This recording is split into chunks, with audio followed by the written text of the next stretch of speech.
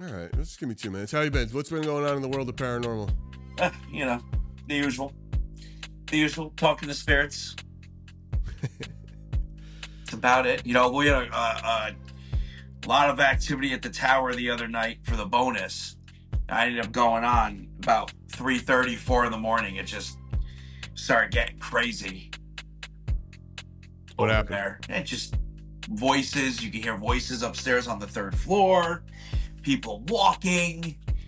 Just all sorts of just slamming doors. All sorts of wild stuff. And the spirit chatter was just on point. They were just talking about everything I was talking and responding, and it was just, you could tell whatever was going on. It was we were tuned in, so it was pretty wild. Other than that, crazy things happening at cemeteries. Been a lot of people calling the cops. We were at Letchworth the other night. We had someone call the cops a bunch of times, trying to get us kicked out of there. After the final time, they were like, "Yeah, you guys got to go." People keep calling. Yeah, you So mentioned that. That's yeah, weird. it's just haters, part of the gig. That's why I keep telling people I can't go in those buildings. If I go in those buildings, I'm gonna get arrested. It's not like I'm not a small fry that can just hop on live and go in those buildings, and no one's got to worry about them calling the cops. You know, People will take any opportunity to bring me down, but that's just the way it is. All right, well, TikTok is not working today, guys. So it's not responding. TikTok Studio. So Yeah, they're having a lot of issues, so it's been I'll stop that. it's almost like they're changing servers.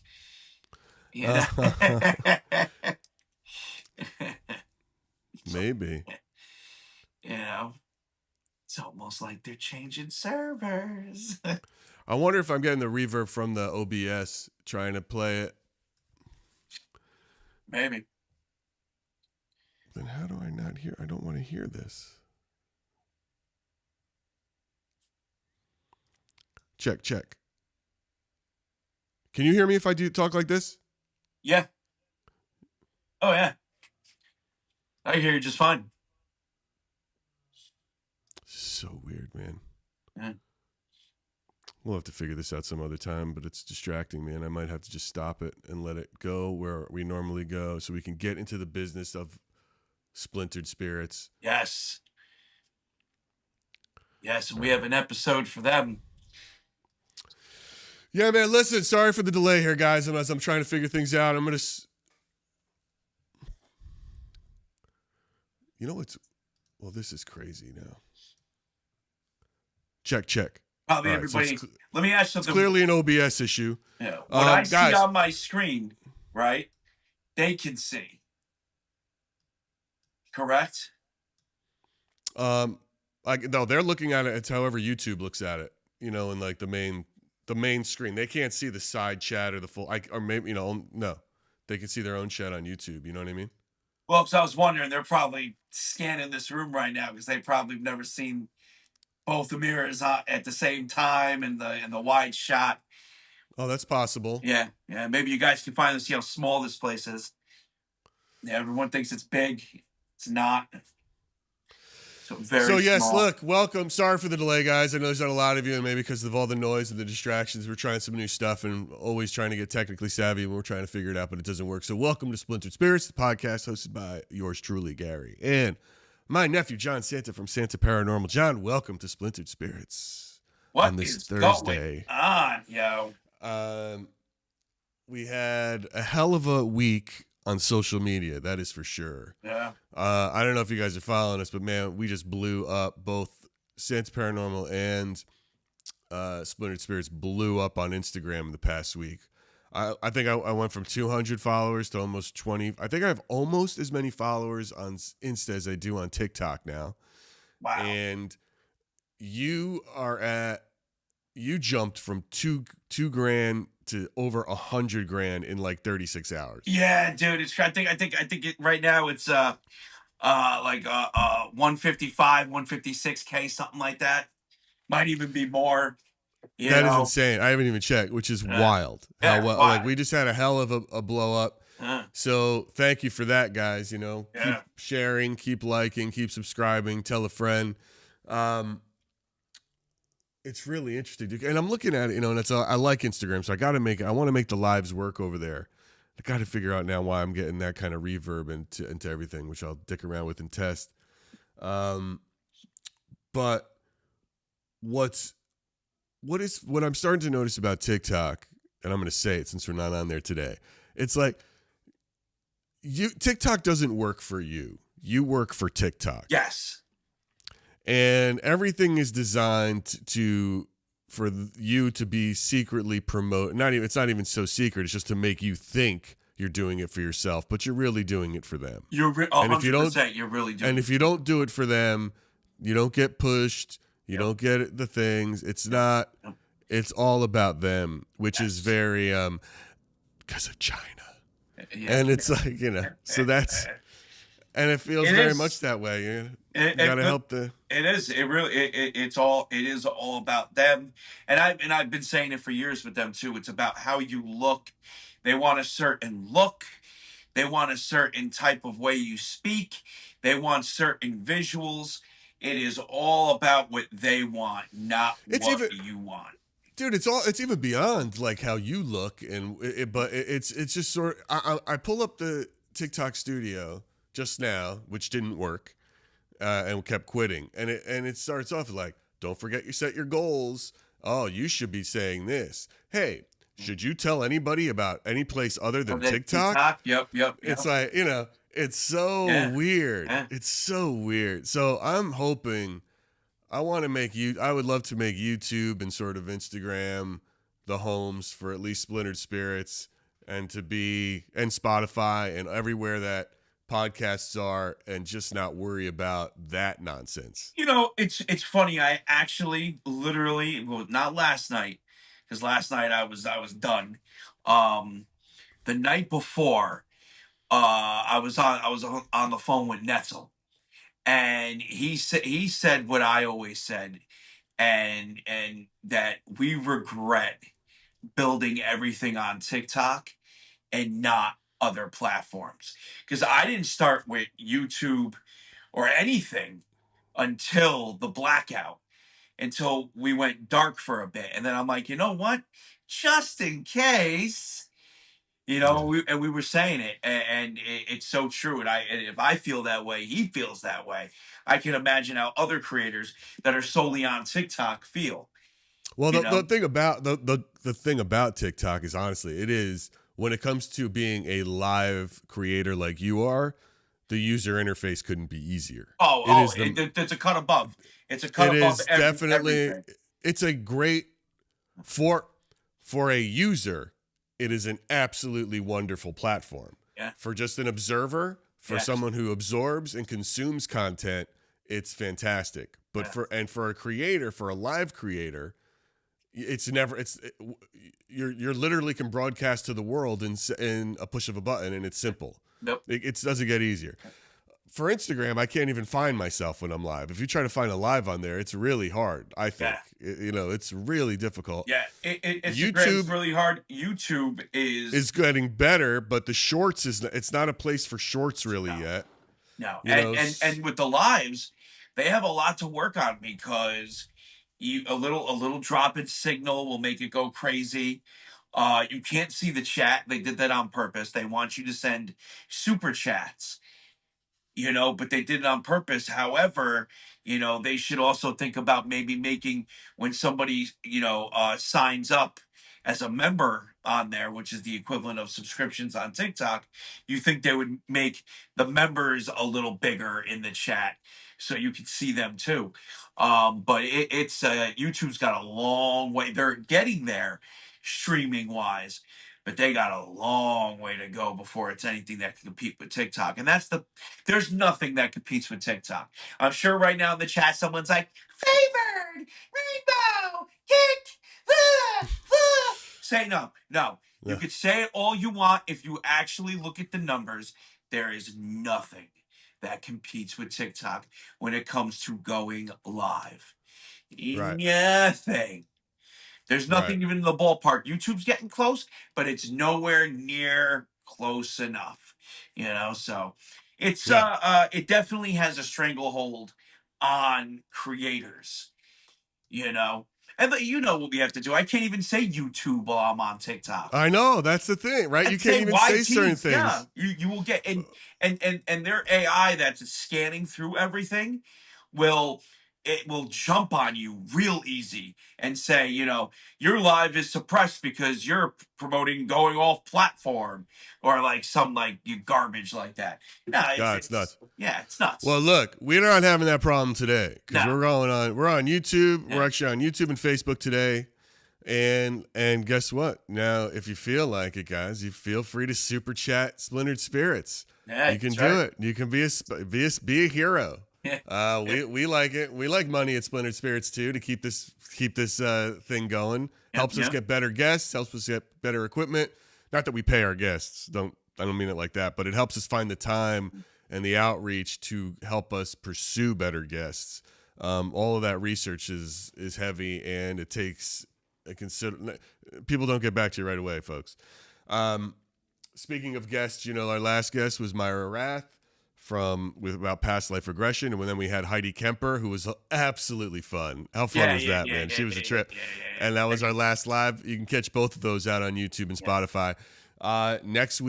This week we dropped an old one, dude. Can you believe we shot that we recorded that a year ago? It's so crazy. At the cemetery. That's when you first talked about Edward, Yeah, which is going to be a good segue into what we're going to do today. yeah, And then, just as a reminder, next week we have author Joni Mahan, and I interviewed Joni Mahan where she's wrote a bunch of books. She was a friend of Sam, another author, psychic medium who we had on, and Joni's story isn't as fun as a lot of the others. Man, she's considers just like her ability to communicate with spirits has been more of a curse in her life, and it's a little creepy, and it's really um it's almost like someone dealing and managing a curse. And it's a real different take in a similar idea of what spirits are and how people communicate with spirits, which is what this whole podcast is about. So that's going to be Tuesday. Take a listen.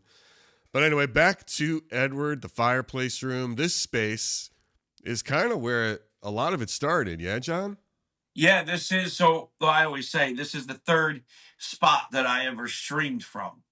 The first two still being on this property, but this is the third spot that I ever streamed from, and ended up becoming the main focal point of my documentation for about a year. About a year, maybe even more. We sat in here. I mean, we sat. I've done consecutive sessions, in this fireplace room. And the place has got a shit ton of history. Might as well talk about that for a minute. Yeah, If please. you guys were to take a look at back here, you will see a fireplace. Now, this fireplace looks a little strange. Why? Because it's been repaired. In the 1700s, it was all fieldstone. But by the time the British destroyed this place and Edward came in and built his home on the foundation, he had some repairs to do, hence the brick. So this place goes all if you're unsure about the fireplace or don't know exactly, this does go back to the 1700s. In the 1800s, I have no idea what Edward used this for. I have no idea. But I get What but do you for think? What do you think he used it for? oh, I think he did a lot of horrible things in here. I've had spirits describe getting lined up by the fireplace and just sacrifice and all sorts of crazy shit. The floor is hollow over here. There's a whole undercroft to this place that I don't even think I can get into. There's a whole sub basement here that who knows how deep and where it goes. I know for a fact, You haven't tried to figure that out yet? dude. Let me tell you something. The last thing I do if I ever do leave here is I'm literally taking a sledgehammer to the fireplace because that's a collapsed tunnel. I've removed a brick and I sent a camera in there, like a plumber's camera or a contractor's camera. I What's set in it one. and what'd you see? Oh, it's a collapsed tunnel. You could just see all the debris, but you could see like spider webs and like shit moving like out of a movie. Really? Yeah, it looked like there was a couple coins too, but I couldn't really tell. I don't know if they were just pieces of metal or like yeah, there's stuff going on back there. So um I've removed one brick just to get an idea. You could feel air coming from it which is wild because we're underground right now. You know, like this is like, in fact, right here, like literally right where I'm at, back to the fireplace, is all the front steps of the building. So going towards the street. So So it's that's the wall. That's the wall of the street. Okay. man. So we're going to show some fun stuff, I think, to the people today about Yeah. some of the classics, some of the classic things. What was the first weird thing you saw in there? Like, what was the first? Let's since we're thinking about what we're going to show today, the first physical manifestation outside of the audio. Okay, so the first thing that I ever saw, it was actually when I was doing my eBay store, and I saw a figure, if you will, your classic like shadowed figure, you know, and I saw it from the corner of my eye, and I'm like, oh, maybe it's just the dust in here, you know, peripheral vision, and then I ended up seeing it again, and then I'm like, okay, no, there's definitely something down here. So that was like the first, but I just went about my business, you know, I didn't, you know, do anything different or get scared or anything like that. So yeah, that was like the first. And then when I was running my eBay store, I'd have some things move, things would be messed with. I'm like, okay, I know there's no way that fell on its own. You know, that was secure, that was placed neatly. Like, you know, so I've had stuff like that happening. And that was all before. That was all, you know. That and this whole room was abandoned. This was like horrible. Like the way the abandoned side looks. So filled with you know, cobwebs and dust and just, you know, grime and filth. And this original wall was painted, it was originally white and all the paint was flaking. So I ended up cleaning all this up. I restored all this and brought this back to its original look. So That's cool. yeah, originally. So no. You got a lot of candles that have fallen back there. I've had candles fall. I've had candles explode that I don't even remember happening. Like people saying, no, this happened on live. And then I had like live guests that would be down here when it would happen, and they'd have to remind me, no, John, remember that time that candle exploded? Remember that time that candle got thrown off the?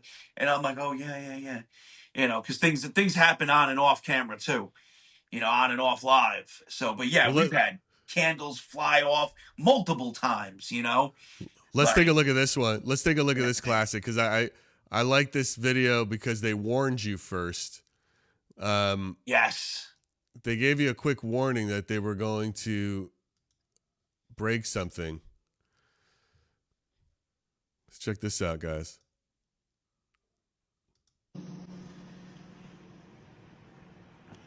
Break it. Snippy you playing for real. Elements and Spooky. Oh shit! That scared the fucking shit out of me. Holy fuck! And a cat ball is going off over here. Spooky, thank you for fingering my heart. I'm not. What the fuck? Oh wait. Oh wait. Shit. That's crazy. Yeah. And look, first of all, look at you. Man. Look at that hairdo. Yeah. Oh yeah. That was a great That had one. to be. That had to be 2022. It looks like by the 2022, maybe the beginning of 2023. So now that wasn't the first. That wasn't the first candle fall, and you certainly feel like that's worth, like, you know, hey, this is just something that they do here. Yes. Yeah. Oh yeah. Definitely. Sometimes you would catch me off guard, like in that video. You know, you're not. You know, and then other times, when I used to try to keep this place like immaculately clean, because I used to try to keep this place like as clean as possible. I used to get pissed because the wax would go all over the place. And I start getting so there's other videos of me just getting so angry that they knocked one over because wax would go all over the place. Wait, I think I got one of those. Oh yeah? Yeah. Let me see. Where you get real upset? Yeah. Because it's usually right after I got done cleaning. You know, I cleaned up and then went live, and then all of a sudden one falls and wax goes all over. And it's like, come on. Wait, I wonder if it's this one. Here, let me show everybody this one.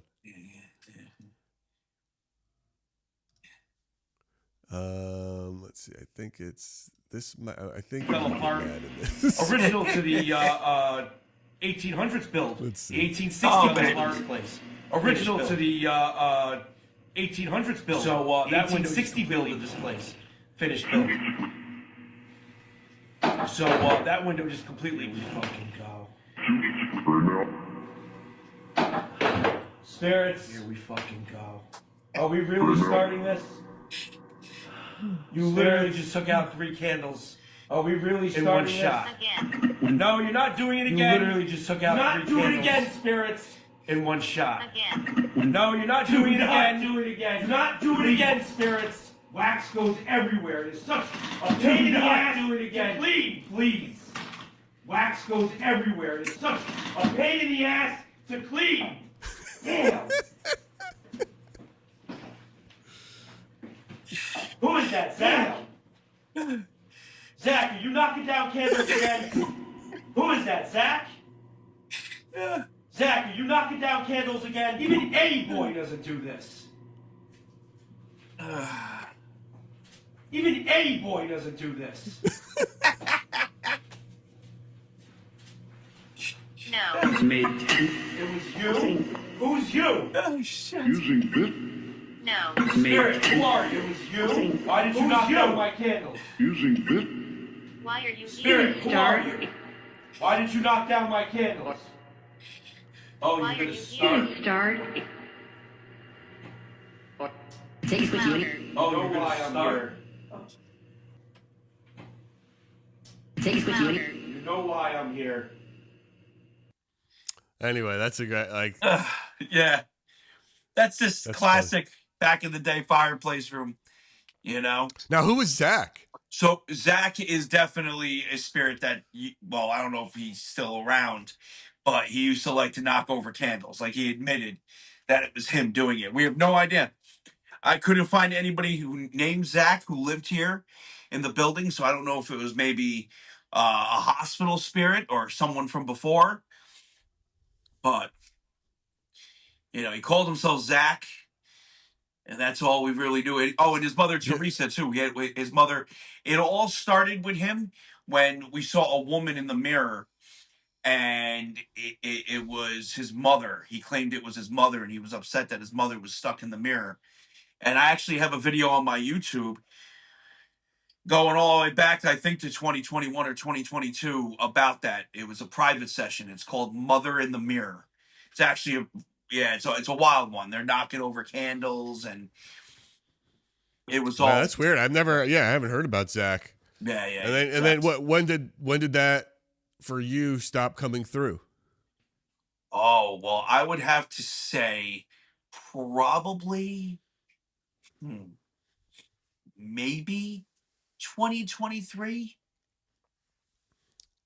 This place really started to change. Like everything changed about it. We would hear spirits like I'm new here, or spirits wondering where they are, and it was like, wait a minute, like you don't know where you are, you're trapped here. And then we just noticed like a lot of the other spirits that would always come through stopped coming through, and we're getting new ones. John, is there any rhyme or reason to the length of time a spirit sticks around or communicates with you? No, I have no idea. Like no idea. Like that's like even like looking at all the data. Like I still like what makes, for example, getting into Edward, what made Edward stay here for so long, and then all of a sudden now he's gone? What made Joseph Churchwell come through for so long the way he did, and then he left, and then he came back, and now he's not the same? Like he doesn't speak the same way. He's not as strong. Like what governs it? I don't know if it's one thing, if it's multiple different factors. If I had to take a guess, I'd say multiple different factors. It could be all sorts of reasons why things happen.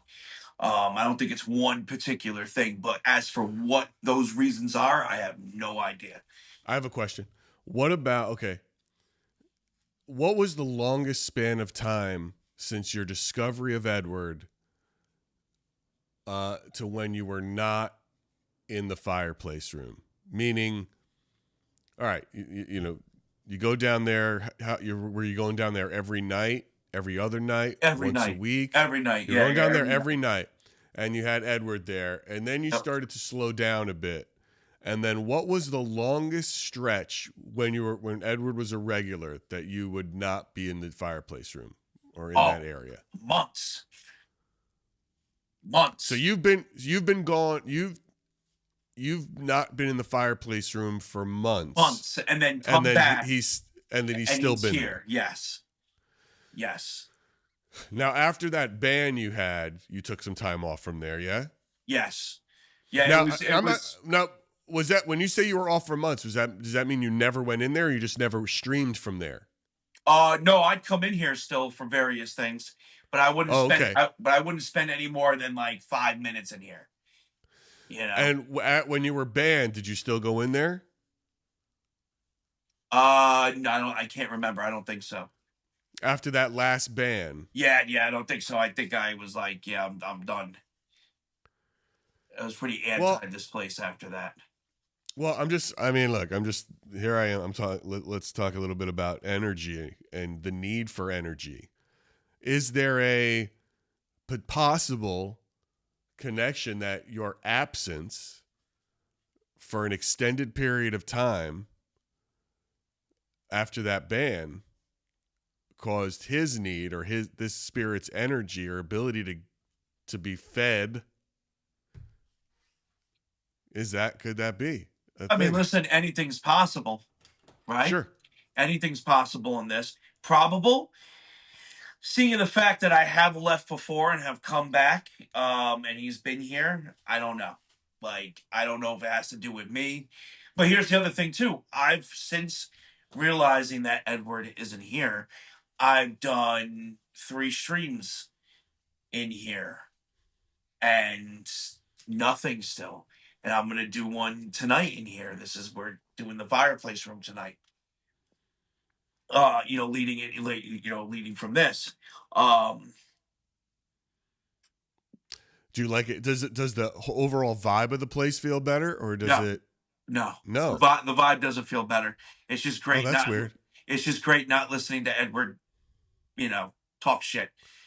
Well, he was probably a major force for a negative vibe. So why do you think there's still a bad vibe in there? Because it's just this place, Edward it wasn't just the only stain, if you will. The Spanish flu, the experimental hospital, everything that happened before when this was an outpost, which we have very little history on. That's crazy. Yeah. All right. Well, that's interesting, dude. So then, so we had, but you don't think Edward was the one knocking things over? You think there were other spirits knock things over?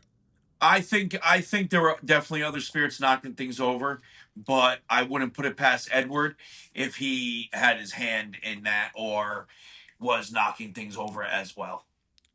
Now, John, tell us why you don't think that it was just, heat and melted wax that knocked those candles over.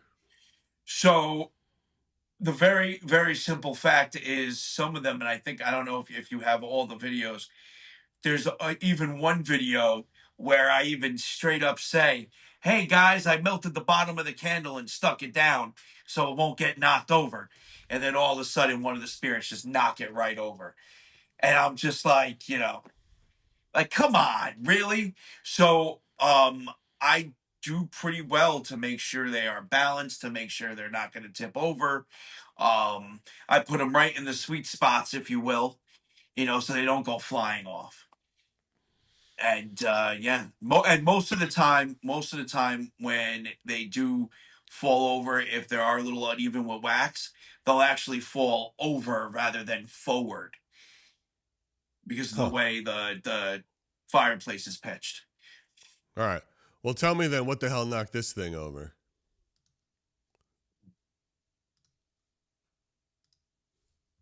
Look at this young man. Edward. Look at this young man. Yeah. With the cat balls. Shit. Are you okay? Going. Run away.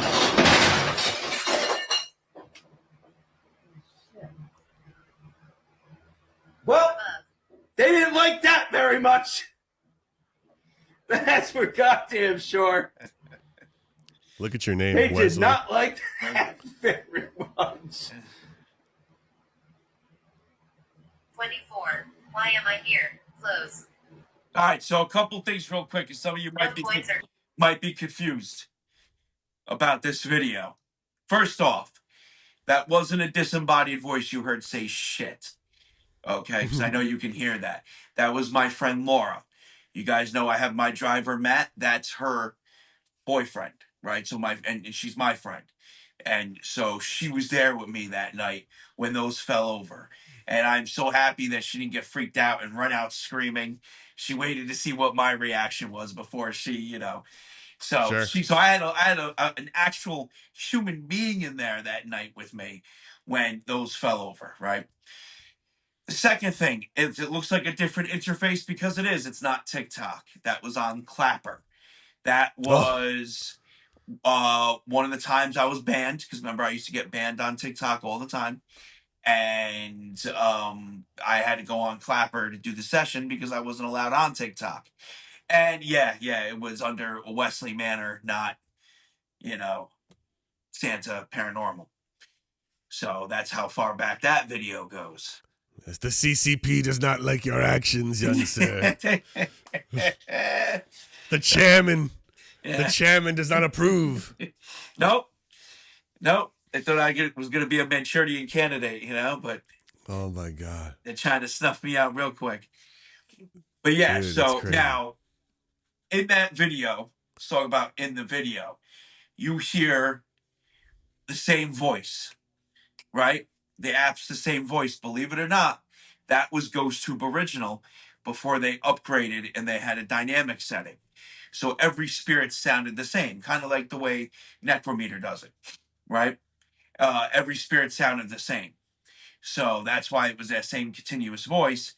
And that mirror that fell ended up taking out 2 other mirrors, including the one from the Goat Man video, which I think you spoke about.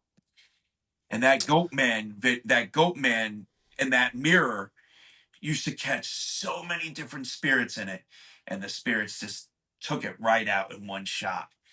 So here, let me show everybody this Goat Man video that you sent me. I think this is the one, so they get a look at it. What we're talking about here, not to be confused with Spoon Man. Yeah. This is Spoon Man.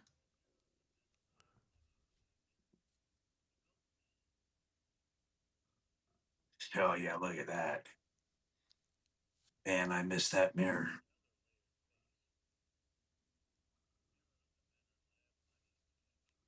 Show it one more time for everybody.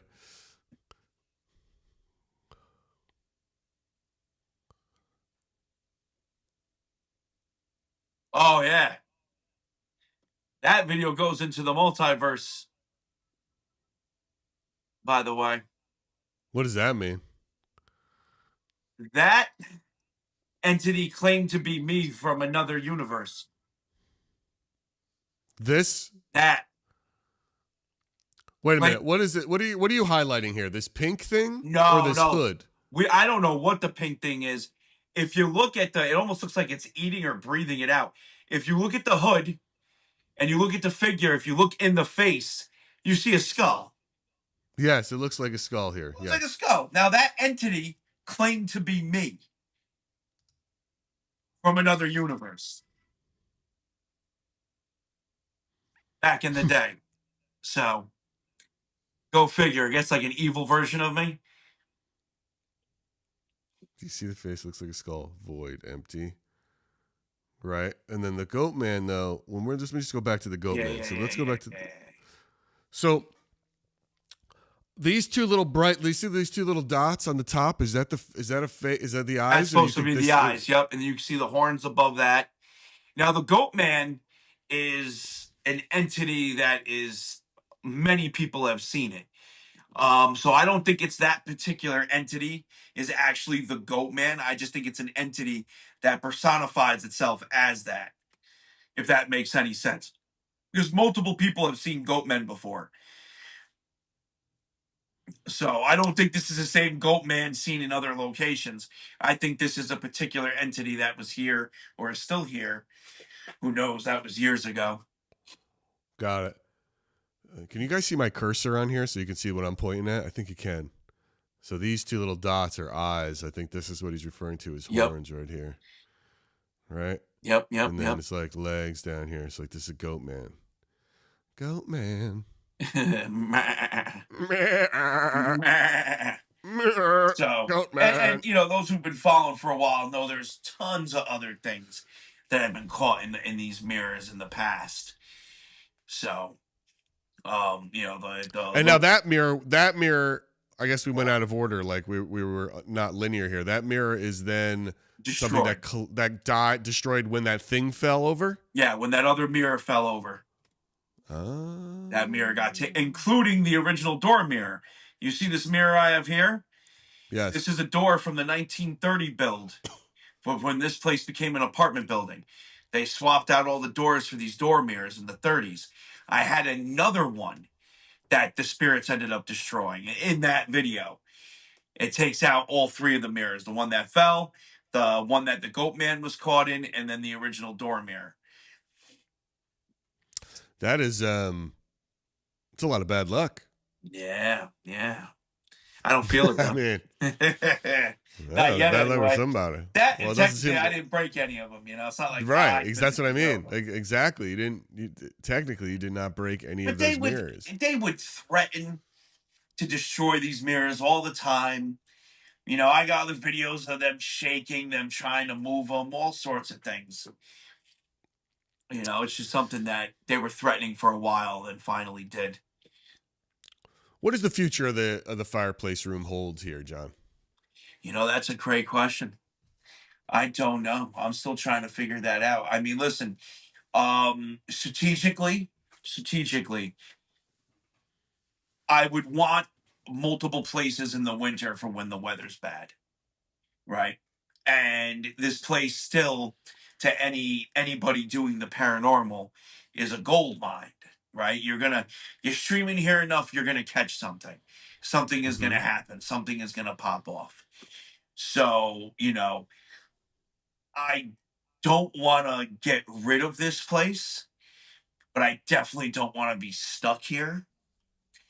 So I'm going to try to have, Right. well, the business is going to try to hold on to it as long as we can, you know, and if I can't, you know, if I got to start Right. trimming the fat, you best bet this place is gone. You know what I mean? Sure. I'd rather get rid of this place than the tower. Just because I don't like this place. Do you think that's the most haunted place in town? Oh, that's a great question. That is a great question. In the 2.5 square miles, yes, hands down. I do. I think it's a toss up between this place. It's a toss up between the factory and maybe the old Horton School, which is now Town Hall.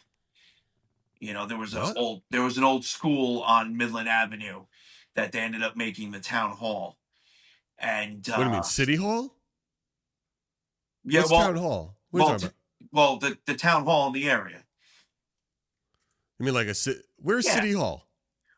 So, well, we're not a city here. So the nearest city hall is Rye. You know what I meant. Yeah. Is that what you're talking about? And Yeah, that's on yeah, Midland? but Has it always been there? No, before that it was on Pearl Street. Before that it was right near the tower.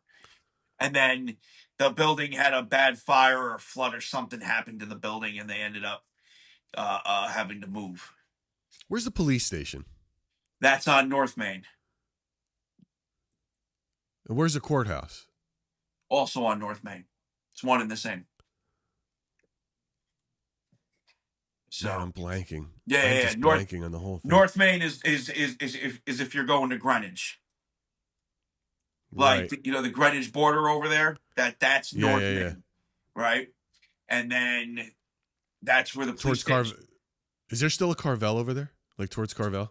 Yes, the Carvel. So that's the only Carvel left in town. That might be the only. Is that the only Carvel left in the? It might be. No, there's one in Mamaroneck too. Is there really? Dude, that's another. Dude, I'd love to go to Mamaroneck with all the old you know, because they were incorporated in the 1600s. The town of Mamaroneck said that if they ever caught me at any of their cemeteries, or any of their historical spots that they would arrest me on the spot. They did. Mamaroneck wants nothing to do with anything paranormal. They straight up Wow. told me, because I inquired. I'm like, hey, I'd like to do this. I'd like to do that. And they straight up said, we want nothing to do with the paranormal. And if we see you, we will, we'll get you arrested on spot. And I'm like, Wow. the hell? You know, Hollywood Forever turned me down too Did they really? to go there. Yeah, they don't want any paranormal. I mean, you can go there and watch a horror movie literally on a mausoleum wall, but you can't do paranormal stuff. It freaks them out. It freaks people out. Yeah. They do a big, you can go, they have a big, really big Day of the Dead. The Dead Festival, right? Yeah. Like the Day of the Dead right before Halloween there, and it's like vendors and music. It's jumping, dude. It's so fun. But, all over, you can walk around the cemetery at night. You can sit there. You're walking on graves. But if I start trying to talk to one, not a chance. They don't want them if I can't film it. They don't want it, right? They don't want it. I tried. Yeah. I was bad. I begged. But nope. A lot of places are like that. They're just so anti-paranormal. They don't want to touch it with a 10-foot pole. They don't want the stigma. It's like, it is what it is. Huh. That's wild. Yeah. Well, at least you got Sleepy Hollow over there to do it. Yeah. Well, that's the problem. Well, dude, what happened with Sleepy Hollow is, I've been to Sleepy Hollow in forever. I was going to do a whole thing with them, and then they try to get somebody to do it instead. And I guess it backfired on them and something bad happened. And then they want nothing to do with it. Like literally my last email, because I was so professional until my last email to them. That's when I was just like, so wait a minute, you're telling me that you tried to emulate what I do. You tried to rip me off. You got fucked. And now you want nothing to do with anything. Sounds professional when you say it like that. That's literally what I sent to the last thing I sent to them after they told me that, and they never got back to me.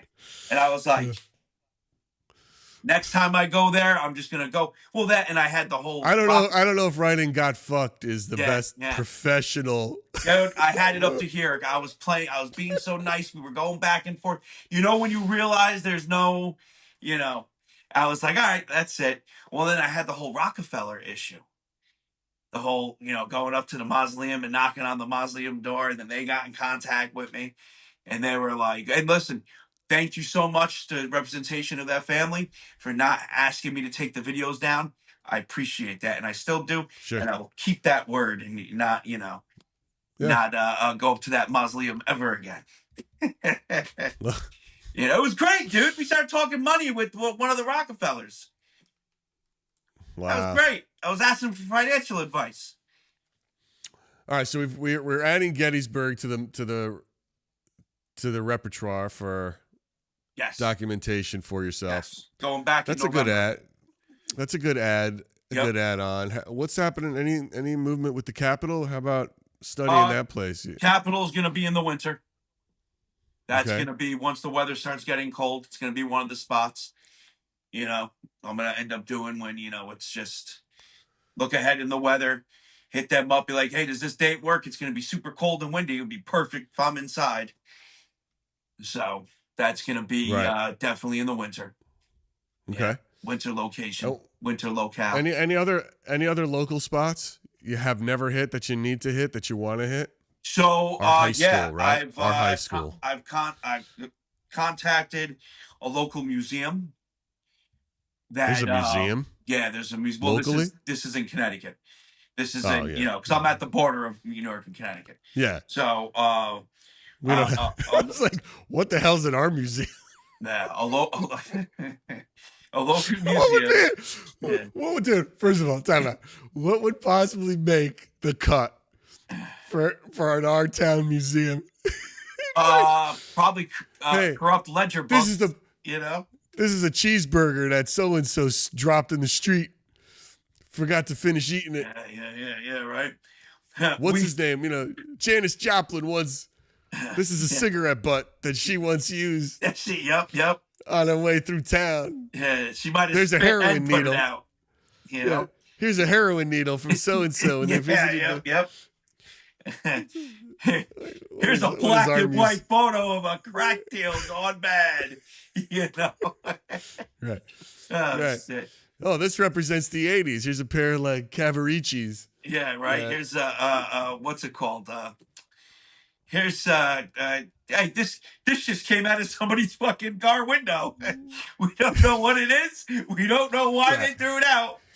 I mean, it would be the worst museum Oh, yeah. ever.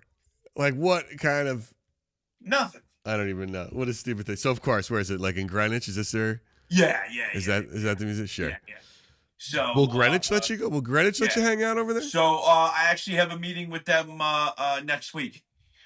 I have a meeting with their historical society. I'm gonna explain what I do, how I do it, show them examples. Let them know I'll John, play by their rules. I as hope long you wear, as it doesn't I hope you wear affect my sleeves. documents.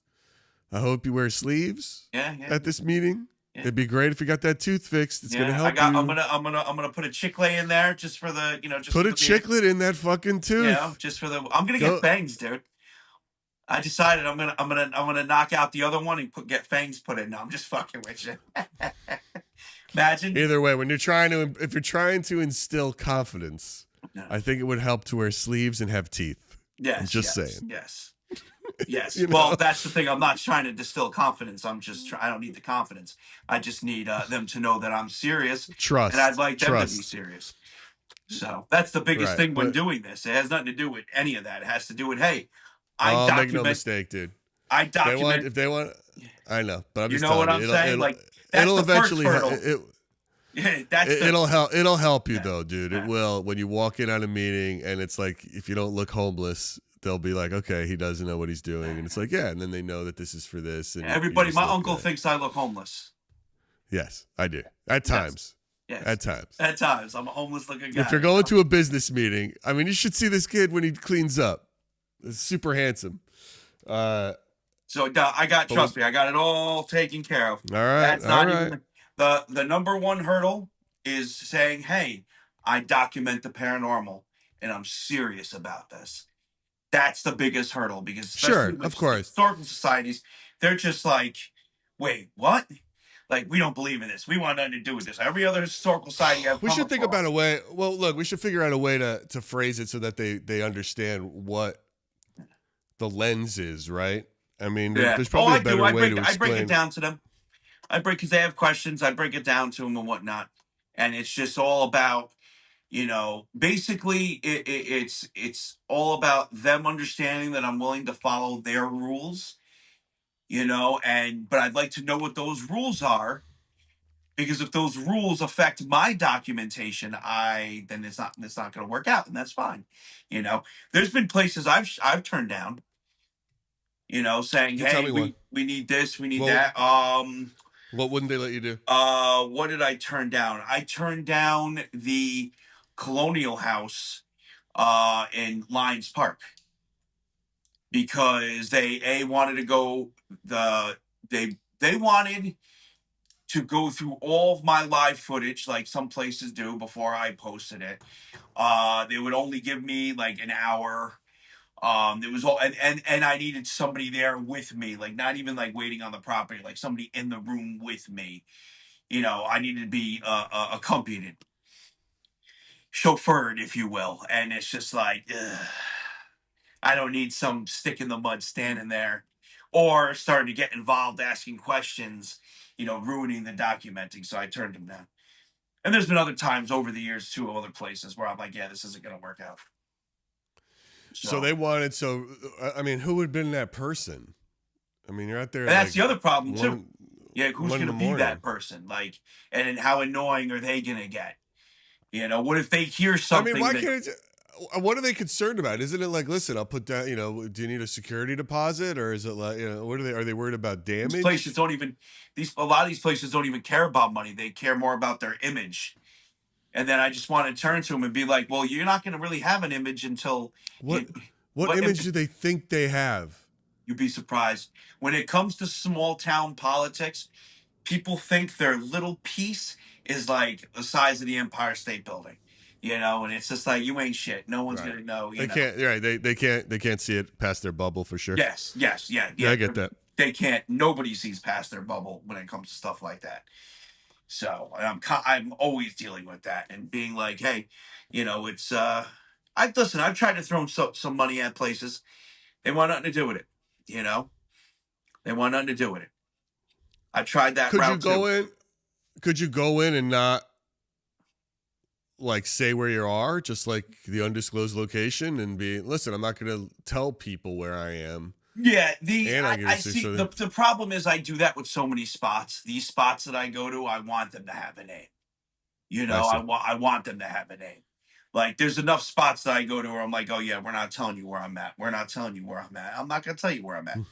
But spots, if they have a name and I can say that name, it's just better for it's more legit at the end of the day too. You know, like this place, I I'd like can't. to see. I'd like to see in New York City in some spots. Yeah, I've done the Algonquin Hotel is wild. Like that was just insane. But a lot of people didn't really understand what was going on there. They didn't know who the Vicious Circle was. They didn't understand that like Broadway, 1910, 1920, 1930, like, mentality, like what was coming through there, and just it was wild. What do you mean, people? You mean the audience? Yeah, the audience. I mean, don't get me wrong. Like my core knew what it was about, but like that's not like a view grabber. Someone's gonna go there and be like, "Oh, who gives a shit who the perfect the Vicious Circle is?"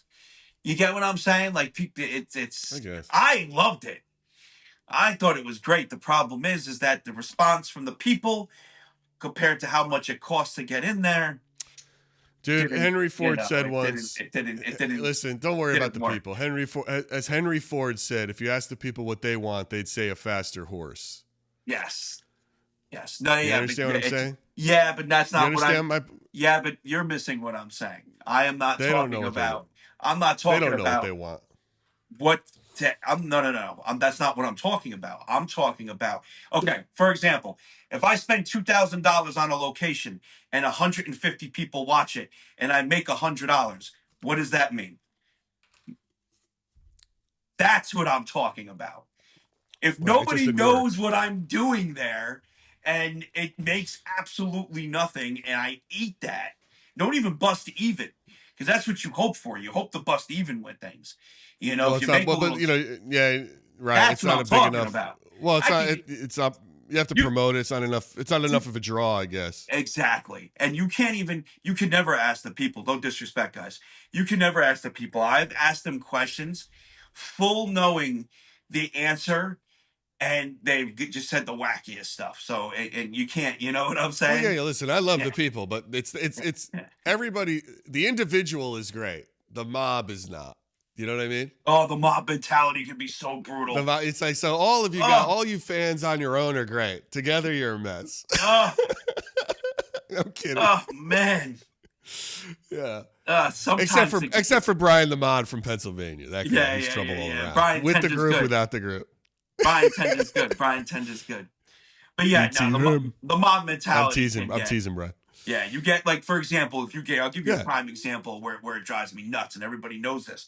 You get somebody comes in and goes, my health is just so not good today. And then the next person, and then the next person. And the next thing you know, the entire chat is so fucking depressing that anybody who is thinking about offing themselves is definitely going to now.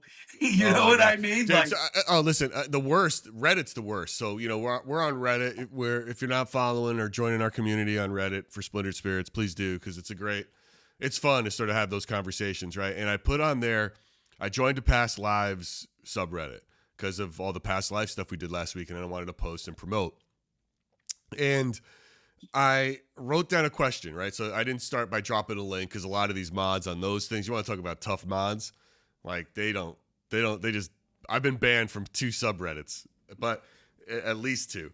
So anyway, I posed a question like, hey, I'm curious what this audience thinks of the Akashic Records. Do you think it looks like a library? Do you think it looks like a giant book with all your secrets? Or does it look like the TVG, the TVA from Marvel, the Marvel universe? And and people were responding, right? Like, I've done this. I think it looks like a library. Oh, when I did it, I saw scrolls. Oh, I saw it like this. And then someone wrote, well, we can't even prove this exists. And like, I had to take a minute, and I did respond because look, I'm going to respond. And I said, hey, listen, man, we're talking about fringe science and things paranormal. So no one can prove anything that exists.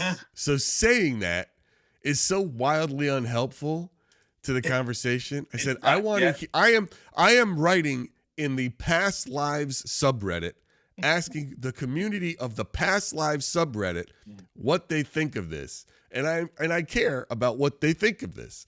For you to write that is so ridiculous, and it's just unhelpful. And I said, let me say this. Being contrarian is not a sign of intelligence. So have a good day. Right?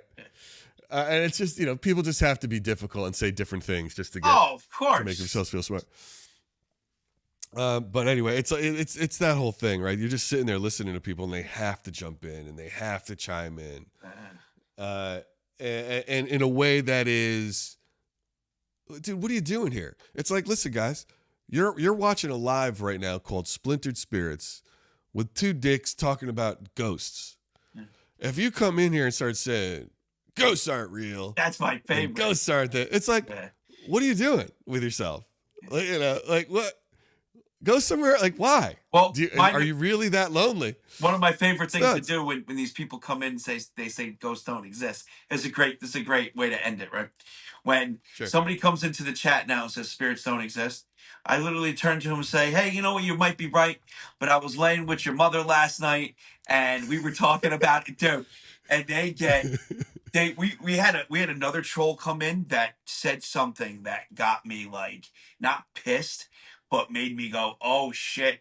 Like the way they worded something, they worded it as if they were on an agenda against like people like myself. You know what I mean? Like they grouped me in with a group of people, and I'm like, yo, how many people do you go and harass a night because you disagree with what they're doing? Sure. You get what I'm saying? Like that is so unhealthy mentally.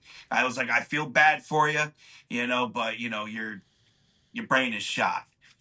Your brain is shot. It is really something else. All right, man. What are we talking about? What harm has any of this caused anybody? True. It's so absurd to me.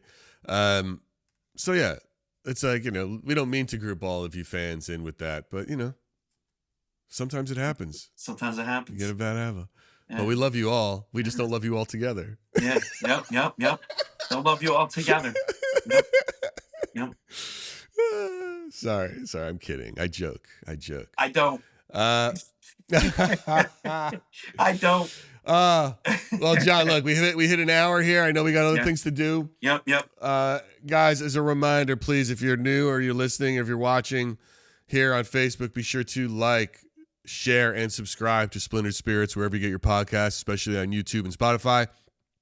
We have an author, medium, a clairaudient. She actually, she experiences spirit by hearing it. Her name is Joni Mahan, who's going to be the interview for next Tuesday's drop. And again, if you missed the beginning of this episode where I talk about it, her whole experience with ghost communication is not a fun one. She ain't laughing like we're laughing. She's it is a curse and a scary life that she leads, and it's for her, which I find interesting because it's not. We've never spoken to somebody like that who really sort of has a.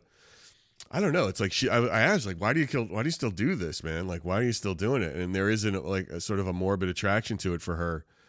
As she's trying to, she has to balance her life with it.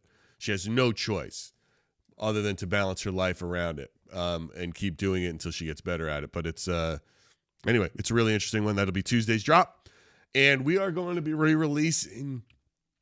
Speaking of the fireplace room, that was episode 8. We just re-released episode 2. Episode 8, we have that's almost 2 hours long. So that'll be less edited with video. That'll be a great one. We'll be Is that the one that's when Kathy shit was flying down in here and that's in the planchette. That's when Kathy's in there with you. Yep. In the planchette. So I'm going through that right now to get that one ready for a redrop. And look, a lot more to come. A lot of great guests coming through October, and we thank you guys for listening. Yeah. You helped us hit that first 1,000 mark, and we appreciate it. Yep. Thank you so much for that. Really, you guys rock. Yeah. All right. Awesome. All right. Awesome. All right, folks. Well, that's it for today. Glad you could see you all. Thank you so much for coming, John. It's good to talk to you. I will talk to you later. always, you got it. All right, my man. We'll call it a day, everyone. Peace out. Have a good, long, fun weekend. Well, that's it for another episode of Splintered Spirits. Be sure to like, share, and subscribe to our YouTube channel, Spotify, or wherever you get your podcasts. Until next time, stay curious.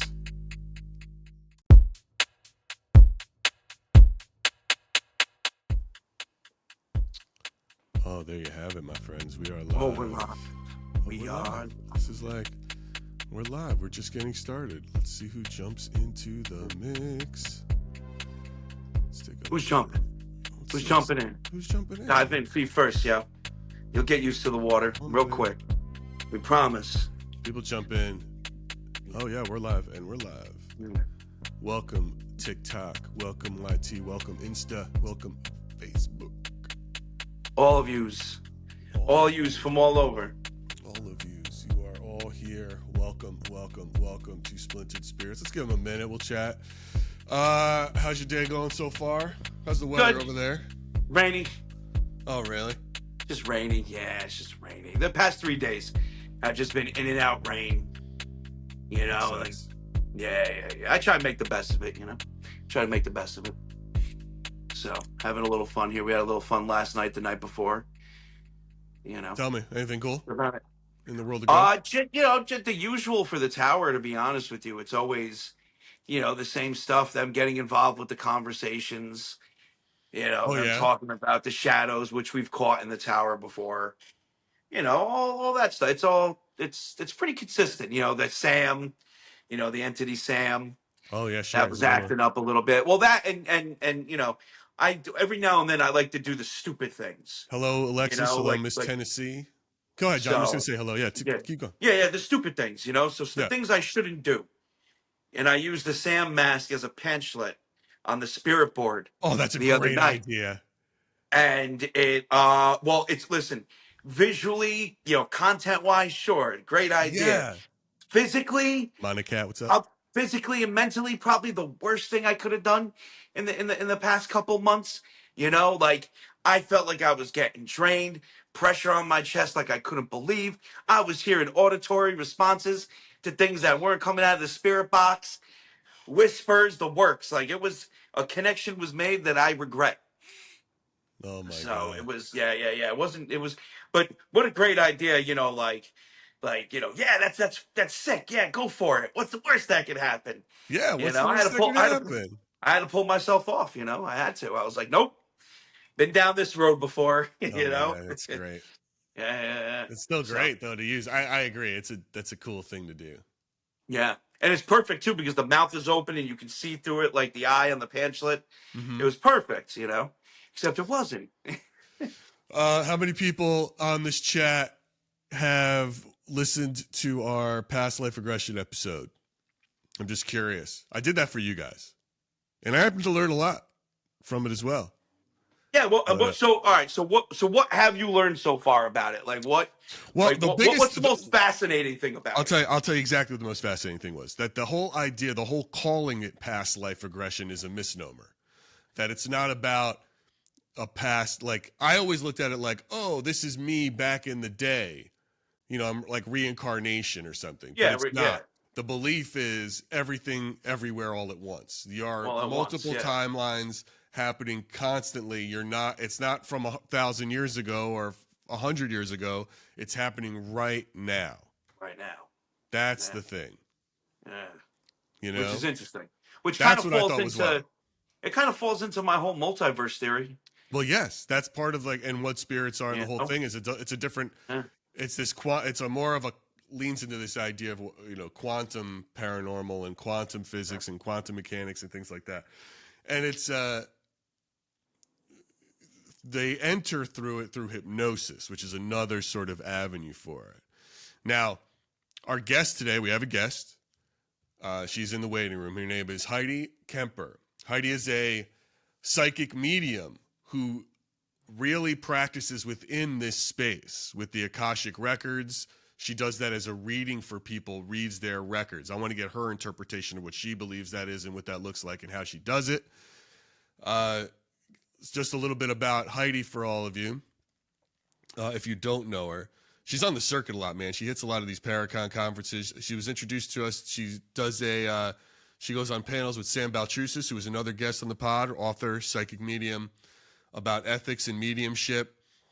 She has been on the Ghost Finders TV show, TV series as a guest psychic. She was a registered nurse, and she's fun. She knows a lot of her stuff. So her name is Heidi Kemper, and she's here with us today. She's going to talk to us about this because I want to expand on it. I'm hoping some of you guys have some questions, too, for her. But I have a ton of questions for her because I heard about past life regression through a therapist. So Myra Rath is not a psychic medium. She just really helps people get in touch with their other timelines, right? Get in touch with their other versions of themselves. I'm very curious what that means when you're a psychic medium, how you communicate on that front, right? Yeah. Seems like a whole other bag. So let's A whole other, yeah, definitely. A whole Right? other soup base. Yeah. So all right, let's get Heidi in here and have her join in, and we'll talk. We'll talk to her. Let's see what's up. Hello. Hi. Hi, Heidi. How are ya? Welcome. Very Hold on a good. second. I How can't are you? speak for some reason. Good, There good, we go. wonderful. Okay. Awesome. Well, thank you so much for coming on the podcast tonight. We really appreciate it. Yes, very much so. Yeah, happy to be here. Thank you. Let me just make a quick adjustment so I can see you better. Okay.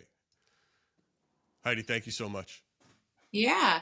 How's your day? You've been doing a lot of travel lately. Is that for fun or for work? Well, I just got back from Italy on a spiritual retreat. So I guess that was kind of fun, but also for work. Being a psychic medium, I have to keep up on making sure that I maintain my highest self and keep myself connected and, always studying and always learning. And so, it was a little bit of both, I guess you could say. What does it mean to be on a psychic retreat in Italy? What do you do? Well, the leader of the retreat is also, she's actually a shamanic medium. So she's my teacher and my mentor, but also has become a great friend. Her name's Lori Lipton, and she's based in Michigan. And she led the retreat. I've been on another retreat of hers in the past. We went to Sedona, Arizona. I don't know if you guys have ever been to Sedona. I know Sedona well. Yeah, that seems like that is definitely a big retreat town. That was back in 2018, and it was spectacular. And then this was my second spiritual retreat with Lori, and this time in Italy. And it clicked so many boxes for me. My first trip to Europe, kind of a celebration for this new part of my life. I'm newly divorced and stepping into doing my own business as a psychic medium full time. I've shown up in the world, in the traditional world, as a registered nurse for the first 25 years. And this next part of my life is going to be all psychic medium, all spiritual. So I've walked away from corporate world. And it signified so many things this trip. So lots of new beginnings. You gave up being a nurse? So I'll always be a nurse. So let that be said. Okay. I'm a healer. I'm definitely a born healer.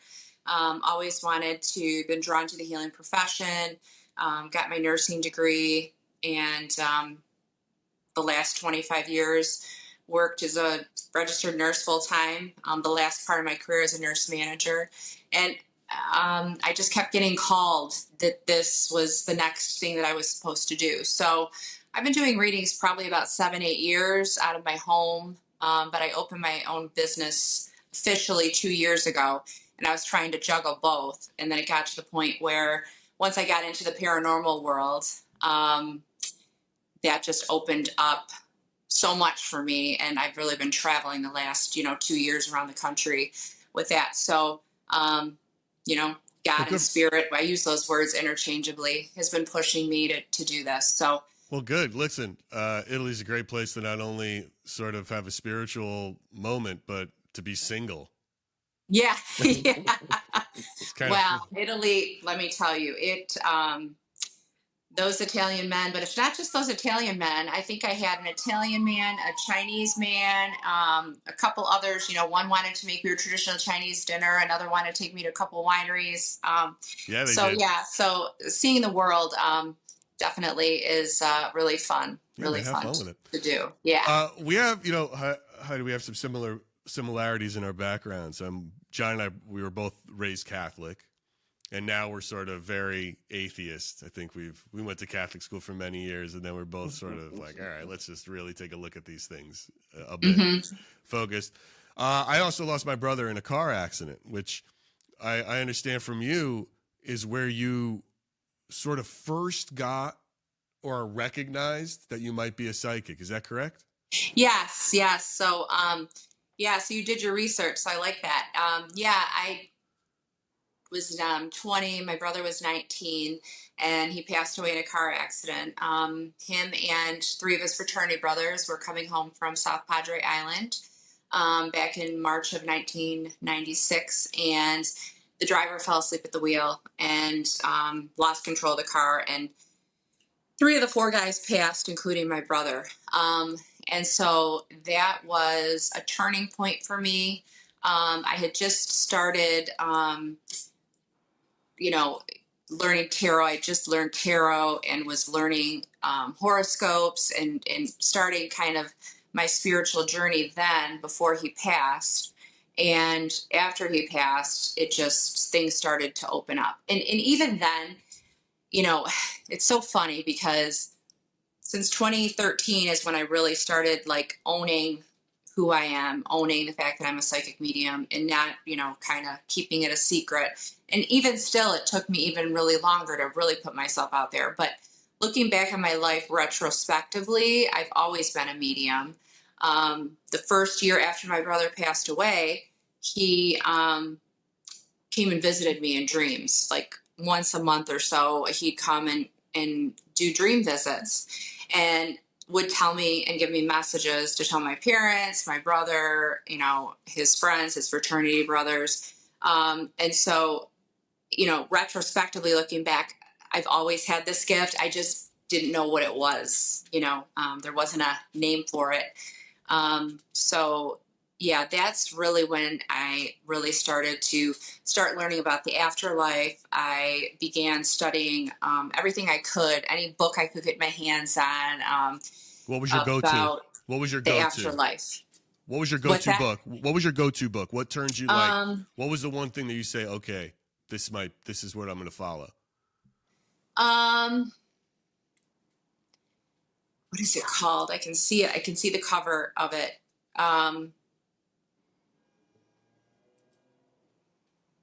Well, one of the books I absolutely loved of all time was Sylvia Browne's book, Past Lives, Future Healing, which I think you talked about past lives and past life regression. Maybe we talked Yeah. that. We're going to get into all that because I'm really curious. It's yeah, sure. that's another book that I just absolutely adored. But the other one, it was basically like Hello from Heaven or like Love Never Dies. I think it might have been called Love Never Dies. Okay, so I don't want to misquote, but I think that was the name of the book. And basically the premise of it was all these stories of families after their loved ones passed, different signs that they received from their loved ones, lights turning on and off by themselves, random TV channels, a song playing on the radio, stories like that of the afterlife. And things happened after my brother passed, that you just couldn't explain. There was no explanation for it.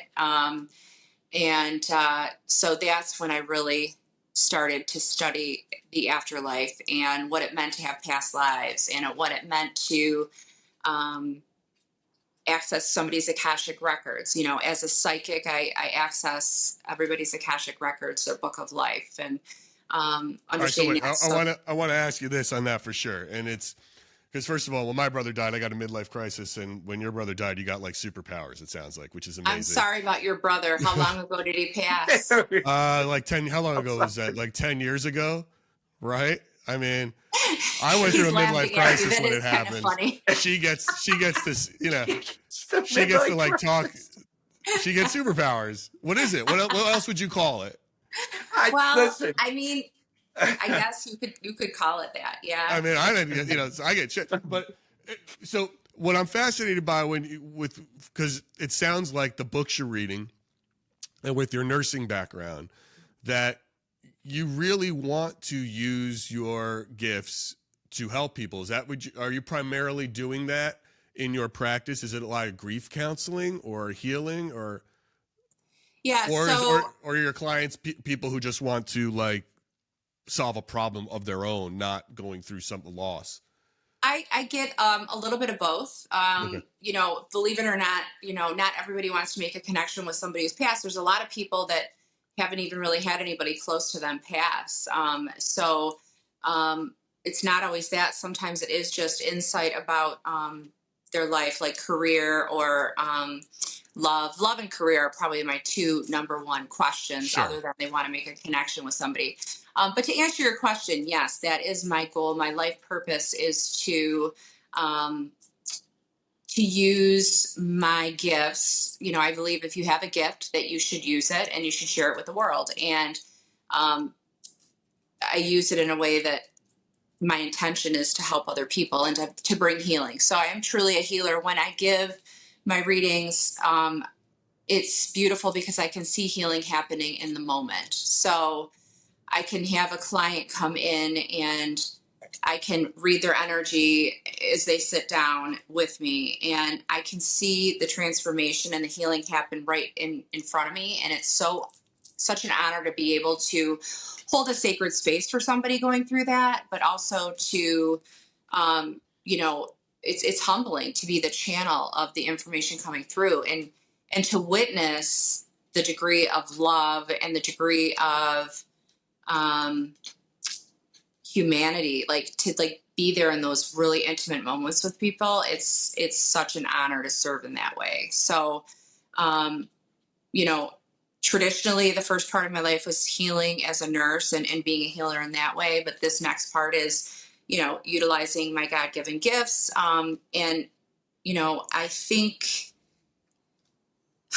I think I have my dog here. I have both my dogs. They love me. Animals and dogs, and Of course. animals, especially dogs, adore me. So I can't be sitting on the couch and think she's not going to want to be on my lap. So she might do a little That's okay. guest Do what you got to appearance. do. So I hope John's cat might jump on his back in a minute. Yeah. My cat, my app up here. What does that look and feel like to you when you're witnessing this process of healing for somebody you're helping? So somebody watching might see tears, but when I see tears, it doesn't faze me. I remember when I first started doing my work, tears would happen, and I'd be like, "Oh my gosh, I made them cry," and I would feel bad. But I realized very early on that those tears were a sign of healing. They were a sign of a release. They were a sign of a processing, and they were really feeling something deeply. So to me, tears are one of the most healing things that you can ever have. I've learned that. I learned that very early on.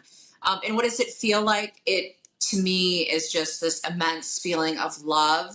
I can feel the love that their loved one in spirit has for them. I can feel the love that the client has for their loved one in spirit. I can feel the love they had for each other. And to be able to witness that is just such an honor for people to trust me with themselves to that degree. And sometimes it can be very painful. I sometimes have clients that come to me and are very full of grief. Most recently, I read for a woman who lost her husband to suicide. And it was one of the most transformative readings I think I've ever done in my life, but also hit my soul very deeply because, suicide brings the reading to a whole nother level. It's a whole nother level of emotions and feelings that go into it.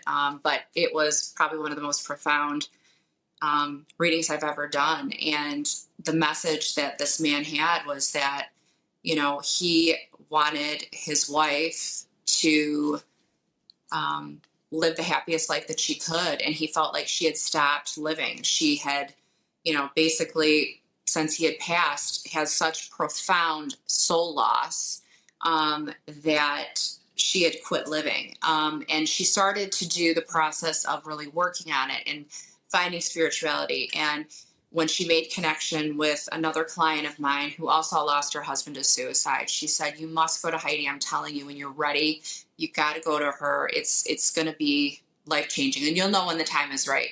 And so when she came to me, it was just like she was so ready for that. She was so ready to connect with him. And, you know, usually at first when they come through, when they've taken their life, they're a little hesitant, especially if they felt like either if it's accidental, like overdose, or if they felt like they somehow contributed to their death, or if it was suicide. They have a hard time at first coming forward. So I recognize that energy immediately.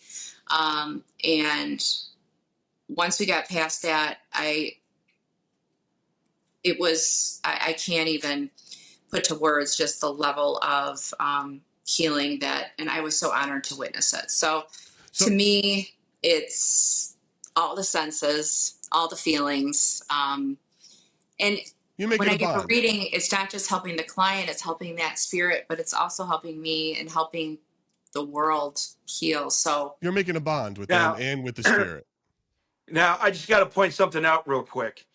I have a REM pod set up back there, right? It's actually been on since last night, and batteries are still good. But when you spoke about your brother getting in the car accident, it lit up all the way.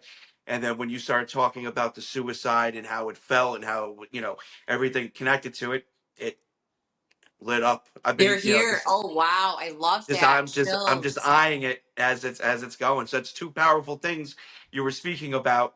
And, you know, it's pretty cool. Well, that's a really good segue to talk about, to go from you personally and what you experience, and now talking about what you're experiencing on the other side, right?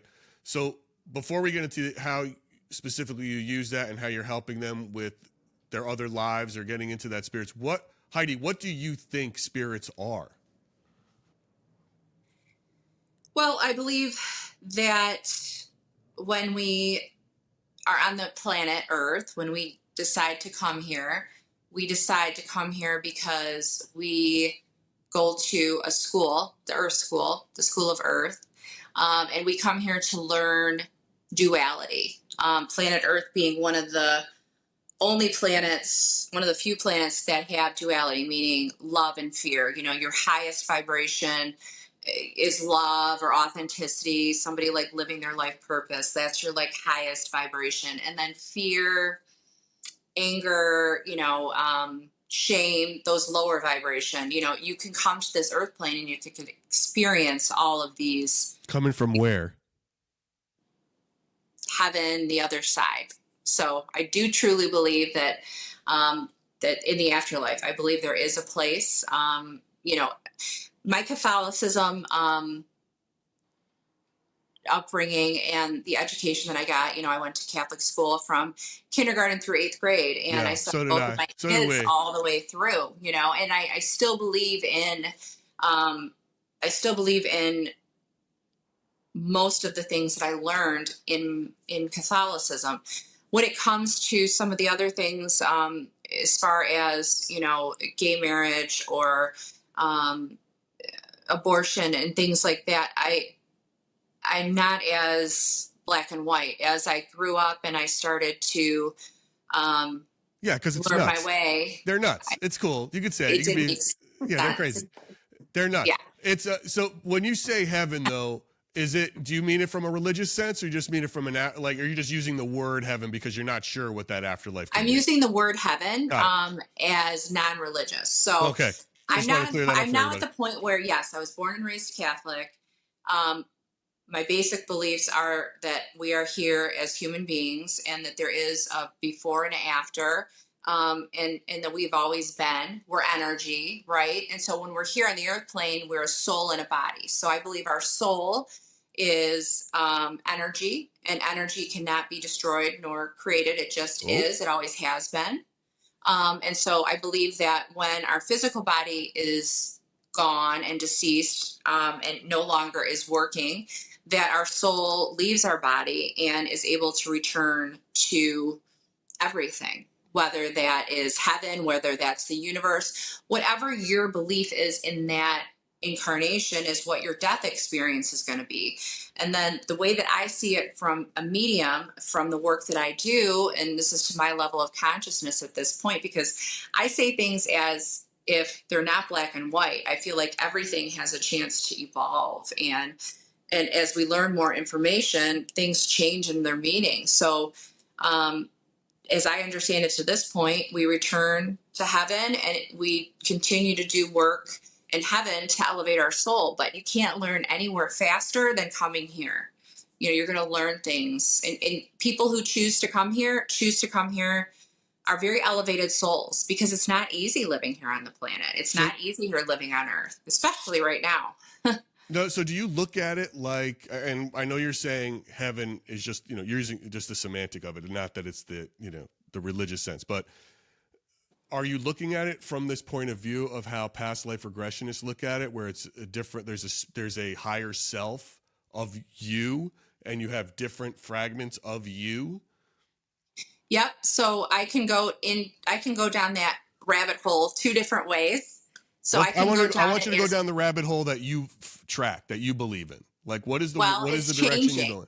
So it's changing right now. So right now it's actually changing. It's evolving, my belief in that, because I used to believe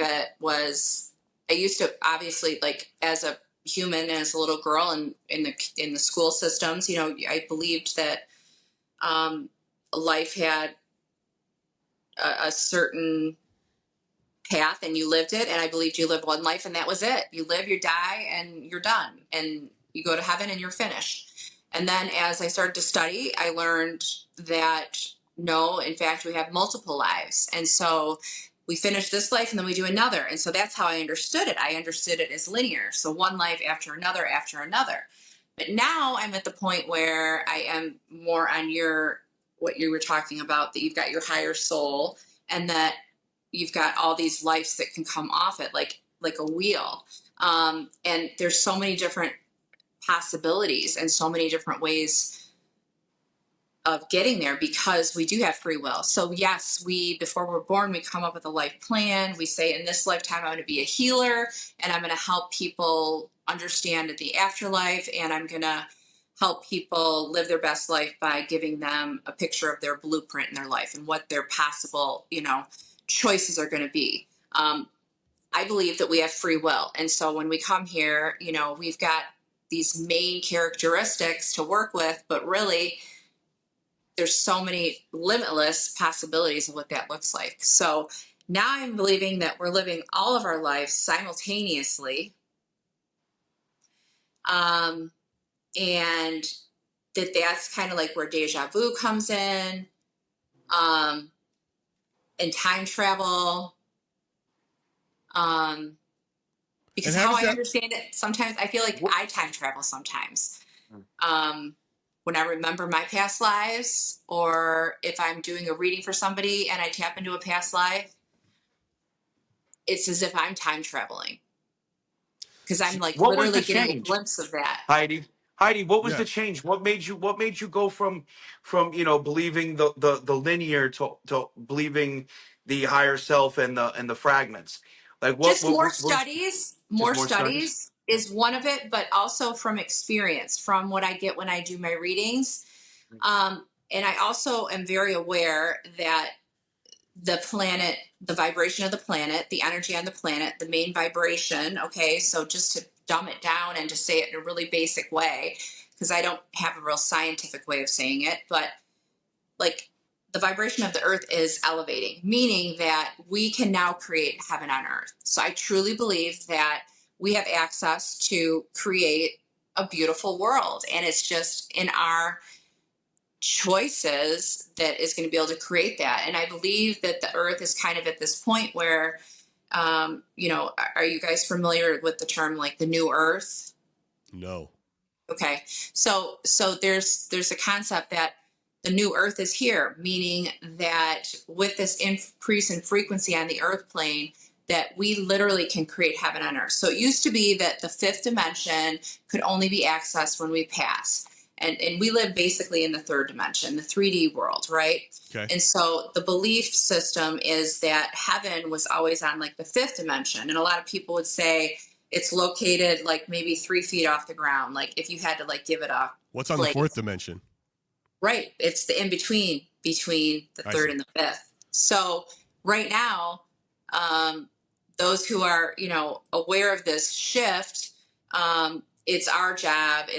I'm being called by God, by the universe, by creation, to speak of this new earth and teach people that you really have a choice right now where you want to vibrate. If you want to vibrate in the fear and you want to vibrate in the lower vibration, that's super easy to get. All you have to do is turn on the news. Doesn't matter what channel you watch. Sure.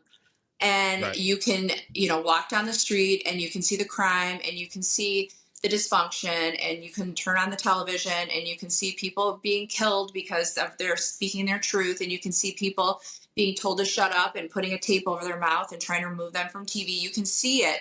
It's happening right now, right in front of us. And we can choose to focus on that, or we can be like me.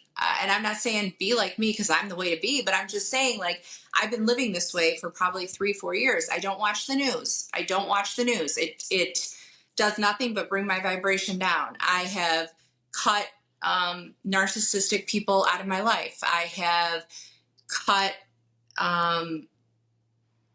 jobs. Yeah, man, you just went to Italy. You're Stella getting her groove back. I mean, that's really, it's good for you. Heidi, First listen, of all, I don't blame you on that one bit. You turn on the news and it's like 10 p.m. We're all gonna die. Yeah, it's the worst. Exactly. And they live and they thrive off of that. And it's very sad because journalism has a very important role in our world. And if we give our power away to either a church that's telling us we're living in I believe in just being good humans. I don't care what your religion is. I don't care what your political party affiliation is. To me, it's just being a good human, because we have more in common than we have different. And let me ask you this, Heidi. So just on a practical basis with your clients, with this belief that you have, how does that apply? How do you apply what you call soul retrieval to Akashic record readings to help somebody put the pieces back together? I might be using the wrong terminology here, but what is it? How do you practically get them to that place, or hopefully to get back to a place of being happy or their frequencies up? How do these things work together? Yeah, I love how you said that, put the pieces back together, because that is essentially what I feel my purpose is, to help people kind of ground themselves and get themselves to a place where they feel empowered to face their life, because sometimes life can really suck and it can be really overwhelming, and we can lose people, and bad things happen to good people. Bad things happen to good people all the time. So that is my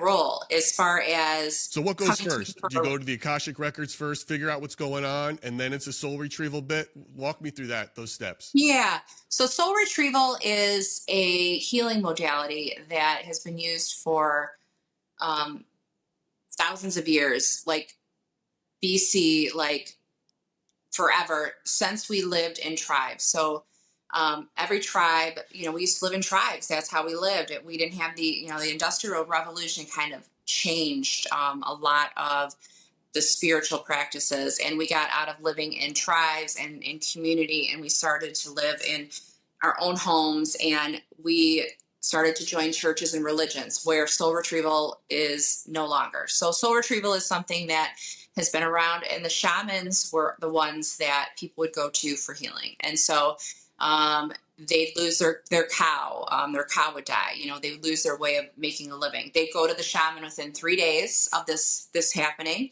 They would get a soul retrieval and they would become whole again. their child would die.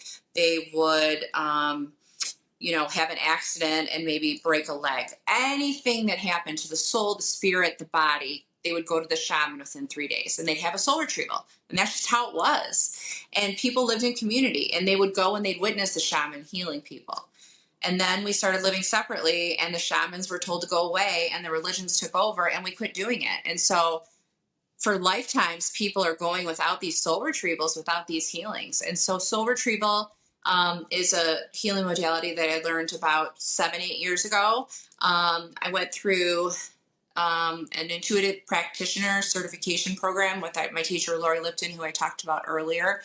And it was a year-long course and basically taught me all sorts of things about spirituality, one of which was soul retrieval. And I learned how to do, I don't want to say I learned how to do, because I basically remembered how to do soul retrievals, meaning I know that I've done soul retrievals in multiple lifetimes. I've been a healer in multiple lifetimes. I've been a shaman in multiple lifetimes. And I've been trained in shamanic practices. So it's a shamanic practice where you go into an altered state of consciousness. I go into a meditative state where I reach theta consciousness. And during that time, I am able to go into either the upper world, the lower world, or the middle world. The upper world is like heaven or places like the higher level realms. The lower world, as a Catholic, when I first heard about it, I thought it was hell. I was scared of it, but it's actually not. It is in fact underground within the earth. And I do most of my soul retrievals in the lower world. And that is where you will find like spirit animals, you will find helpers, you will, your spirit guides go with you to the lower world, but they also go with you to the upper world. And then the middle world is here. So I can do some work even here in the middle world. I do essence retrieval, I do physical healings in the middle world. But when I go in to do soul retrieval, 99% of the time it's in the lower world. And so I will go into altered state of consciousness. I will go to the lower world. I usually go through a tree. And as a shaman, I listen to drumming music. It puts me into that meditative state. And there I will be greeted by spirit animals. When I first started, I always met with a reindeer. He was probably my first spirit guide for my first year that I did soul retrieval, and he would fly me to different lifetimes, and we did some awesome work together. But now it's different every time. Sometimes it's my spirit animal still comes. Sometimes the client that I'm doing a soul retrieval for. What's your spirit animal? Well, it changes. It changes. I have multiple. The last soul retrieval I did. So the client's there, you're meditated, you're getting a meditative state to help them. You go through, like, I'm picturing like some tree out of like the movie Avatar or something, where you fly through the light and you go through something. Like Alice in Wonderland. It's just like Alice in Wonderland, right? You land down there, and then much like that, there's a bunch of, you got a spirit animal or something that's like, all right, I'm going to help you find this person's pieces. Yes. Okay. Essentially, that's what it is. Most of the communication is telepathic. So, and my spot, it's my power spot in the lower world. All shamans have different power spots. Mine looks like a desert, and it's night. It's almost always nighttime or like dusk. So right after the sun is set, the sky has still got some pinks in it and real beautiful, but it's like sunset, and it's not completely light out, but it's not completely dark. And to be a shaman is basically to be able to walk in two worlds. So my physical body's here, and I'm here having a world experience, earth experience here, but my soul is traveling to the lower world as I'm in this meditative state. So I've got a foot in both worlds, basically. And then what they'll do is they'll take me either to a time in this lifetime where they've had a soul loss, or past lifetimes. And 9 times out of 10, I want to say most of the time, I go to past lives. People have a lot of work to do because they've lived multiple lives without soul retrieval. And so they come in with a lot of stuff, and then they experience other traumas while they're here. So are you collecting then the pieces of trauma or the happy pieces? I'm collecting the pieces that fragmented off during a very stressful time. So for example, One of the first soul retrievals I ever did was for a client of mine who I didn't take payment at first because I wanted to make sure I was really well versed in it, and I felt really confident that I was, providing a good product. I took it with high level of responsibility. So when she came to me, she knew I was not going to take payment, that I was doing this like quote unquote as practice. And she was up for it. And so she came over and she had a little bag and she's like, you get to open this after. She brought me a little gift, which I was like, that's not necessary, but thank you. And so I go in and I go to the lower world and I'm greeted by her spirit animal, and we quickly traveled to the middle world, to this lifetime. So it was a trauma that she had in this lifetime. And they took me to a bedroom. It felt like it was like in Texas or somewhere down south. I was in a little girl's bedroom, and I was like, I think it was your bedroom, and you were the little girl, and you were hidden underneath your bed. And so I was under there with you, and you were shaking and crying, and you were so afraid. You were like 6, 7, maybe 8 years old, and you were so afraid that you were shaking, and all we could hear was yelling and screaming. And there were police cars outside, and there were sirens, and there was a lot of yelling and screaming, and you were so afraid. And I knew that it was not the first time that she had done this. I'm like, this was just one of the many times that you had done this, that you had hidden underneath this bed in order to survive. And so what I gathered from it was that there was some sort of abuse that she went through as a child, that the parents were, the father was an alcoholic, there was some physical abuse, verbal abuse, and that she would go and hide underneath her bed when she was afraid. And this particular day, a part of her soul fragmented off. So when something's so traumatic, sometimes people's soul, it's just so overwhelming that a part of themselves will fragment off to protect themselves, to not have to feel that pain. And that little part of herself fragmented off, and very well could have been multiple times she had fragmented pieces, but that's where they were hidden underneath the bed, over by one of the legs of the bed, and these little parts were there. And I see him like his energy, and I talked to the little girl, and I say, you can come back with me, it's safe, you're grown up now. Your mom and dad end up getting divorced, and it's the best thing for them, and now they're happy, and there's no more abuse, and you're a big woman now, and you're a nurse, and you provide care for people, and you have your own house, and it's safe, you can come back. And the little girl was like, sure. And so those soul pieces, I collect them energetically, and I have like a little satchel energetically that I put the soul parts in, and I brought them back. And then when you come back from the soul retrieval, you blow the soul parts back into the soul. And so usually it's the crown chakra and the heart chakra where I will blow the soul parts. Sometimes they're different places. This time it was in her heart and her throat. And so what do you mean? Like you like literally blow? Wait. Literally. So I literally come back from meditation. I'm still in an altered state of consciousness, but I'm like awake, right? And I have a rattle, and I go up to the client and I blow the soul, like literally blow the soul parts in. So I know. You're going to get me banned. You're going to get us banned on TikTok. Don't say, you can't do that. Listen, sometimes the spirits offer me that too, Heidi. Heidi, you can't say that. I don't know if you can say that on social media. Okay. All right. Wait a minute. You don't go up to. Wait a minute. And you're going to turn it into something else. We're cavemen. Soul parts, okay? Nothing else. It's like, wait a minute. You don't go on panels at these Paracon conferences with all these ghost nerds and tell them like you're going to blow their soul back in them and do that move. Do you do that when you're up there on the panel? You're making me laugh. That's hilarious. Oh my God. I mean, it's like, you got to be careful. All those guys are going to be like, how do I get I'm almost done with the story. Let's get back into the Akashic Records. All right, let's redirect. All right, okay. Let's get back into it. After you blow the client's soul back into them. Exactly, right? But it's real. Okay, look the book up. It's called Soul Retrieval by Sandra Ingerman. She is one of the highest experts in soul retrieval. She's written books about it. There's college courses taught about it. I mean, it's a real thing. Okay.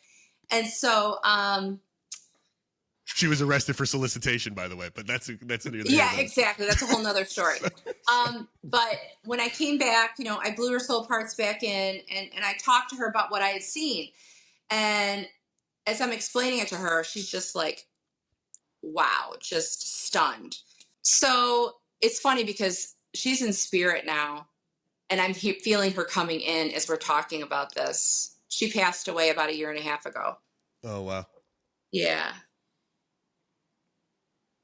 So anyway, long story short, I came back, and, you know, she processed it, and it was a lot to process. And, but she was really grateful. And at the end, I had told her that the bumblebee had come and said that it needed to be, to help reintegrate the soul parts. So after you do a soul, was that her spirit? Was that her spirit animal, the bumblebee? Well, it was one of them. I don't remember what her spirit animal was, to be honest, but, actually I think it probably was my reindeer, because it was when I was first doing soul retrieval. So my reindeer had came and got me, and we went. That's what it was. But, the bumblebee, after you do a soul retrieval, spirit will give you a, totem to help welcome the soul parts back in.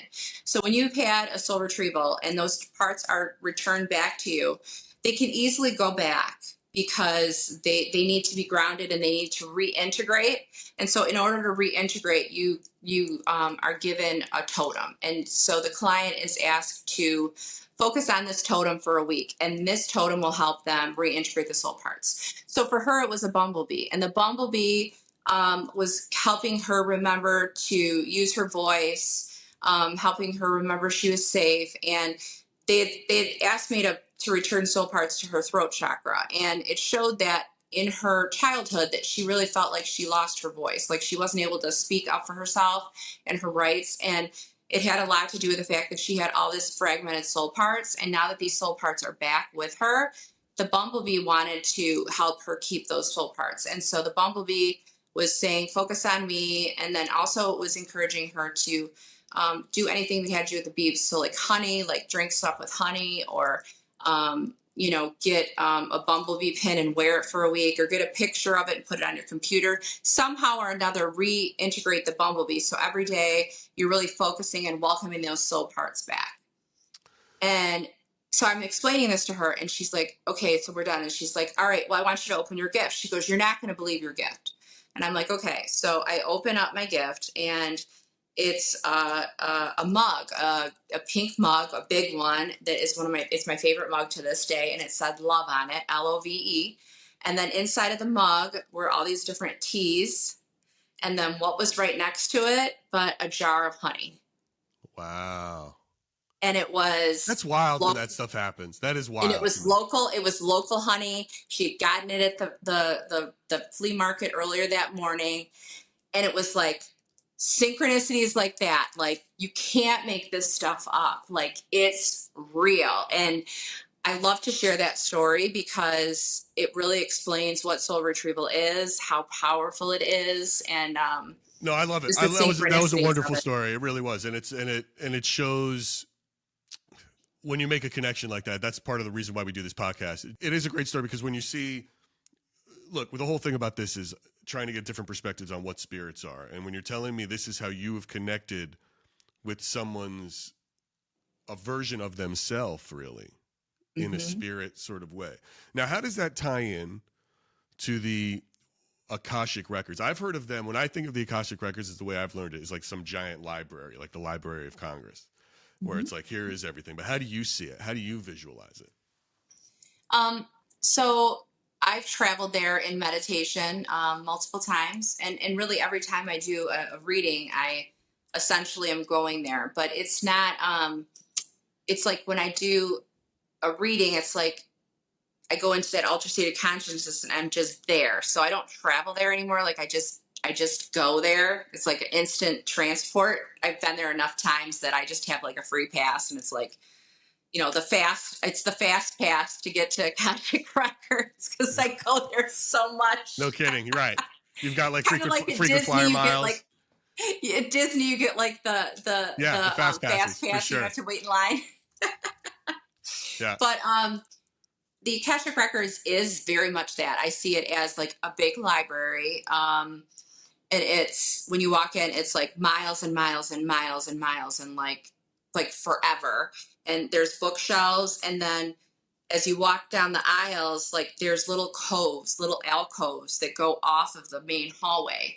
And so like my Akashic Records, when you go to mine, it's like this beautiful room, and it's my grandma's usually there, guarding them. Hi, John. um, and she'll usually greet me, and she'll be like, okay, what do you want to look up today? But everybody's got a different place where they're at. Sometimes they're on a bookshelf, and you pull them off the bookshelf and you open it up. But for me, it's like a little room, and I've got like a little podium. It kind of looks like at church, like with like this gold podium, and you open it up, and it's this big, thick book, like so many pages, and you just flip through it, and Like Santa Claus's list. yeah, and it's all your lifetimes, and it's got every information all the way down to the detail. Like, it reminds me, and I know you guys are not really into religion, and I don't mean to make it sound religious, but it reminds me of in the Bible, they say that God said that I've known you since you were, a flicker in your mother's eye. I've known all parts of your soul since you were born. That's the essence of the Akashic Records. It's like your book of life, and all religions speak of this book of life or the tree of life, right? Sure. So it's universal, and that's how I understand it. I understand it to be a universal place that has documentation of every life we've ever lived, and all parts of our soul lessons, our soul contracts that we have with people. What's a soul contract?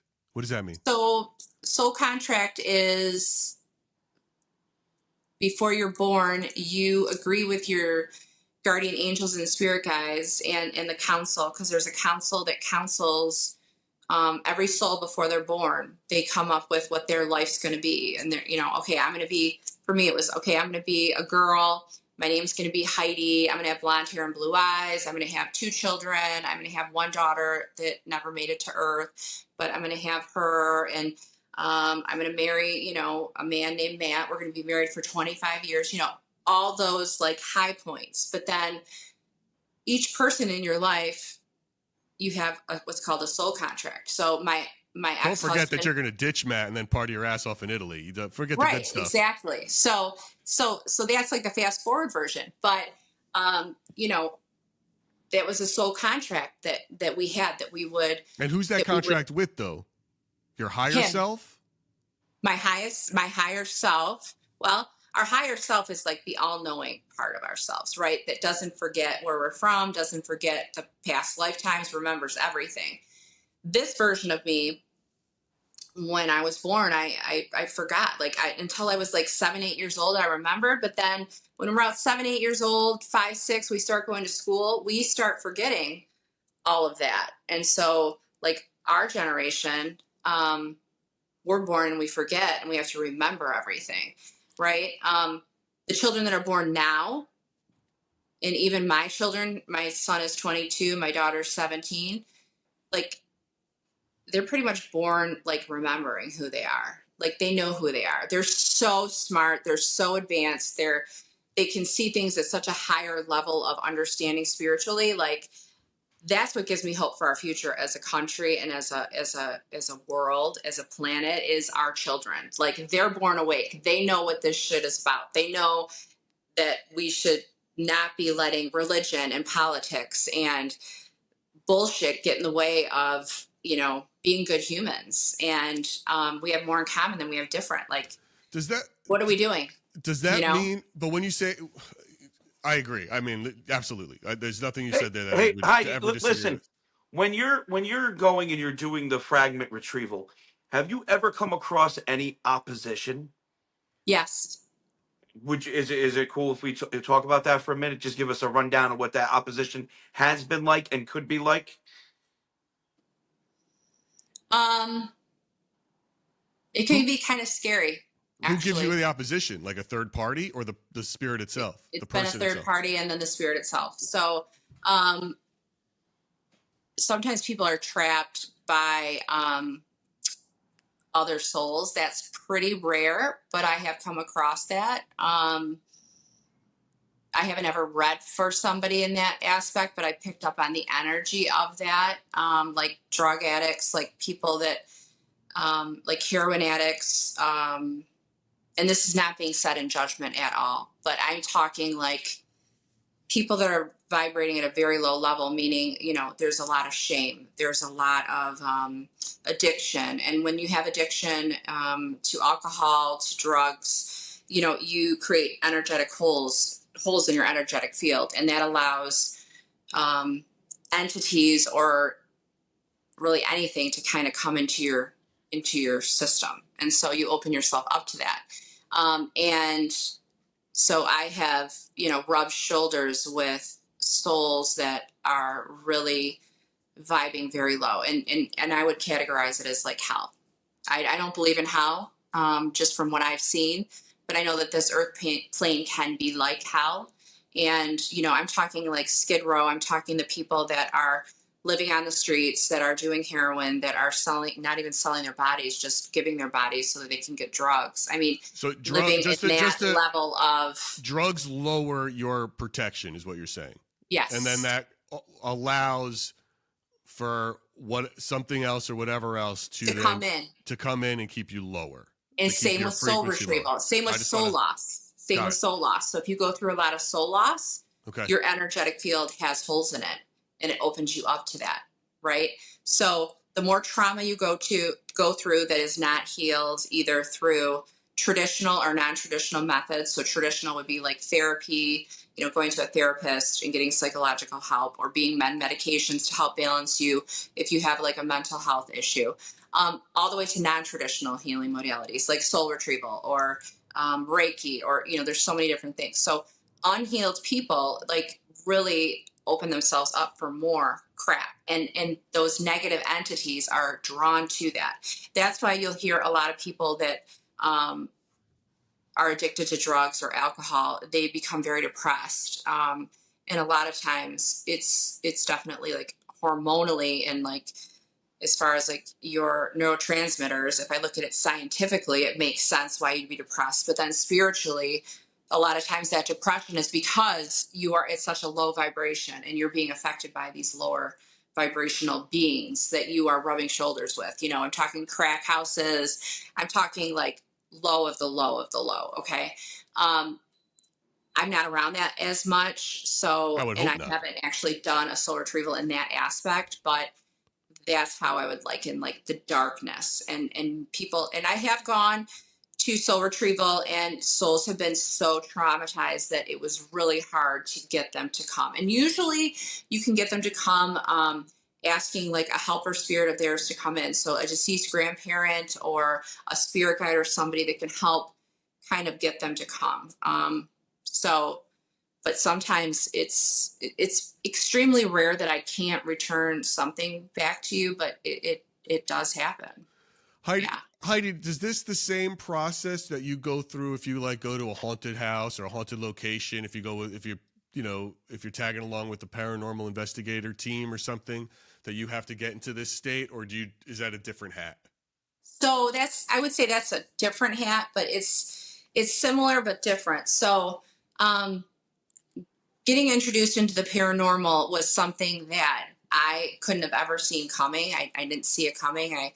I was actually afraid of the paranormal for a long time. I know, right? Well, you know what? Some of the best surprises in my life I've been so grateful for, because they've been so beautiful. And learning the paranormal and being introduced to the paranormal is definitely one of those times in my life that I'm so grateful for, because it really has brought me to a different level of my spirituality. And so I faced that fear. I started to watch paranormal TV shows around 7-8 years ago, Dead Files, Ghost Adventures, Kindred Spirits, you know, all of the originals, you know, and I really loved it. And I really started to understand it and study it and not be afraid. And then I had an opportunity land in my lap where a friend of mine met a gentleman named Rob Thompson. I'm not sure if you guys have ever heard of him. He is a spirit medium from England, and he had a TV show called The Ghost Finders. And I was on season 12. I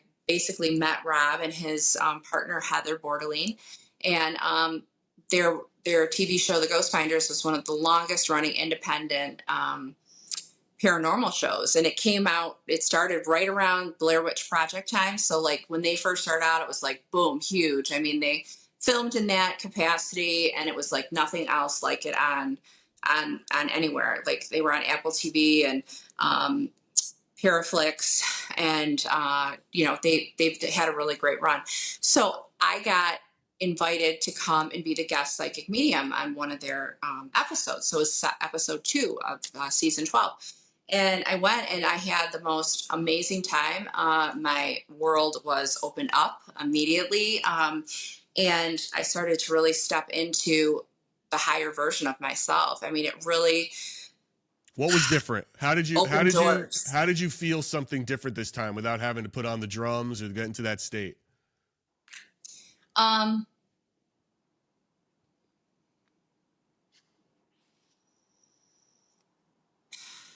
did the spirit feel different? It's the same thing. It's just I'm not sitting down with somebody across from me. Like that's like the traditional sense. Like I'll do a Zoom or somebody will come sit with me, but I never had like read energy of places. And to me, that was just mind blowing that, oh my gosh, it just came in naturally. And that's really when I realized that I don't even need to tune in anymore. It's kind of like a constant state of being now for me. So, it was different. When I went in the first time, it was different because I was on camera and I start to read, things. I would start to read things and I'd be in a flow, and then they'd be like, okay, cut.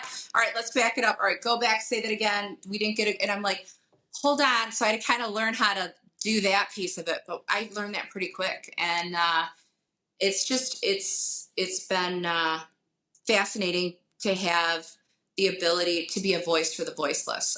I look at paranormal work that I do. I would say 90% of the time it's residual energy.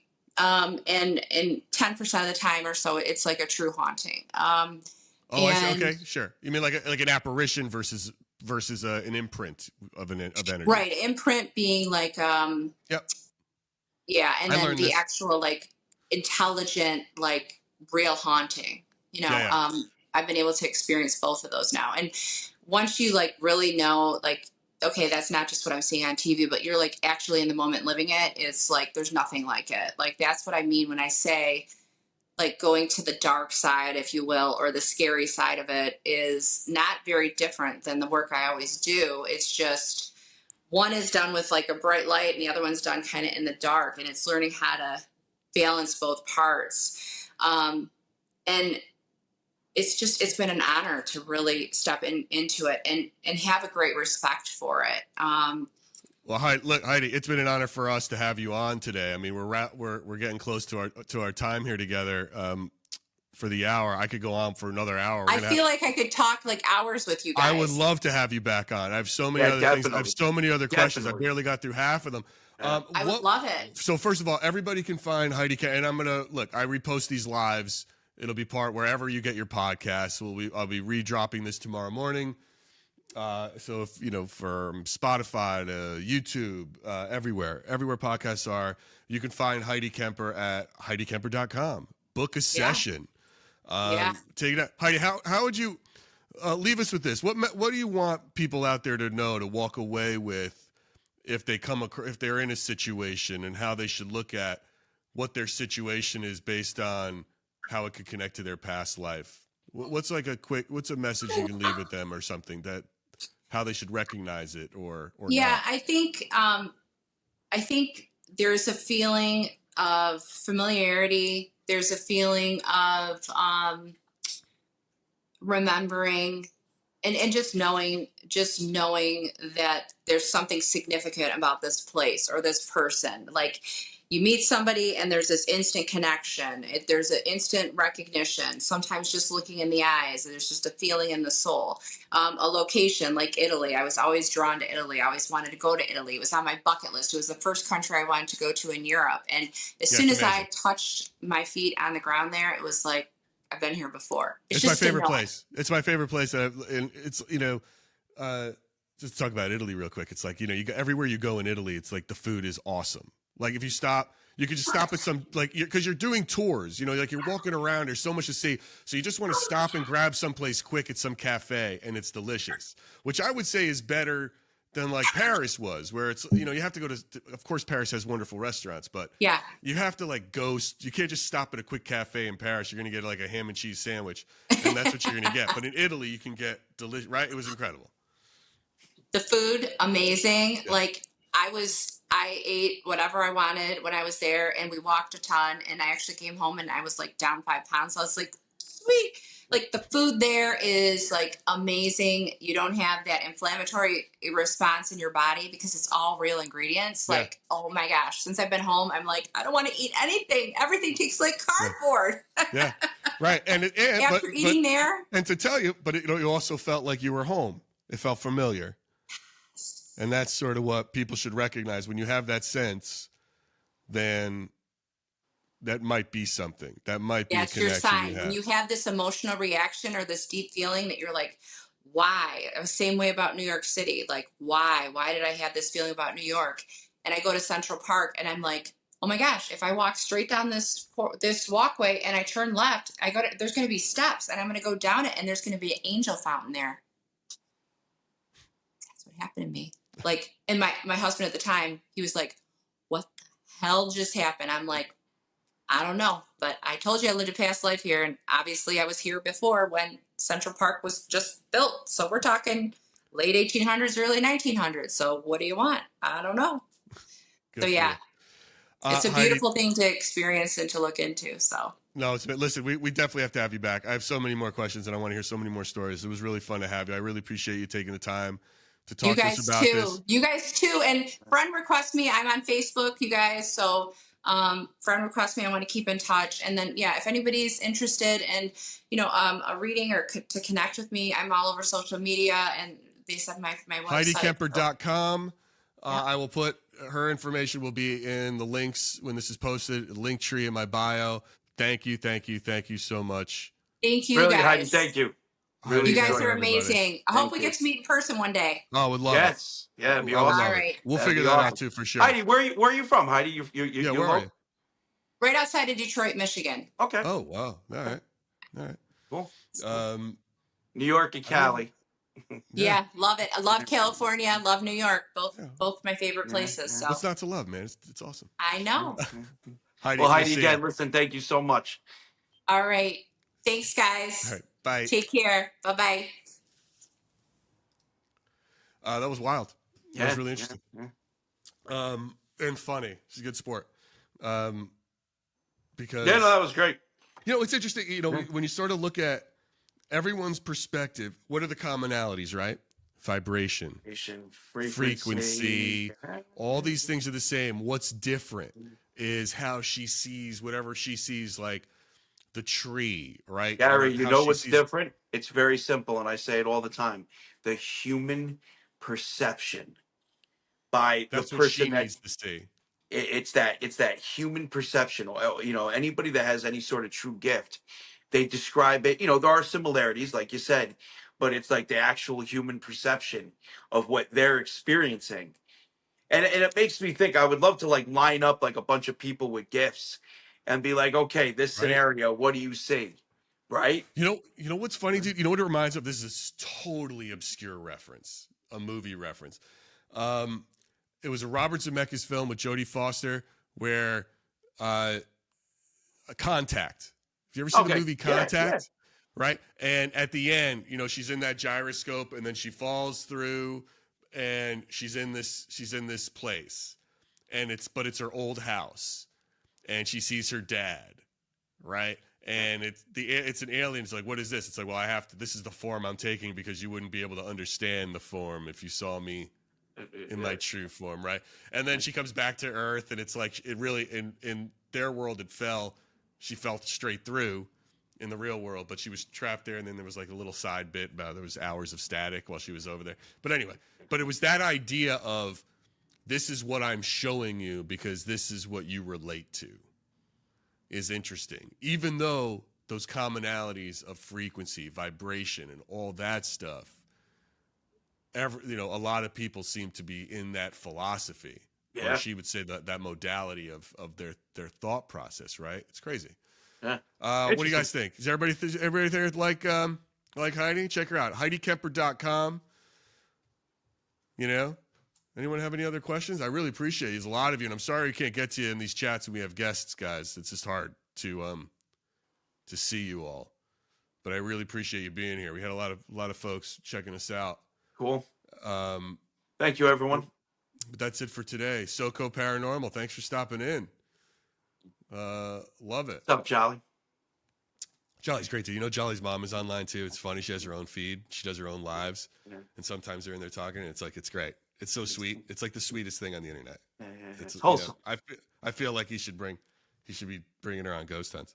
Wholesome. If he does, I haven't seen it. But yeah, it's cool. What up, Jolly? Guys, thank you so much. I don't have anything else. John, you got anything else you want to leave the good people with? Nope. Thanks for watching, guys. I hope you enjoyed Heidi and these past couple of episodes with Myra Rath that just dropped on regression. Tuesday. Yeah, it was a great episode on Tuesdays, episode 20 with Myra Rath, where I got the crash course in past life regression therapy. Myra is not a psychic medium; she's a hypnotist and a therapist who helps people discover it for themselves, which is a really interesting sort of way to go about it, right? And that reminds me, Gary. Everybody, if you haven't done it yet, jump over on the YTs and give us a follow. We are so close to hitting a milestone of 1,000 subscribers on the YTs. That's right. If you're watching on Santa Paranormal right now, hop over to Splintered Spirits and please like, share, subscribe. We are so close. I mean, we're less than 20 people away from hitting our first mark of 1,000 subs, which would be super great. So please do it. We appreciate you guys. And then that's it. So yeah, check that out. Next Tuesday's episode is an oldie, but goldie, episode 2, which, dude, we recorded episode 2 a year ago. Almost to the day. Today. It was a year ago yesterday. Yeah, a year ago which yesterday. Is nuts. That's wild. So we're redropping episode 2 with full video. That's where John first tells me about Edward when John's in the cemetery. Yeah. So it's fun to see it with video. And by the way, I look like total shit because I didn't think we were going to use video. I was like, I think I look like I just rolled out of bed, and it's because I did. I was like, what did I care? We're never going to be a video podcast. But then that changed pretty quick. Well, that changed pretty quick. I know. Now it's all, so, look at my video. contacts Hey, in. Let me shave good. before I come on. Look a little get the background light, a little bokeh depth of field. You got to make it look a little polished. It's raw. It's raw. That one's raw.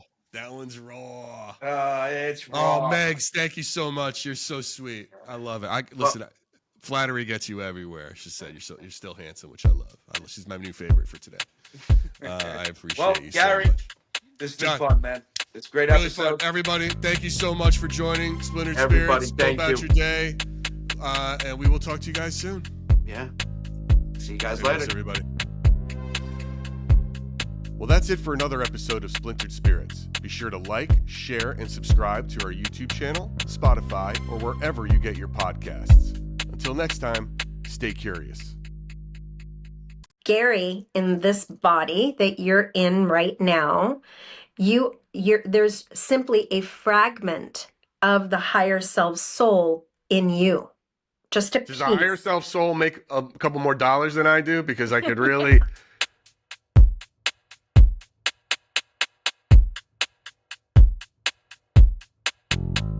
Welcome to Splintered Spirits, the podcast hosted by me, Gary, and my nephew, John Santa from Santa Paranormal, where we try to answer the question, what are spirits? Today's guest is going to give me a crash course in past life regression therapy. Myra Rath runs Soul Science Hypnosis in Los Angeles. Myra is a leader in the past life regression therapy modality, having regressed thousands of global clients over the last 26 years, both in person and online. In her practice, she offers past life regression therapy, QHHT hypnosis, and life between lives hypnosis. Now, I have no idea what any of those words mean when you're put together like this, but I'm about to find out. Past life regression therapy has gained a reputation for its incredible healing abilities. It can offer insights and benefits such as resolving emotional or physical issues, clearing fears, releasing trauma, resolving karmic relationships, and understanding recurring patterns or behaviors that are limiting you today. It's also a very interesting take on spirit communication and spirit origin in a milieu similar to those we talk about all the time on this podcast. Things like energy, frequency, vibrations. Now, we've all heard stories of reincarnation. Maybe someone you know claims to have been a Revolutionary War soldier or a wench in the past life. But as we're about to find out, the word past is a misnomer. Everything, everywhere is happening all at once. And I mean everywhere. Intergalactically, interdimensionally, mythologically. You tripping out yet? Don't take it from me. Hear it from Myra Rath. She's the expert. Let's dive into the conversation. All right, Myra, thank you so much for joining us. I appreciate it. On Splintered Spirits, I say us, it's just me, unless there's somebody else around that you can tell me about afterwards. But Myra, I started off these interviews the same way with all of our guests on Splintered Spirits. So just to get a baseline. And the question is this, and it's a heavy one, but we'll see, and it's however you look at it. But Myra, what do you think spirits are? Well, to me, spirit is an energy, right? It's not a physical body. It's a non-physical energy that can take shape, that can be communicated with. Spirit to me resides on many levels and frequencies. Yeah, I think, So it's just a non-physical. I believe it's very, very real. I believe that, So it's not so much a religious standpoint. No. It's a very, and you said frequency, which is sort of a very Kabbalion, sort of the Hermetic principles of, vibration or something. Is that sure. a philosophy you Well, follow or? Yeah, no, I mean, it's not something I follow, but I believe that spirit resides on different frequencies. There are lower, there are middle, there are many, many, and higher. Amazing. So, No, it's, I like where that sits. That fits into a lot of things. So one of, John, who can't be with us today, his sort of belief that what spirits are memories attached to energy. So in the sense that based on the idea of we all have electrical synapses going off in our brains, right? Like this is a scientific fact. And energy is something that cannot be created or destroyed. So what happens to this energy when we pass? It has to dissipate. It has to go somewhere. It doesn't disappear. And then it's the question of what is consciousness? And that's the piece we don't really know what it is. So he believes that maybe that consciousness, that memory is attached to that energy. And that's what he's talking to, and that's what's connecting. And when he goes to certain places, it's where, in the same way that some consider a haunting to be an imprint on a location that's just going in a loop like a tape, these memories go to where that person may have felt the strongest or whatever it is, and that's why they're there. So that's where he's coming from. So it's good. Okay, so I like that sort of basic setup. How did you discover and get into past life regression? How did you find this path? Yeah. Well, I read a book. And it was in the late 90s. I read Dr. Brian Weiss's Many Lives, Many Masters. That's like the book, apparently. Everything I've looked up. The book. Yeah. Right. It's like, that's it. Absolutely. And I'm honored to call him one of my teachers. Later, I trained with him. I've had many teachers along the way. But it was that book. And, I grew up in a very, very spiritual home. My father was a medium, a channel. So reading that book wasn't weird for me, but I loved hearing about channeling higher masters, which the book really, really entails. We'll get into that in a second because Yeah. you said a lot of words. I don't know what it means, but I don't want to jump ahead. But keep going. Yeah. So, yeah, I kind of had a woo-woo house, even growing up in the Sure. 70s and the 80s. My house was woo-woo. Okay. Did you grow up out here in LA?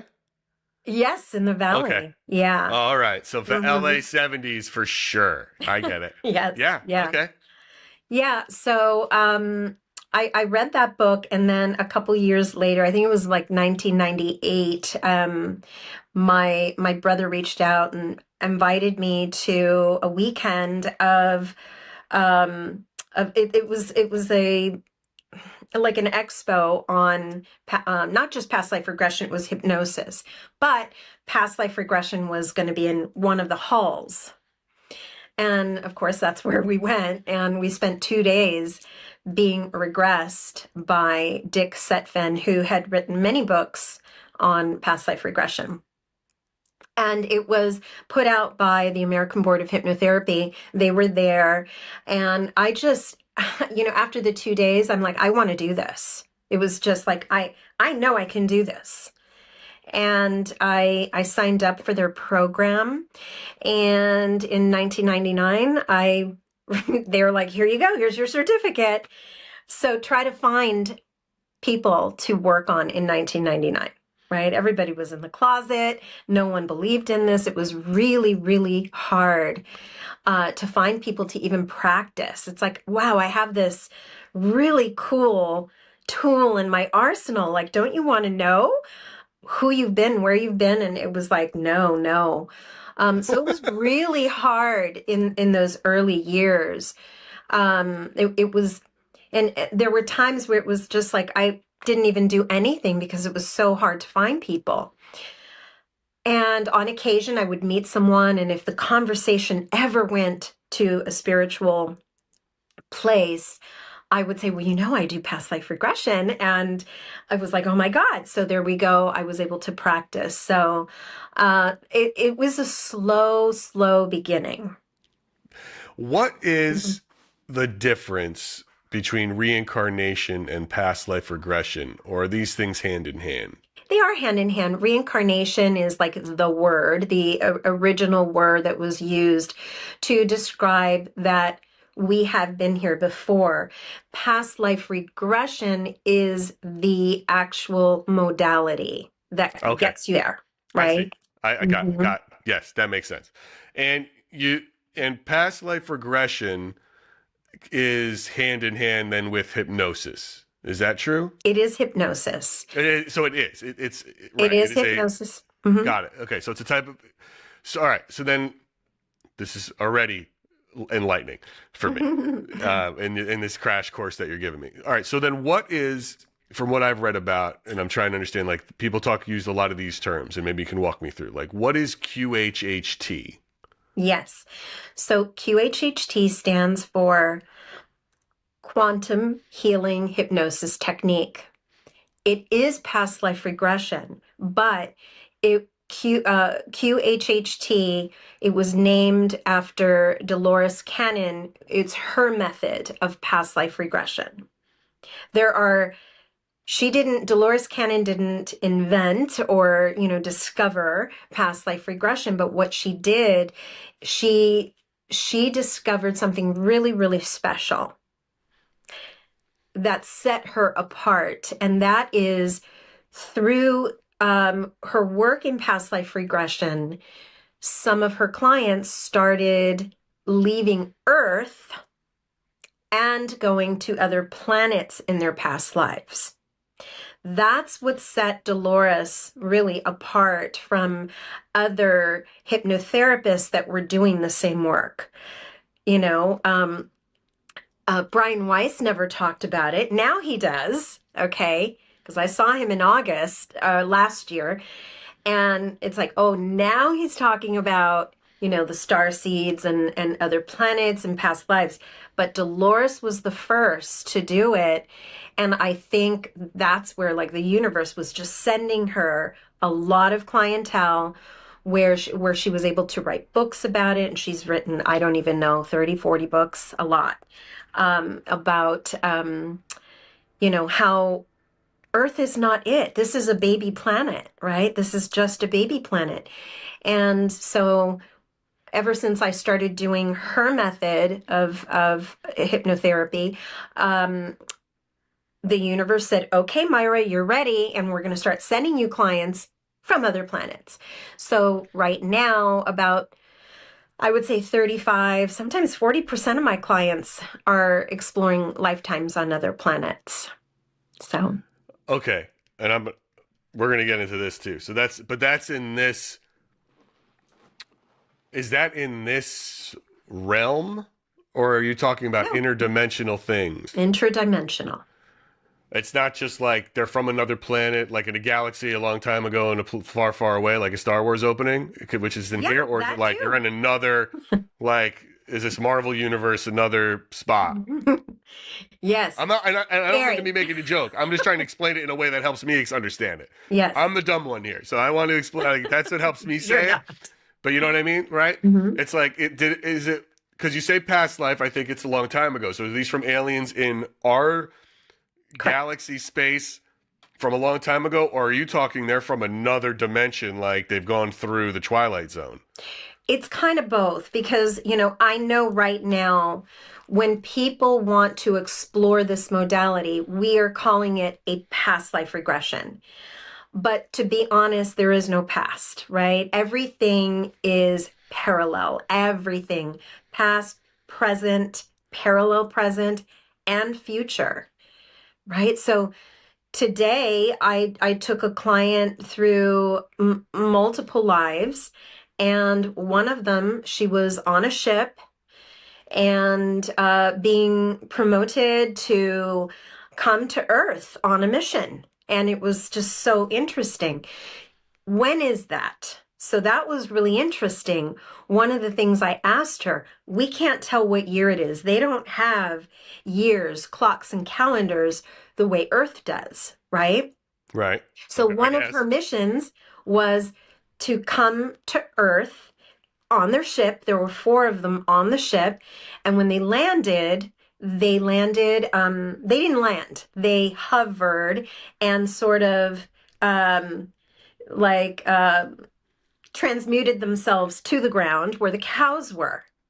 They got beamed down. Yes. Okay. They have that technology. And she says, we're on the ground, we're touching the cows. We're very curious. We've never seen them. And it's like, well, what are you going to do with the cows? And she says, we have syringes. We're actually extracting. We don't want to hurt them. We're giving them a lot of love, but we want to bring samples back with us because we're very, very curious about why humanity is killing this animal. What is it? Why are you eating it? Why is there dairy? All of that, right? How is it creating food for the people on Earth? During that mission, they moved across and they saw some children playing. And when she saw the children playing from their ship, I said, do you have an idea of the timeline when you came down, when you see these children, how they're dressed, what they're wearing, what does it feel like? And what she said is, it feels like the 50s. Oh, it feels as if when we came in on that particular mission, but remember, they travel through portals, so they can go to the 50s, they can go to the 20s, they can go to the 1800s. They can travel through any timeline. It's incredible. And research. So that was my day today.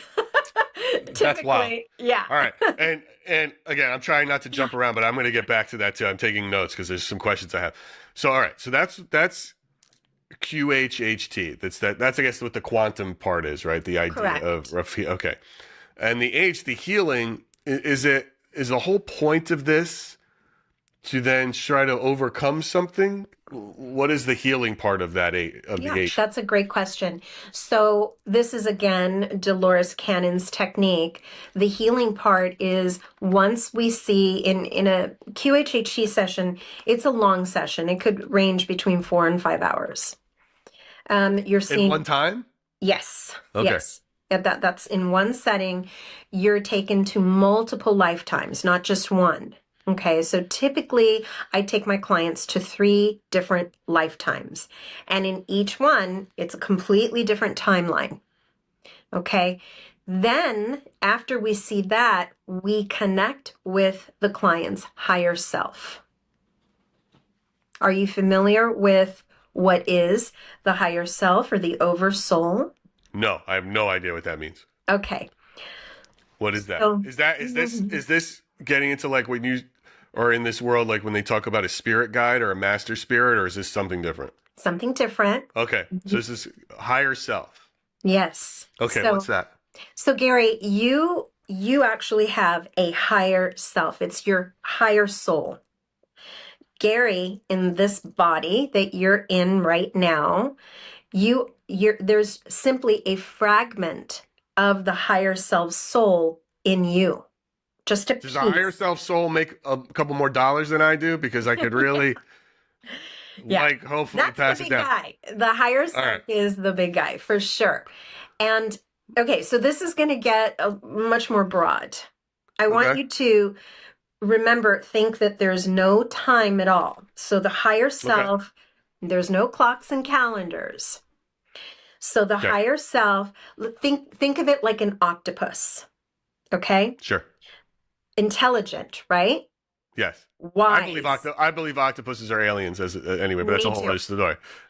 Yes. So imagine that the head of the octopus is the higher self. And then the tentacles, let's say there's 30 tentacles. I know they don't have that many, but Sure. just for this. Right. Yeah, this Yeah. creature, right. Got it.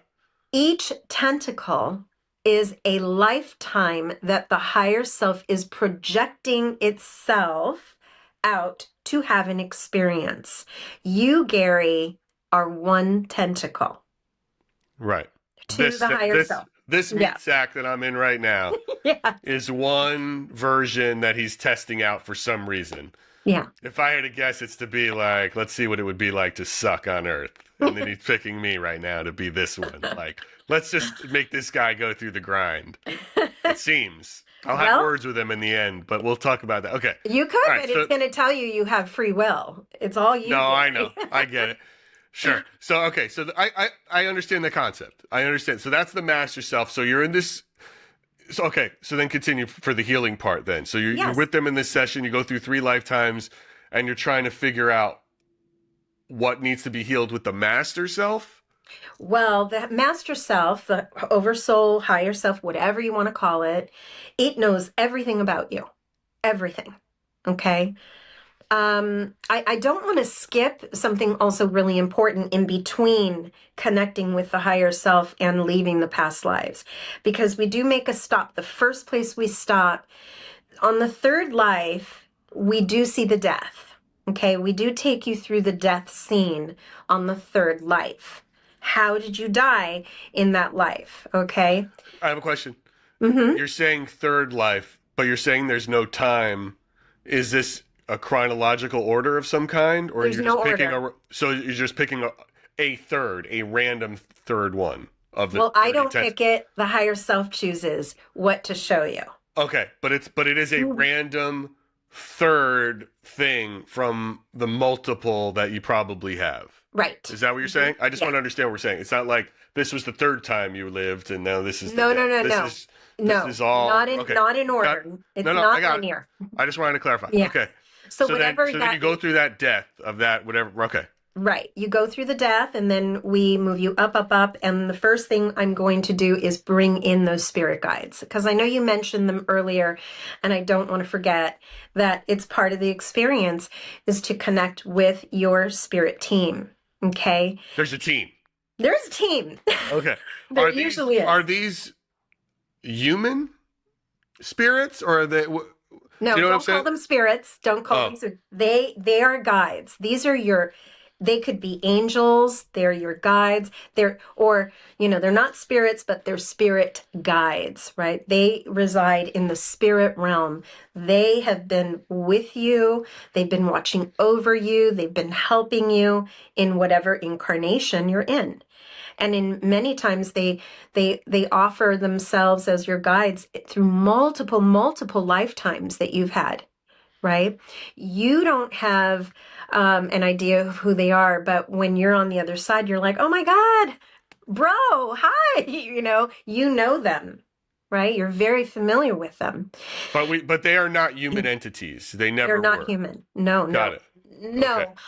Well, some of them have had uh, incarnations and they've sort of ascended and now they are on the other side helping. They don't need to come in anymore. Okay. They've evolved. Okay. And these are there to help you or help a person what? Make right choices? Find a better tentacle to go down? What is there? No, I mean, for real. Like, what is there? What are they guiding people to do and how are they doing that? Quit your job. Move. Certain things, big moves, they're always going to be there. And a lot of people understand and pray to their guides and their angels. They're like, God, help me get this job. They're going to move things and make things happen to help you. But there is a thing that is known that they don't get in the way. You have to ask them for help. Otherwise, they're just there. What I have heard is, let's say there's a death in the family and you're in just major grief. You're laying in bed and you're just crying and bawling and they are there. They are sitting on that bed and their hands are on you. You may not feel it, but these guides love you. They love you unconditionally. So they act as, just these helpful, non-physical beings throughout your entire incarnation. Okay. So then does that mean that, are you saying then that the help part or, the healing part of this process is to get to them so that, or to better help you connect with them in order to get over what you need to get over, to solve whatever problem you need to solve? No. Oh. That part, when I bring your guides in, is because people are curious. They want to know who their guides are, what their names are, what they look like. And often they do appear in a physical form for you. Some of them have wings. Some of them are angels. Some are light beings where they're just luminescent. Mm-hmm. Yeah, so a lot of them just are pure light, but there's like a shape to them. Okay. Sometimes they come forward in multiples. Sometimes it's 2, sometimes it's 4. But I always ask one to come in even closer to moderate to ask questions. So we're with the guides for just a little bit. Okay. Why are they? Who puts them there? Where are they? Like, who's paying them? Who's paying them? Yeah, like why are they paid. Is this like what is that? What is that from? Like, why are they helping? Well, before you came into this body, it was an agreement. They are the ones that helped you, that sat with you with, that pre-soul, like I'm jumping in, right? You are planning your life. You're planning your challenges. Who's your family? Who's going to be this? Who wants to volunteer to be the narcissist father, right? No, I guess what I'm asking you, Myra, is if we looked at it through a religious lens, right? I can see that, okay, there is a God and God has angels and these angels are helping humans get through it with their souls and this and that.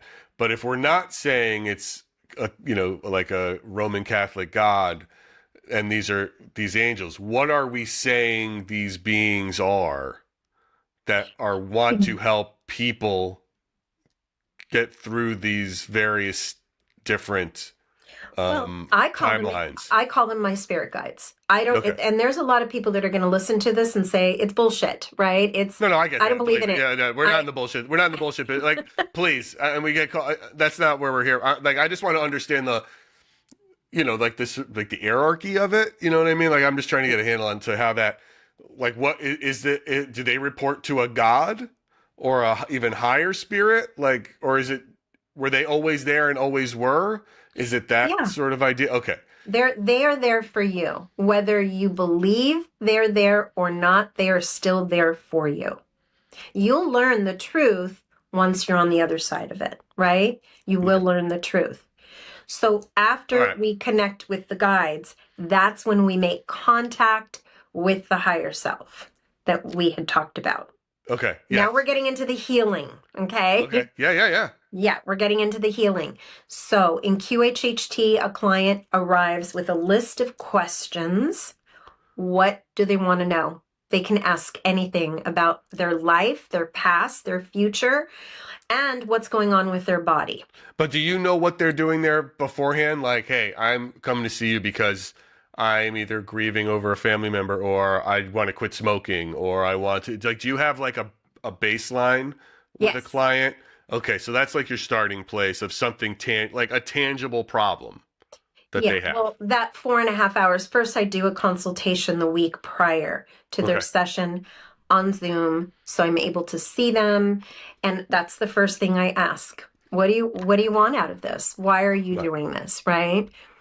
And so they will tell me what their goal is. It's important not to have expectations, but people do come for healings, and I've seen miracles happen in QHHT. Are any of these mental blocks in terms of like, grief or dealing with people or emotions or getting along with a person versus physical, or, All of the above. it's a good mix. It's a all of total the mix. above. All of the above. And because Okay. people do listen to the podcast and listen, all of a sudden it sparks a question. It's like, oh my God, I never considered that the reason why I don't get along with my sister, that this is something karmic.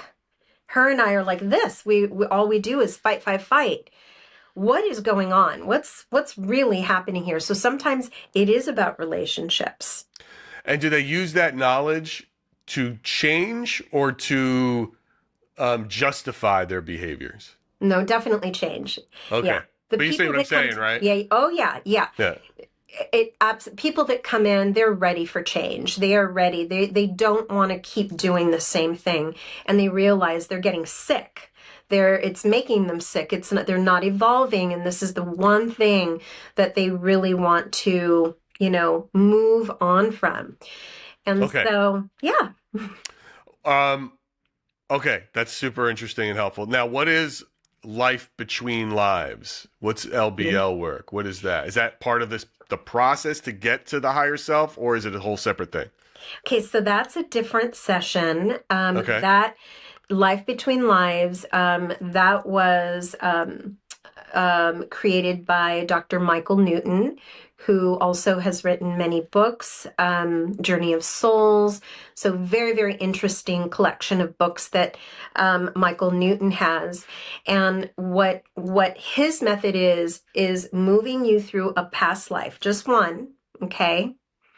And then we bring in the guides. We always bring in the guides. But after that, we kind of keep going. From there, we take you to a place called the Akashic Records. Okay. Have you ever heard that word? I've heard the word Akashic before. I have no idea what it means. It's okay, but please continue. Okay.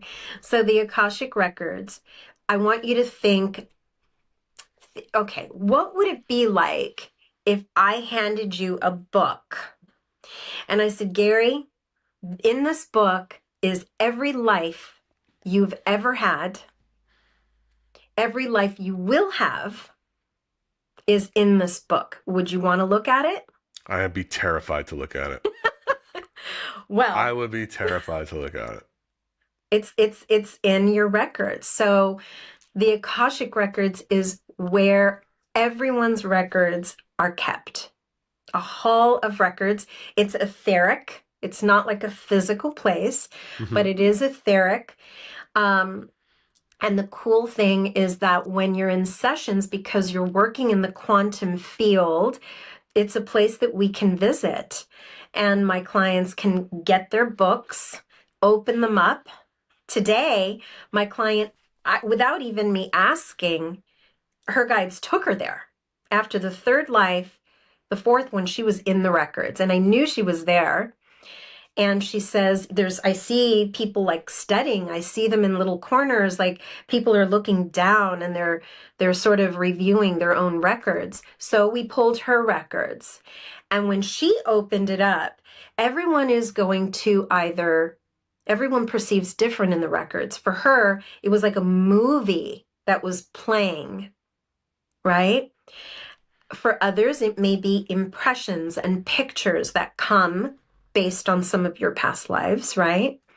In this case today, she was shown where her, because she did give me permission to share, so I'm able to talk about this, where her insecurity with men comes from today.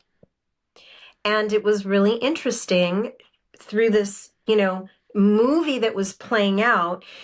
She saw herself as an 8-year-old girl, a memory that she completely forgot, in a bathing suit, in a bikini. And she says, and I'm swimming with neighborhood kids, and there's these boys, and they're teasing me. She says, they're just teasing me. And she said she felt so bad and so insecure that the next time she went swimming, she wore a long t-shirt. Right? So Did this actually happen to her, or was this something she's from a different timeline? Or no, it happened in this life, and they were showing her where her that was one of her questions.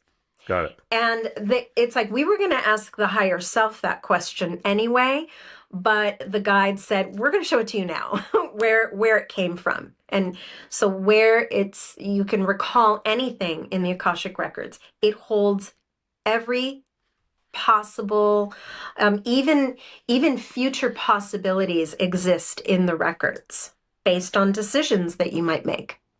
So Myra, your role, what exactly is the role of that? What exactly is your role? Are you like a cipher to help them get there? Or are you the one channeling the spirit guide? Or how does that, what is that? No, I'm not channeling. Okay. All the healing, all the information comes from within them. I'm simply the guide. I take them to the deepest level of hypnosis, not sleep, but deepest level of hypnosis. And my job is to ask lots of questions and to unveil and reveal what is happening in each scene, in each memory throughout the lifetimes. We're taking them to important days, your proudest day, your saddest day, an important event. What are those days, so that we can learn and reveal everything about that life. And then we do it again on the second life or the third. So, but with life between lives, you are just seeing that one life. Then we take you to the Akashic records. Then, because it's we're going from place to place. From there, have you heard of soul families? No. Okay. So it is the concept of, like, to be clear, I've rarely heard of anything. So, okay. Oh no, this is my crash course in this. And you called it soul families? Yeah. So do you have a mom and dad, correct? I would think so. Do you have siblings? I do. Do you have a partner? Yes, I had a partner. Okay. Yes. All right. So typically, and you have children? Yes. So typically, your parents, sometimes your spouse or your partners, your children are in that soul family. Okay.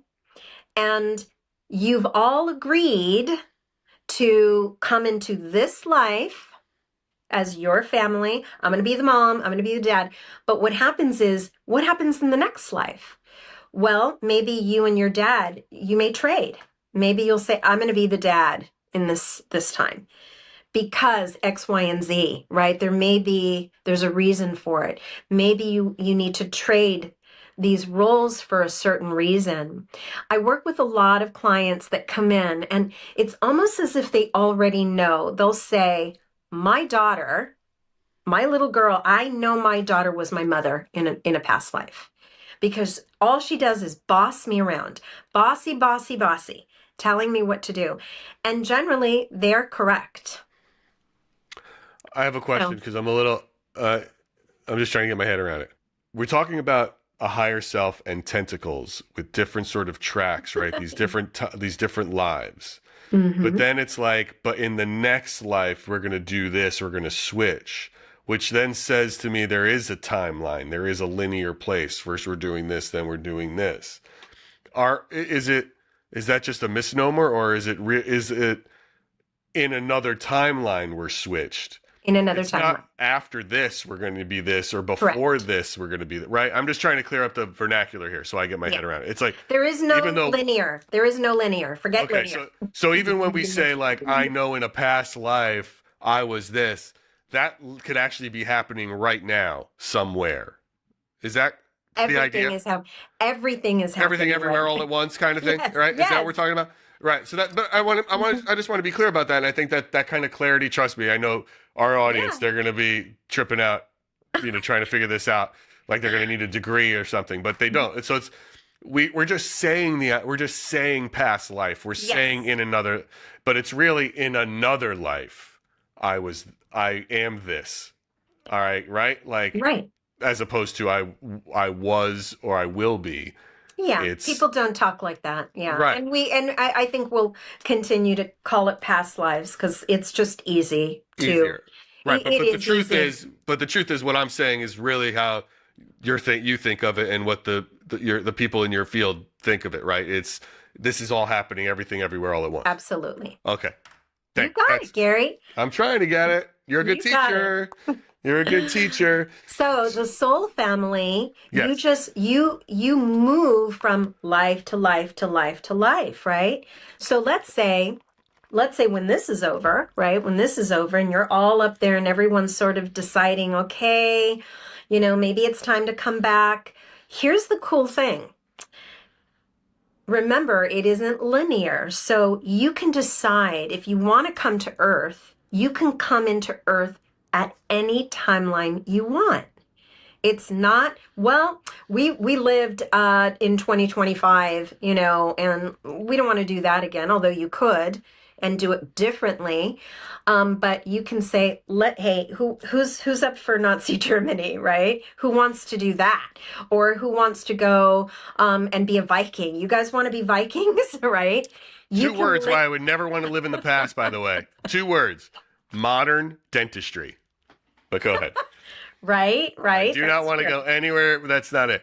And I hope you don't have a lot of clients who are sitting there going, I hope I get to try out Nazi Germany in another life. That's a little weird, sort of. You might want to call the FBI. I have had clients that have gone there, and it's pretty brutal. You might want to put them on a watch list or something. But anyway, it's just like, all right, guy. But go ahead. Sorry. Continue. Yeah. So you get to choose. And honestly, Gary, when you're up there, it's a game. It's all a game. Everyone is like, we're doing this, okay? Because it is temporary. But when you're here, it feels so real. It feels so real. But when you're up there and you're planning, and Dolores wrote in one of her books, I don't remember which one, it was really interesting. She took a client who was up there planning her life. And she was sitting with one of her guides. And there was a bowl on the table with marbles, lots of marbles, that she was given these marbles.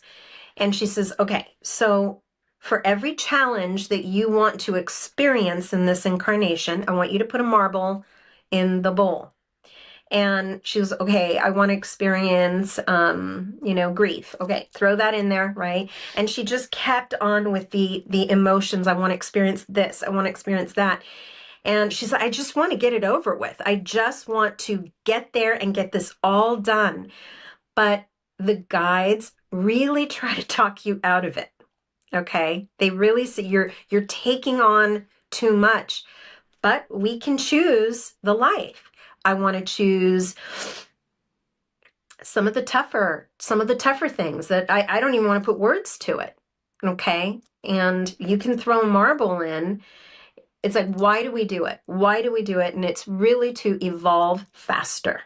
So the soul evolves faster. So there's no need to come back because I've done that, done it. I am good. Send me somewhere else. Let me be a spirit guide, right? Sure. So But let me ask you this, Mara. How do you, from a practical standpoint, because look, I'm playing in a paranormal space. You're playing in a fringe sort of belief system with past life regression and hypnotherapy just in general. What kind of safeguards do you put in place to distinguish between people who want to use this for help or they might have real mental illness? How do you know and how do you protect yourself and them or from that? How do you know the difference? Yeah, so there is a waiver, a waiver and a questionnaire, and then also the consultation. So this work is safe for anyone, for the exception of anyone that's having, I think, schizophrenia for sure, no. But besides schizophrenia, you can pretty much take on, clients that have PTSD. Anxiety is an epidemic. I have everyone coming in has anxiety, which is really fear. But fear of what? Let's find out, right? Let's find out. Depression, people with depression come in. It's okay. It's very safe because all the healing is you. It's inside of you, right? Have you ever had a situation with a client where you got into it and you're like, wait a minute, this is not, they lied on the form or this is not going, okay. No. I mean, I'm not going to ask you, I wouldn't ask you to name names. I'm just sort of curious, like, has there ever been like, uh-oh, I got to call somebody, this person might hurt themselves or hurt others? No, Okay. Gary, hypnosis is so safe. It's so safe. Yeah, it's like a deep meditation. Where have you heard anybody, like losing their marbles? No, I mean, it's like, if someone reveals some deep, dark secret where you're like, wait a minute, that might be, we might have to call the police about this. Or this No, nothing like that. No. Now, what are your beliefs, in terms of in the ghost hunting and the spirits that people claim and apparitions that people are seeing or speaking to in spirit boxes? What is your belief system in what they're talking to and what that is in relation to what you know and what you in your work? Are they connected or you just think it's not, these are two different things? Like, where does this fall? Well, honestly, I feel that there's some stuff that, there's a lot of, not real, people that are just, that there's some phonies out there, but let's assume it's real. Look, but for sake of this argument, I want to assume that we're dealing with someone who admits that they have seen an apparition or they are talking to spirits, like mediums who are talking to spirits that can somehow or clairvoyancy or things like that. Where does that fall into what you do and how do these things connect? It doesn't fall into what I do, but I absolutely believe in it. And I believe that I've seen things in my house here where I live. Right. No, so I don't mean like what you do as a work, but what are they then in comparison to what your clients are finding? What's the spirit there? What is that? I think what do you think? I think that these are spirits that don't go back to source, don't go back to the light. I feel that they are lost, they're sort of wandering, and they've made themselves very, very comfortable. They're like, I don't know anything else, right? And it's not that, I think that if you really focus, that you can see that there is this tiny little light that you can focus on. But again, they've made themselves very, very comfortable on this plane in a non-physical way. And I think that that's why people do see apparitions and, spirits. But they may very well have a body in another place correct? That's just the one Yes, version, think of the right? octopus. Yes. Right. I'm just trying to put right. That's what we're. No, that's Mhm. my nephew believes the same thing. He believes that there's different dimensions because one of the people always ask him, oh, these because they'll always say he's messing with demons. It's all hell, and he's like, I don't believe in hell. I believe there might be hell-like dimensions, horrible places, and some of If these you people believe might in be them. experience. If if that might be a thing, who's to say? If there's an Mhm. endless amount of tentacles, who Mhm. knows what we're dealing with and when it comes through. He believes he has had issues with various entities that he believes were never human that have come through. Yeah. That it's like he doesn't know what those are. So he just calls them interdimensional non-human entities. And I like your explanation for it. Like, what could we be talking to, and how that relates to past life regression? If after a session and we make a breakthrough of some kind, and I go off on my own, but I want to keep that going, do I need to always Yeah. be hypnotized to do it, or is there a way to make a No. connection with my spirit guide without it? What do people need to do Yeah. to do that? I think you should have a daily practice. Before you get out of bed in the morning, take a moment, lay down, connect with your guides. You can ask them, what do I need to know today? Right?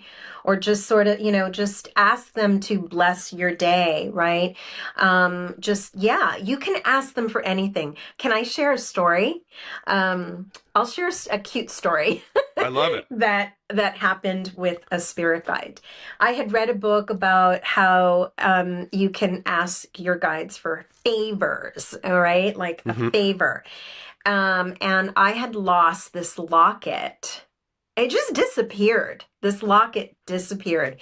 And it was missing for like 3 years. And I thought of that, and it's like, maybe I should ask my guide to put that locket, if it's in this house, it will put that locket right in front of my eyes. So I did this little ceremony, a little candle. I said a prayer. I called them in, and it's like, all right, I'm going to test you. And I'm looking for the locket, the little locket that you open with the little pictures. It's been gone. I don't know where it is, but I made sure to say if it's in this house, but you also have to give them a time, right? So I remember saying, you have a week. You have 1 week to put that locket in front of me if it's in this house. All right. Thank you. And I blew out the candle, and that was it. So then as the days go by, I am just, you forget your little ceremony. You go about your day, you're just bipping along. And then I woke up one morning, this was on the 4th day. The 4th morning, I woke up, and I remember I brushed my teeth, and all of a sudden I had this urge to braid my hair. Just like Okay. braid your hair, 2 braids, right? And I'm opening the drawer. I'm like, okay, I need a hair tie. And I'm looking, I'm like, okay, maybe they're in the other bathroom. So I go to the other bathroom, I open the drawer, and this is my makeup drawer. Okay, where I have just lots of stuff. My wife has one in my bathroom. Yep. I don't ever want to Lots go of in there. Don't. Right. And so I'm looking for hair ties, and then I realize this drawer is a mess. So I pull it out. I feel like just this longing now to pull it out, drop it on the ground, and clean it out. So I went to the kitchen, grabbed a bag to throw stuff away, and I'm moving so meticulously, just boom, boom, boom, boom, boom. Wasn't even thinking. And as I'm going through old shadows and lipsticks and whatever, just going through it, I saw, my hands were moving so fast. I saw this little box, and I shook it, and I heard something was in it. And when I opened it, it was the locket. Mara, that's Swear.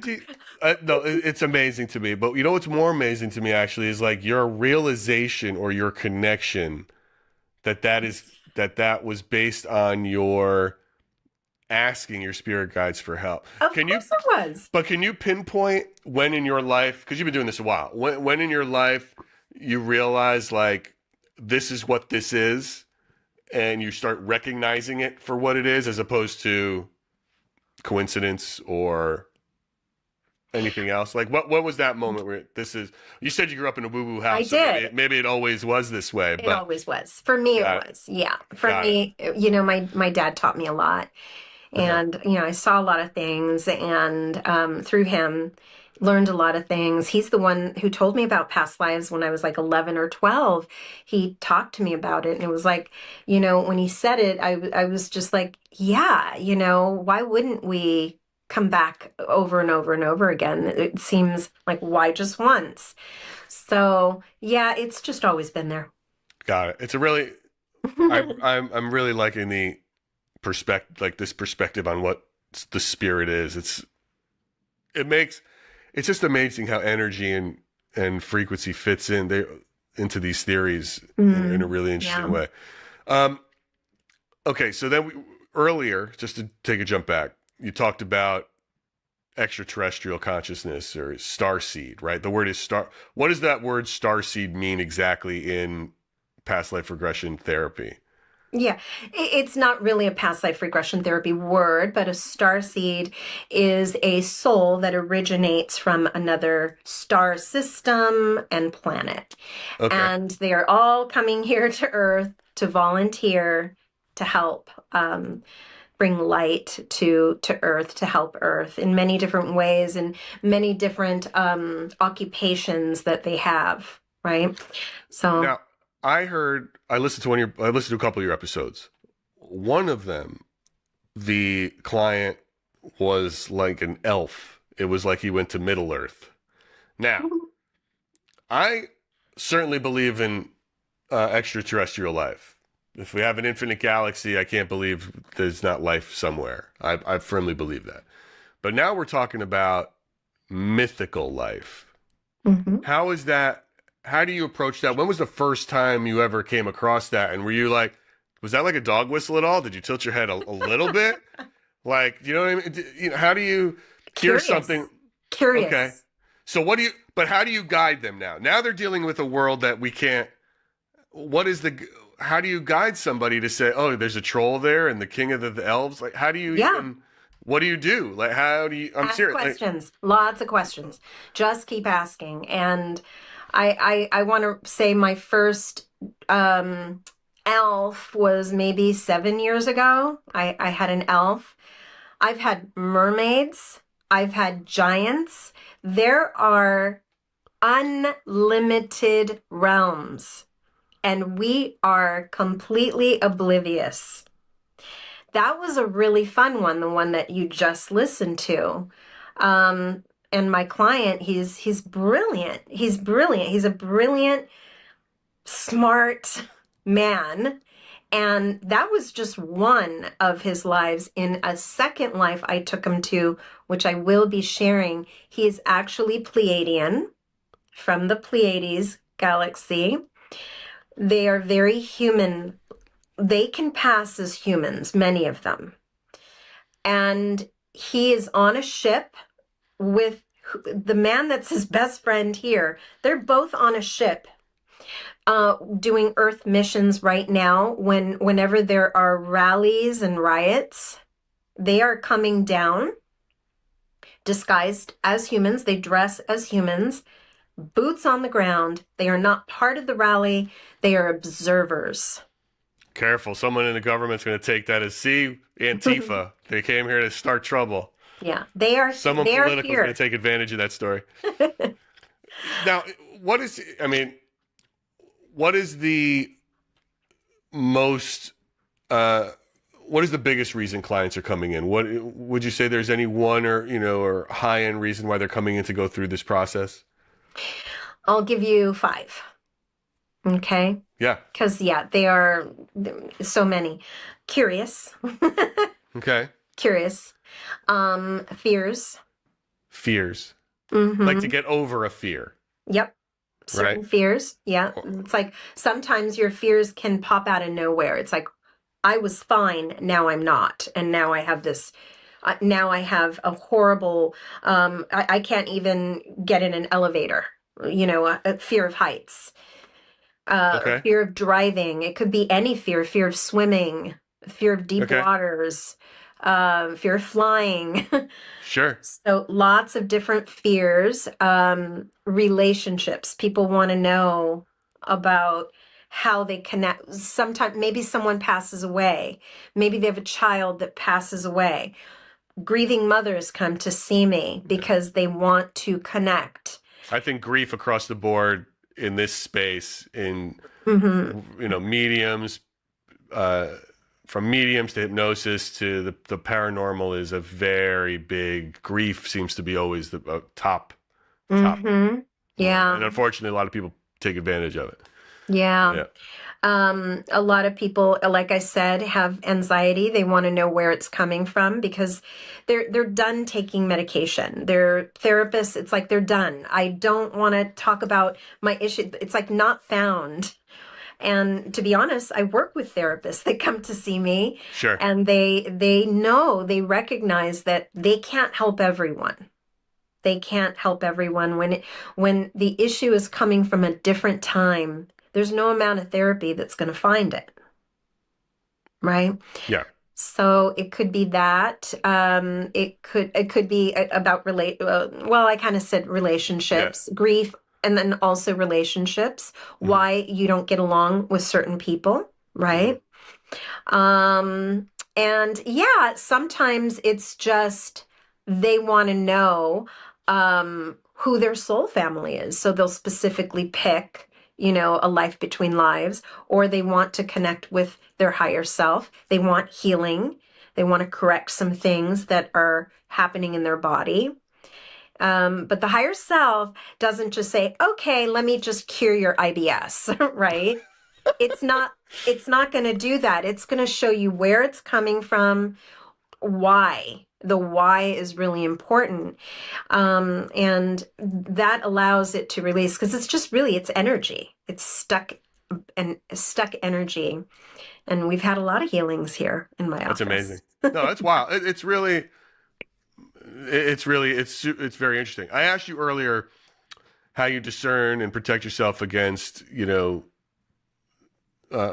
illness. How do you distinguish between their actual spirit communication and just what's in their own subconscious from being hypnotized? Yeah. So what I think you're asking, when you are in that deep hypnosis, you become a channel, right? So what essentially what hypnosis is getting it out of the left brain, that overthinking, overanalyzing part of your mind, and we're switching it to the right, quiet, intuitive, focused, right? So, and then now take it deeper, deeper, deeper, right? So we are in that right side. And so it allows you to connect with spirit, to listen, to hear messages, to hear what your higher self is saying. Everyone that comes in becomes a channel. We are all channels. So I'll give you an example. Yes. So you said you had kids, right? All right. So has your child ever come to you with a problem, like an issue, like, Dad, blah, blah, blah. Like, what do I do? They're just pouring their heart out and you're just listening like a good dad would, right? You're listening and you're already in your mind. You're already like, oh, I'm so ready. I know what I want to say. And out of your mouth comes out this very wise, intelligent piece of advice. Has that happened to you? I wish I could say it has. I hope some of my advice is wise and intelligent. But yeah, of course, I have done my best to try to give my kids some sage wisdom at times, And sometimes what comes out, you're actually, wow, that was pretty good, right? You're actually proud of yourself when something comes out. You're literally channeling, Gary. You don't even realize it, but when you are in that listening mode, you just went from left brain overthinking to right brain receiving, right? And so you're simply going to let flow whatever information is coming through, and this is what is called awake and aware channeling. So you could be totally awake having a conversation and channeling information, or maybe you're on the opposite side where you have the issue and you tell someone your problem and they give you that advice, and it's like, wow, that's actually really good advice. They're actually channeling they're reaching somewhere up there in the ethers for the correct answer for you. Right? Yes. So No, it's super interesting. Look, Myra, you've given us a great hour here. I got just a couple more questions to wrap up if you've got a minute. sure. How do you look at psychedelic drugs in your space in past life regression, from mushrooms to LSD and things like that, which is, you can see why this could play a big role, but how do you look at those things? Personally? Yeah. Or for clients? No, my clients don't need it. Okay. Because hypnosis works all on its own. Okay. So there was a woman that came in and she wanted to take some mushrooms to travel, and it was a distraction. It became a distraction. You don't need anything to experience hypnosis. All I tell people is no stimulants, no coffee, no caffeine, on the day of your session. And I do ask them to stop eating meat for 5 days, drink lots of water, because you're going to be channeling information and you want to be that clear channel. So avoiding meats actually helps for you to hear and get those downloads of information when you're in a session. Personally, I've gone on many, many mushroom journeys. And personally, I am leaving for my first ayahuasca trip on Friday morning. So, well, I gotta say, I've heard a lot about ayahuasca, and I don't understand it. It seems so unfun to be throwing up and shitting yourself to get some idea of some open-mindedness. I feel like that's a very strange way to go about it, but I wish you the absolute best. Thank you. I hope you have an incredible experience. It's just, I find it like, that does not seem like a good time to me. I'm the worst vomiter on earth. If I start throwing up, people hear me from miles around. It's like it's just unfun. There's nothing fun about it. And then I feel like someone beat the shit out of me for days. My back hurts. It's just like, oh my gosh. It's not something I enjoy. But okay, so, and this, I guess, can anybody be hypnotized? Have you ever met someone like, I just can't hypnotize this guy or this girl? Like, they're just not, and yes, sorry, of course. I mean, the session's not. What does it take for someone, what is it about people that can't be hypnotized versus people who easily can? Is there, have you noticed a trait or a certain type? Like, is it just the Irish? Fear. It's just fear. And that's why it's so important, I have these protocols in place, talking with them on Zoom so that they can meet with me, so I can hear about the why, and make them feel comfortable. I also provide them with a pre-hypnosis audio where they're already going to listen to my voice. They're already getting used to my voice at home. So I have them listening to that and already experiencing a lighter hypnosis with me, so that by the time their session comes, whether it's online or in person, I work with people globally, my voice, it's like, boom. So I'm already hypnotizing them. Did you bring your voice down to a certain frequency and level, right? To like sort of to go into that space for them? Yes, Carrie. Right. I speak very softly. Right. They're like, the whole the ASMR thing is really a big hit. Myra, I don't have any other questions. This is really incredibly educational. I am fascinated by it. I think our audience is going to love it. And it's, if they didn't understand it before, where can people go to find you? Is it all online? Could you do these things all online, but eventually they have to meet you in person, or if someone from another state? Okay. Where do people find you? I work with people all over the world. I'm flexible on time zones, and tell everybody where to find you. I'm going to put the links up too when we're done, but let them hear it out of your mouth. How can they get a hold of you? So I am Soul Signs Hypnosis. My business is here in Los Angeles. You could find me, my website, soulsigns.net. You can explore the different, the menu of services there and book directly. And you can find me on Instagram and all the socials at Soul Signs Hypnosis Also, YouTube channel too. Okay, great. And I'll put those links up. Myra, thank you so much for You're your welcome. time. Thanks for having me. Right on. Thank you so much for checking out this episode of Splintered Spirits. Be sure to like, share, and subscribe to our YouTube channel, and follow us on Spotify or wherever you get your podcasts. You can also follow Myra Rath on her podcast. She's everywhere, especially on YouTube. And check out her website if you want to book a session. Guys, until next time, Splintered Spirits. Thanks for listening.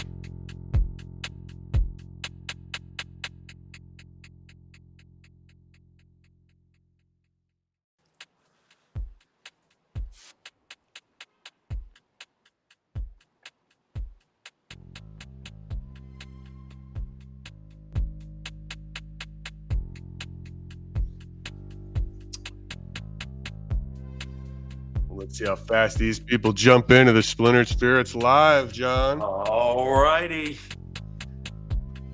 Let them jump in. Gary. What's up, my man? Good to see you. It's good to see you as well. What's going on? We got a fun one today. Can't wait. How you been? I've been good. You know, just a rainy day here in New York. Playing with the spirits in the tower, you know. So you've been stuck inside? Yeah. That Stuck sucks inside. for you. I know how much you like to travel outside and do your walks. I know. So it's let me tell you, speaking of going outside, man, we have a guest today. I don't want to keep him waiting for too long sitting there. And it's a fun one. Yeah, you know this guy. You turn me on to him. Oh, so, yeah. Let me tell you a little bit about let me tell the fans as they roll in. We got a couple eyeballs in here. I see bodies jumping in. We can give them a couple seconds to jump in. They don't want to miss the intro to our guest, Chris definitely Netzel. not. You know? Oh, here they come. They're piling in. All right. Piling in all through. Like it just doubled. Whopping 17. Maybe more. 17. So it's rolling up. The numbers are going up. By the way. Yep. I read the current book. I actually finished it today. Which book? Our guest that hopefully will be speaking about Sleepy Hollow. Oh, all right. Yeah, we're going to line that one up. That's a good one. Yeah. I finished the book. What's funny is in that book, and people are going to love it because I love to talk about it when he comes on, is where I'm going. I always go to a spot we call the cottage, and he addresses it in his book. All right. So cool. It's pretty cool. Well, you guys are going to have a lot to talk about. I'll sit back and just be scared by the whole thing. Yeah. Because I'm not rolling out to that shit. It's all right. Beautiful spot, listen, though. I don't want Chris is sitting there kindly waiting. He's eager to jump on here. Guys, our guest today is Chris Netzel. All right. Chris Netzel is a Marine Corps veteran turned paranormal investigator who has captivated nearly 900,000 followers on TikTok and amassing over 14 million likes with his gripping live stream ghost hunts and eerie encounters. And John, I was watching him the other night. I jumped into his live. He was on some Texas road. There's fog going, and he's a fast talker. You know what I mean? So it's like it's super creepy, and you feel like this guy. You know, you just feel it's a different vibe. Like whereas you and I are built for comfort, I feel like Chris is built for speed. You know what I'm saying? Like the guy's out there, and it makes it the energy is like real tight. Known for his nightly investigations at 10 p.m. and 1:30 a.m. Central Time, Chris blends military precision with a genuine curiosity, exploring haunted locations and sharing spine-chilling experiences with his audience. His content offers a unique blend of entertainment and genuine exploration into the unknown, and we are very lucky to have him. I'm going to put him in right now, unless I hit the wrong button, which is totally possible, but there I don't think so. Yo, what's up, you guys? There he is. Yo, Chris. What's up, y'all? How's everybody doing, huh? Good? Oh, We're doing good. We're doing good. I'm going to put Chris. I'm going to put Chris in the middle, so it's like a sandwich. Oh, hey, that's a tasty ass sandwich. Look at that. You know. Look at this guy, dude. His eyes are almost as pretty as mine. It's like when I read this description, I'm feeling like we got Captain America, but he hunts ghosts instead of aliens coming out. Yeah, dude, he is a gorgeous man. Hold on. I gotta call my uncle out on something here. Gary, what's up with all these gorgeous guests? I don't know, dude. It's because I want us to try to be surrounded by beautiful people. We're in the visual medium, and they we're in only the help yeah. us and motivate us a little bit more, I think. Yeah. You All know? right. Hey, listen, I love it. We So, gotta Chris, have it. man, thank you for doing this. Really appreciate it. Chris, yeah, thank you for your time, bro. Yeah. I want to jump right in here, and we asked let's all of do our it. guests. We asked all of our guests this question, right, to start. And the first thing we asked is, Chris, what do you think spirits are, and what happens when we die? That's a very good question, right? And I don't think I necessarily even have all the answers to it because Nobody does. John can testify to this as well, and anybody else, right? There's just so many answers that are given when we ask that question. So crazy. Travel, stuck here. What do you think? But what do you personally, Chris, out there? What do you think you're talking to? All right, so this is what I believe, right? Yes. I believe that at this stage, right, we have kind of the option within reason to kind of choose to stay around or go. Okay. And I'll give you the reason why I say that. My grandparents were very influential in my life, especially my grandfather. He's a full-time preacher, man, but didn't take a dime from the church, right? Made all his money through his day job and stuff like that. And I never hear from them. You know what I'm saying? And I know they fully believed in, and they would just go to heaven when they died, right? And I think they truly went there, Now, me personally, when I pass, I'd probably want to stay behind and haunt all my friends and scare the crap out of them every day, Right? But I do also believe that sometimes people have unfinished business, and that's part of the reason why they're staying here for sure. So I think there is I don't necessarily believe there's like a in between. What do you call that? Like an in between, the exact wording for that? I mean, like like I mean, in a religious sense? Purgatory. Right. There's. Are you religious? So, Chris, are you like a Christian? Are you religious in this sense? I believe in God, and I believe that Jesus died on the cross for our sins. However, right, my in between is different than your stereotypical belief system, right? I allow for human error within the Bible. I think that we are imperfect. Anything we touch has the potential to be imperfect, and I think the core of it, is a belief in God and Jesus in itself, being an example for other people to follow, forming a moral foundation for us to stand on and withhold, even when people are not watching us, and doing our part to contribute to society in a positive way. I think that's the key to religion. I don't think it's so intertwined and official. I don't know if you get this, John, but I do, right? God says you shouldn't talk to spirits. Oh my God. Well, that's all right. So that's Deuteronomy. Finish your thought, and then I'll get into That's all. That comes from Deuteronomy and the mistranslations. Dude, you said it perfectly. Humans, if there is a God, humans are imperfect. That's and if human hands were on something, it's not perfect. I agree 100% without a doubt. I agree with that 100%. And what I also find really interesting, though, is when you said that your grandfather has never come and spoken to you. Because guess what? I've never had any loved ones come through either. Right. That's weird, isn't it? Yeah. Don't you find it strange? I mean, like we can go out there and form all these like personal, in my opinion, friendships. Right. I think a lot of it, Chris, has to do with intent, man. Like I don't know about you, but I personally don't want to speak to my loved ones. Let's say hypothetically there is a heaven, and the act of us trying to speak with them causes them sort of discomfort. That's a good point. You know what I mean? Like that's my whole thing. My intent is I don't want to hear from my loved ones at all. So, maybe deep down in you, there's something, or you're comfortable with the fact that they're happy, and you have that inner faith that they're happy, and you have no reason to hear from them. Absolutely. And I'm cool with that too. Yeah. A lot of people have that strong, like want, and I get it. I understand it, but you get that a lot too, huh? Yeah. And it breaks my heart sometimes, because like, and this is my response always, is like, first off, I'm very sorry for your loss, right? Prayers and positive vibes to you and your family, whatever you choose to believe in, I'm sending those your way, but just, I don't channel, I don't reach out to any specific spirits personally,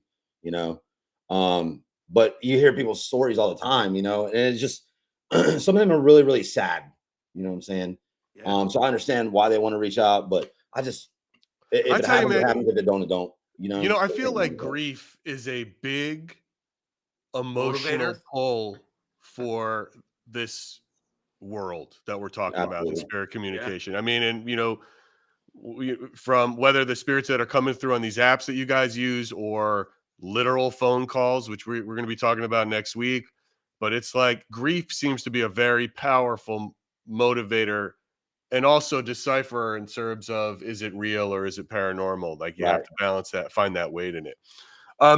Chris, how'd you get into this? How did you get into this path coming from being a Marine and your military background? How did that sort of, where did that turn happen? What happened to you that was like, oh shit, there's ghosts and I'm going to do I started off my whole live streaming thing. I initially started off on Facebook. That was back in 2020. I was partnered with them as a Facebook partner by the end of that year, right? But I was doing gaming, okay, and that was my content. That's how I got my first 100,000 followers on TikTok. I played a Hunter Call the Wild game where I would harvest these animals on a video game, right? And I would scream at them like a Marine Corps drill instructor did. So that's how I started, right? I'd be like, "Stop breathing my oxygen right now," stuff like that. It was fun, But Sure. I noticed that I was getting a lot of good views, but financially, it was failing, right? And I think a lot of that had to do with me not belonging behind a computer screen all day. Like I belong outside, out there in the dirt, right, getting stuff done. So I don't think my heart was wholeheartedly into it. And financially, I was eating like ramen noodles for a year to keep this live streaming thing alive, and I got picked up by an agency on TikTok called Blue Shift Creative, right? And they said, Chris, because we always preach, even in the gaming stuff, changing the world, right? A lot of mental health things and things like that, which we still cover now. They said, Chris, we believe in your message wholeheartedly. Have you ever considered making your brand about yourself? I'm like, what does that mean? And how do I do it?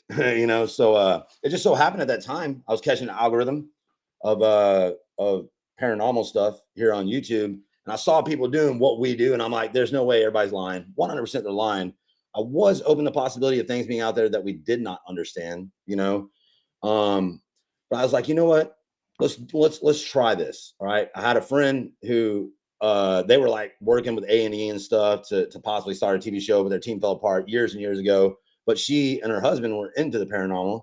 I was like, hey, I want to try this to either A, prove to myself that it's real, or B, disprove other people who say it's real. Right. And then so we ended up starting it. And after that first investigation, I was like, I need to figure this out. And then what was it? What happened? What happened where you were like, oh my God, this is real? So I really didn't come to that conclusion right off the bat. It took about 4 to 6 months of me doing this live every night before I made that choice. You know what I'm saying? Wholeheartedly to believe in it. Now, things were happening. I was like, I probably discredited, in all fairness, I discredited a lot more than I should have when I first started doing this, because it's like, there's got to be an explanation for it other than this, And we're on Patterson Road in Houston, Texas. That was my very first investigation. It was off stream. We were doing it recording at the time. And I'll never forget, I was standing next to Chelsea. Matt was recording, which is the two that I was with. And we were talking and things were lining up. Man, I was like, what is going on? The REM pod was working, And Chelsea said, are you a strong spirit? And then it got quiet for about 5 seconds. And then as soon as that happened, it sounded like a loud tree just came crashing down. And it scared, right? It scared me. It will startle me per se, right? And then even on that first investigation, though, like everything was just lining up so well. You know what I mean? And that's what intrigued me more. So like I said, it took about 4 to 6 months of me doing this before I just put everything together. I'm like, I 100% believe in this. At the same time, I was testing the apps with flashlights, REM pods, cat balls, music box, the usual. And I also chose to believe wholeheartedly in these apps too, right? So that's how I believe. Yeah, man, the tech, I've said this about the tech too. And even if the tech is programmed to figure out what you're saying with call and response and all of these things, and it's scanning the sound waves and the digital radio to do it, when I use it, it does not work. When John does it, it's working in such a weird, specific way. When I see you doing it, Chris, in some of your videos, it's working in a weird, specific way. I don't know. I think you guys might be witches or mediums that we don't know about yet, but it's like there's something going on. Do you have ADHD? Yes, very much so. So does John. And now I'm starting to wonder if we should get both your brains tested for maybe the waving, like the waves are going and doing something that creates some sort of, I mean, this sounds bananas, and if I play this back for myself later, I'm going to be like, you sound like a crazy person. But I don't know, because when you got, that's what I'm saying. It's like, even if it's generating it, something is happening Oh when yeah. John uses it, when you use it, because there's personality there. Well, John can tell you too, as well. Like ADHD, it can seriously hinder a lot of things in your life, but it's also a great gift to have. It's a curse and a And blessing in the same. It's insane. Made you guys Yeah. good ghost hunters, whatever it, it did. and it makes me wonder too if it's just wired, right? Like Yeah. maybe some people are just programmed differently for certain things. I don't know all the answers. I just know that I love what we do, right? And I really think it has an impact not only on the spirit side, but also people that watch as well. Oh, Chris, dude, I say that all the time. I get people, and this probably happens to you as well, where people come in, they're like, "Hey, can you talk to the spirits instead, please?" And I Yeah, straight up say, "No, I'm yeah, speaking to my community. that's right. I'm speaking to my community, and you're the same way." Absolutely. 'Cause Like, I explain it like you kind of do. It's all equal, right?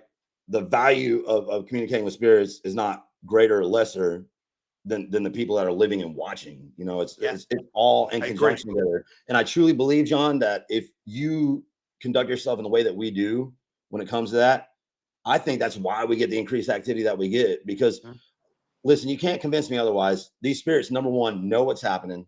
All right. Yes, they do. Even if they they passed do. the 1800s, they know how to use a device, right? They're not Yep. dumb. You're not Yep. trapped in your They know, 1800 mentality. dude. I've had Right. spirits react to gifts. Yep. Okay, call out Yep. people in the chat by their username. Know what's going on, dude. They 100% know what's happening. Right. I I mean, wholeheartedly maybe agree. some of them don't, but like, for They'll example, learn. you're like me. You go to the same spots, right? You revisit Yep. the same spots. There's no way after the second or third time that a spirit isn't going to catch on. Hey, this dude is not only talking to us, but he's talking to a bunch of people that we can't see. Well, how is he doing that? And then they look and they see what's happening.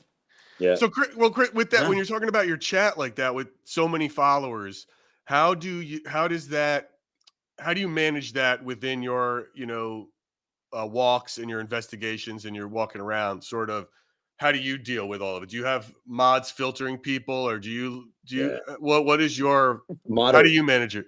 I have a very core group.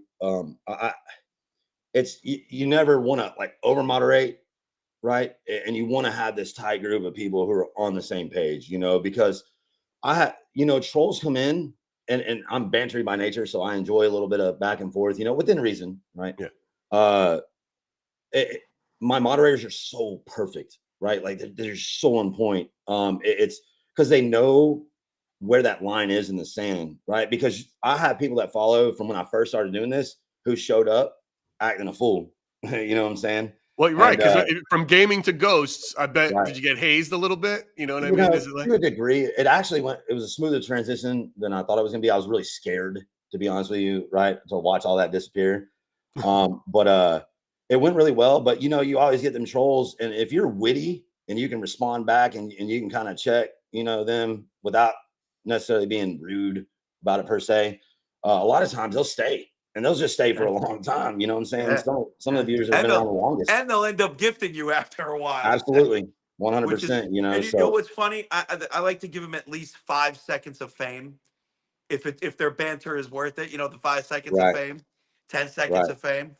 But but some trolls can just be disruptive and annoying, and Yeah. And then they gotta those are the go. ones that your mods just dude. I'd be lost without my mods. My mods are awesome. They 100%. do how what do you that feels like. how do you handle They're the so important. doubters then? How do you what's your approach to the doubters and the guys who are like, the zaps are fake and all these things? Well, how do you I handle relate that? to them, right? Because I thought the same thing before I started doing it. So that's kind of my spill. They're like, oh, this is fake. I'll be like, you know what? I understand. Right. I was there too myself. Right. Right. That's how I started all this, being skeptical. It took about and I kind of go in that 4 to 6 month period of, doing it, taking the totality of everything, putting it all together and making an informed decision. You know what I mean? Yeah. I always tell people too, man, you're welcome here, whether you believe it or not, right? Because the importance Skeptics are always of welcome. living just as much as the paranormal is equivalent, Yeah. No. I mean, it's you have a great way about it when you're out there too. It's fun It to gets watch. It is challenging. fun to watch. Don't get me wrong. Right? I can imagine it's hard. It's like, because I like to look. Johnny and I are New Yorkers. We typically like to argue, and I get mad sometimes when because I'll go in John's chat and there'll be a troll and I want to argue with him while he's doing his thing, but it's distracting him. And then his mods kill it. And I'm like, no, I was just getting into it. It's like I was really about to get in there, but it's always fun. So what are your go-to when it comes to tech and you're out there? What are your go-to sort of things that you use? I use Necrometer and Spirit Talker. I'm a big fan of that. I can't hear very well, but so I'll use Necrophonic.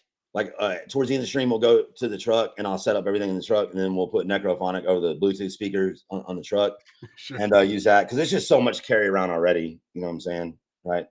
I'm sure John knows. Yeah. Oh yeah. And, yeah.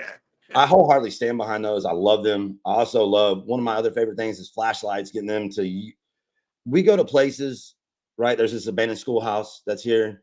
Well, it's like a historical site here in Texas, right? They will use those flashlights spot on, right? I'll be like, hey, can you light up that flashlight? Let me know you want to answer yes and no questions. Can you turn it on for yes? And then bam, right there, So is that the only spot that they do that at with the flashlights? No, there's quite a few. As a matter of fact, I would say most spots tend to prefer the flashlights over the REM pods. But you go to different places, John, right? And some of those places are super active on the flashlight, some are super active on the REM pod. I've been to places where they're like, they would say things along the lines of, I don't want to use the device. Does this keep flashing or is it me? No, it's flashing. It is. It's flashing. So I always, when I do home streams, I always tell Cosmic, one of my spirit guys, to flash that, right? Oh yeah. that's super funny. Sorry, but yeah, it's all good. He wants attention.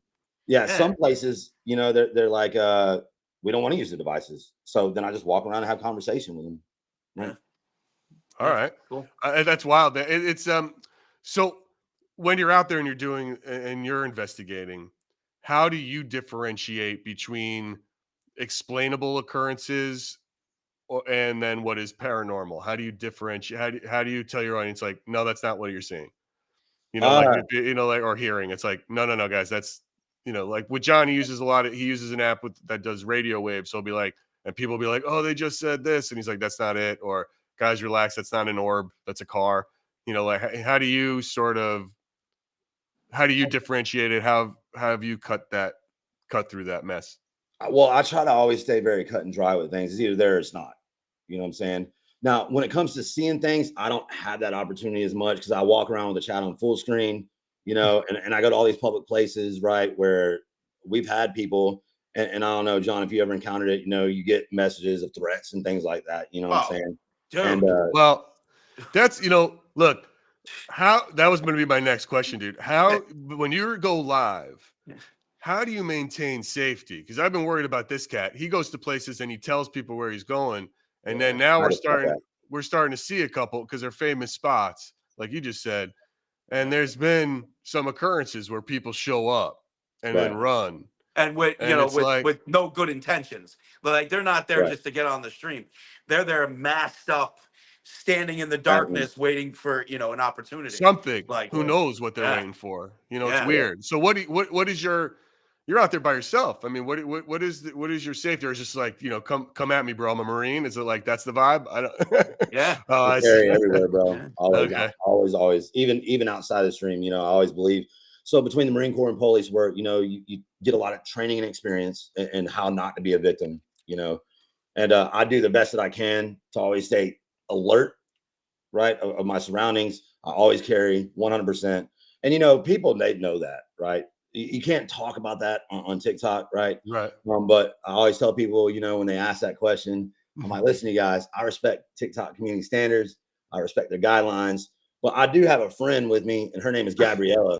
Around with 16 of her little pals times 3. You know what I'm saying? So people can like read between the lines, Gabriella Glock. You know what I'm saying? Right. So it just they know. But so you're trained. See, you're trained. See, I'm not like people. Sometimes whenever I've been critical of that, and it's like, I'm like, listen, man, you can never give me one of those. Right. Because my instinct would be to shoot everyone. Yeah. That scares me. It's like, you know what I'm saying? Like he's laughing. You can't do that. You know what I mean? Because it's like I look at it's, back, it's like when if people are, I look at police officers very like it is a vocational job, Right. right? Like it is a mindset job.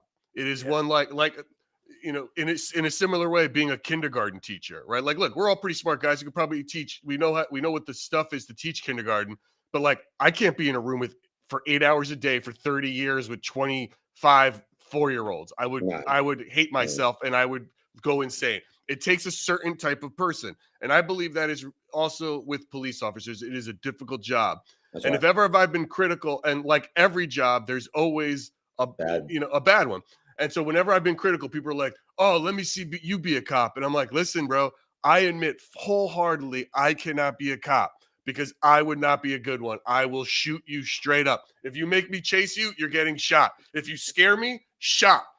If you give me, it's like no. If I'm afraid, it's bam. It's no. If I'm rolling up to a car and you even flinch, shot.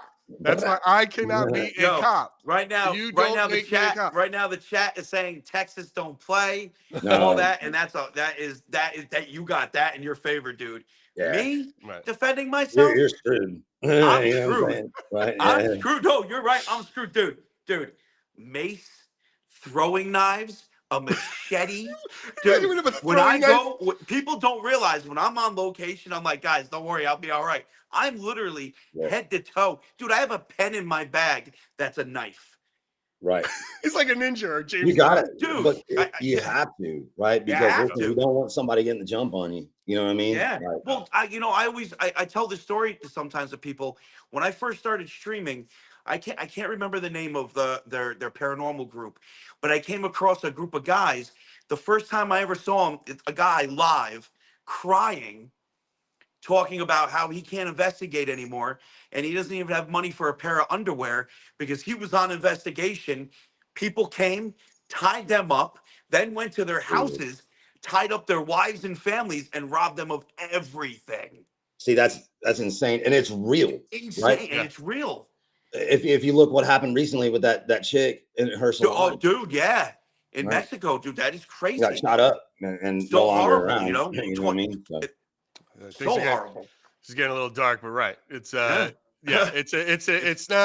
it's a very, what you guys do is very wild, and it is curious to me now, especially seeing lately what John went through, and I'm wondering how you do it, but it makes a lot of sense how you protect yourself. So look, getting off the subject of like shooting and shooters, what and maybe hopefully getting a new spirit to talk to. What so when you're out on these locations, Chris, what is your response to people to how you approach a location with respect and telling your viewers how to potentially, if they're to do that, and sort of, how do I ask this? The potential negative effects of engaging with the paranormal, but still being respectful in these sort of spots that you go to. Does that make sense? I just explain it like this, right? You just treat people the way you want to be treated. You know what I'm saying? Even the spirits. Yeah, exactly. Right. Like I find it to be far more effective to go out and just give them a voice versus antagonize. Right. You know what I'm saying?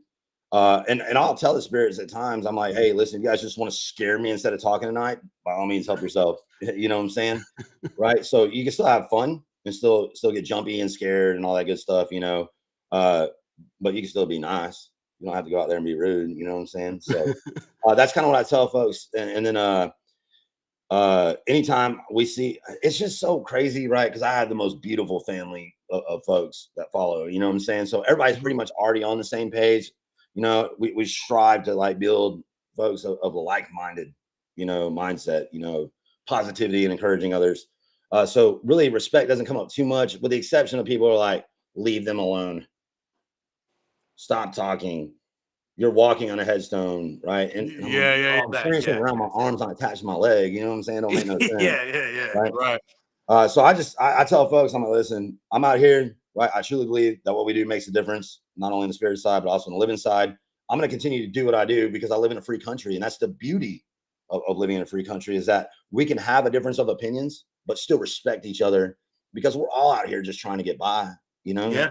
There's no need to, the more divided we are as we the people, the more opportunity there is for us as to be manipulated as a whole, all these other things to happen, so I always kind of refocus it back to it's okay to think differently, and it's okay to see things through a different perspective. But that don't mean that we need to be rude to each other about it. Also on the front of proving what Chris just said and proving he's a better person than us, he donates his time to the Hill Country Heroes of Texas. And Chris, you want to just tell everybody quickly what this is? This is quite Hey, hold on. something. Time out. We do a St. Jude donation, so it's you that. All right. No. Oh yeah, listen, I'm You- straight up. I'm a terrible you. person. Wildly selfish. We I got our haven't- fronts covered, man. Nope, you do. Not me. No, there's nothing. I'll live vicariously through you and with stolen valor. But this is the link to the website for that for anybody who wants to scan it. But Chris, tell everybody what this is, real. I don't want to forget to do this and promote it. And I'm going to put this in. I'll put this link in the bio of this live when it's over. But go ahead, tell everybody what Hill Country Heroes is and how you also spend your time. So basically, we're an organization. We take active duty veterans, Gold Star family members, and first responders out on like hunting trips, fishing trips as a way to get back, right? For those guys that don't know what Gold Star family members are, those are members of active duty who lost their lives while in the military, right? They call them Gold Star family members. So kids, you know what I'm saying? We take kids out on Gold Star hunts and things like that. All in design to just get as a way to get back, because obviously me being a veteran, it's kind of special to me. You know what I mean? So yeah, it's a great organization for sure, right? Scan that code, Hill Country Heroes. We will put that link on. You can get donations, or if anybody's out there doing that, it is wild. I mean, dude, your That's logo awesome, should dude. be the Captain America shield with like a ghost in the center of it, right? Like Yeah, that's yeah, what he yeah, should be. yeah. I mean, let's start rebranding Yeah. the official Chris Netzel, because it's yeah, man. I mean, that's unbelievable. That's just unbelievable what you're doing. It's great. I got to find something. I don't know what to get. I like dogs. Maybe I can do something with that. I like dogs a lot more than I like people. Like Gary, you could always come out with those like heart-wrenching commercials, you know what I'm saying? Like infomercial about like SPCA or something, like what's her name with that song in the background? Oh, like Sarah McLachlan? Yeah, there you go, bro. Right there. Yeah. All right. Sure, I got you. sure. I was so believable when I'm doing it. It'd be nuts. Chris, what are some upcoming? Oh, go ahead, John. Chris, I wanted to just tell you something real quick that you'll get a kick out of. Now, I do use Necrometer. I like Necrometer. Okay. I use it from time to time. Recently, I was at the cemetery, dude, and I got attacked at the cemetery for the first time in 4 years of me walking cemeteries. I got knocked on my ass, dude, and as I went down, it switched from Vox to Necrometer. That's wild. Dude, that's wild. And it wasn't like everything, because I always make sure everything's cleared in the queue. There's no apps running in the background. Dude, right to Necrometer, man. It was nuts. I've been kind of testing Vox too, right? Yeah. Because sometimes it's super clear, but it's kind of like necrophonics for me too, right? Yeah, dude. Yeah. Sometimes they're super clear, and then sometimes they're just not. Well, that's what I try to explain to people when using any of the apps, unless it's like more like Spirit Talker or GhostTube Original or a setting on one of them that makes it just kick out words. When you're using things like Vox and Necrometer, not everything is going to be clear. Right. And it's better to not assume that they're saying something for the sake of the communication. If it's so important, they're going to say it again. Yeah, absolutely. I agree with that 100%. It's so funny that you mentioned that, Yeah, man. right? Like about getting attacked and stuff. Yeah. Have you ever been, Chris? Have you ever? Well, that was the next question I was going to ask you. What was your scariest moment? Like, what was I've your been bit, right? I've been bit. I've been scratched, and I've had it to where I couldn't just talk because I couldn't stop coughing. Right now, let me give you a little context of that though. When I got bit, when you had pneumonia when you were sick? No. This was on Demon Road here in Texas, shit. right? So when I got bit, I was at a cemetery at a place where 2 young boys were deceased by Native American back in the early 1800s, right? They were the first 2 that were buried at the cemetery, and they roam it and they protect it. So it wasn't like the gates of hell open and some evil demon came out and smited me with his teeth. You know what I'm saying? It was a bite, but they were saying that whole night, okay, John, before it happened, they kept saying bite Chris, bite Chris when we were doing Essie's method, And I said, all right, well, listen, if I come out here and I'll be honest with you, I expect the same in return. So you're gonna have to show me. All right, you're gonna have to prove it. And I did. I got bit. You know what I'm saying? And it's like it's the wildest thing. I needed to experience that though, John. And same thing with the scratch, right? The scratch really wasn't that evil per se either. But it's almost like when you start doing this, you're on this level, you're on this level, and then it feels like you just casually keep going up and going up as time progresses, and then you get exposed to the right things at the right time. Does that make sense? I don't know if you make 100%. right. And then Chris, the Demon Road incident, it was Oh. very similar. We were out there, people were like saying all these things, you know, all the rumors around the place, people getting choked and all these things. I'm like, guys, come on, man, you know, like let's grow up a little bit, you know. And every time I say something like that, you know, it's one of those things where I get proven wrong, you know, and then I couldn't stop coughing. Then the Spirit Talker said water, right? And I drank some water, and then I could start talking again. Right? I stopped coughing. It's the weirdest thing ever. There was no inclement weather, right? It was warm outside. It's just crazy to me how Just all a these coughing things fit happen. hits you. You know what I'm saying? Right? Yeah. Chris, we got Wow. some people in the chat. I guess there's an inside joke going on, and there's a few comments that are asking this. They're saying, ask Chris about his most recent scare from the spirits. There's a So lot of laughing emojis. well, the most recent scare has definitely been that trail that you watched, but it was like 2 nights before you showed up at the trail system. What happened? Well, I wonder if this is the one they're talking about though. I'm sure they'll tell me when you start. Right. Anyways, we were walking down that trail, right? I was just yakking, and I was standing there, and I don't know what the hell the noise was, right? But it made this loud noise, and I ran like probably about 10 yards away, you know what I'm saying, to create distance between whatever I perceived to be a threat, right? Yeah. And that's what I would do. I would 100% run. See, Right. I wouldn't, and I don't know if it's courage or me being stupid, but I don't run. I stand there Yeah. and start. Both things can be true. Well, Yeah, here's the thing though, both like things can be true. you just result to train. So basically, as the police, right, when you're People taking are saying bench, Chris. Bench. the bench. Okay, Bench. we'll talk about that. But when you're the police, you know, Mhm. like you're taught immediately create distance while drawing. You understand what I'm saying? So that's Okay, kind of what happened, right? yeah. And then I stopped, and the Spirit Talker is like, "It's time to go." I'm like, "Yes, it is time to go." But I had to walk so long. Listen, I was like 20 minutes away, walk from the truck. You know what I'm saying? So we're walking fast, and then I'm like halfway there, and then it sounded like something ran up behind me. I yelled again. You know what I mean? Right? Yeah. That was spooky, and it's been a long time since it's been anything like that. The bench. What's So the we're bench? Resting in pieces. That's what people are saying. The bench. we were at a cemetery next to Goatman's Bridge, right? And I did this whole lights out thing, you know, and I set the flashlight down. Well, there's a bench there. I'm like, well, I'll just sit down, you know, and I'll make myself home. Well, it was a wood bench that was probably over 30 to 40 years old, dry rotted. I just didn't know because it was dark.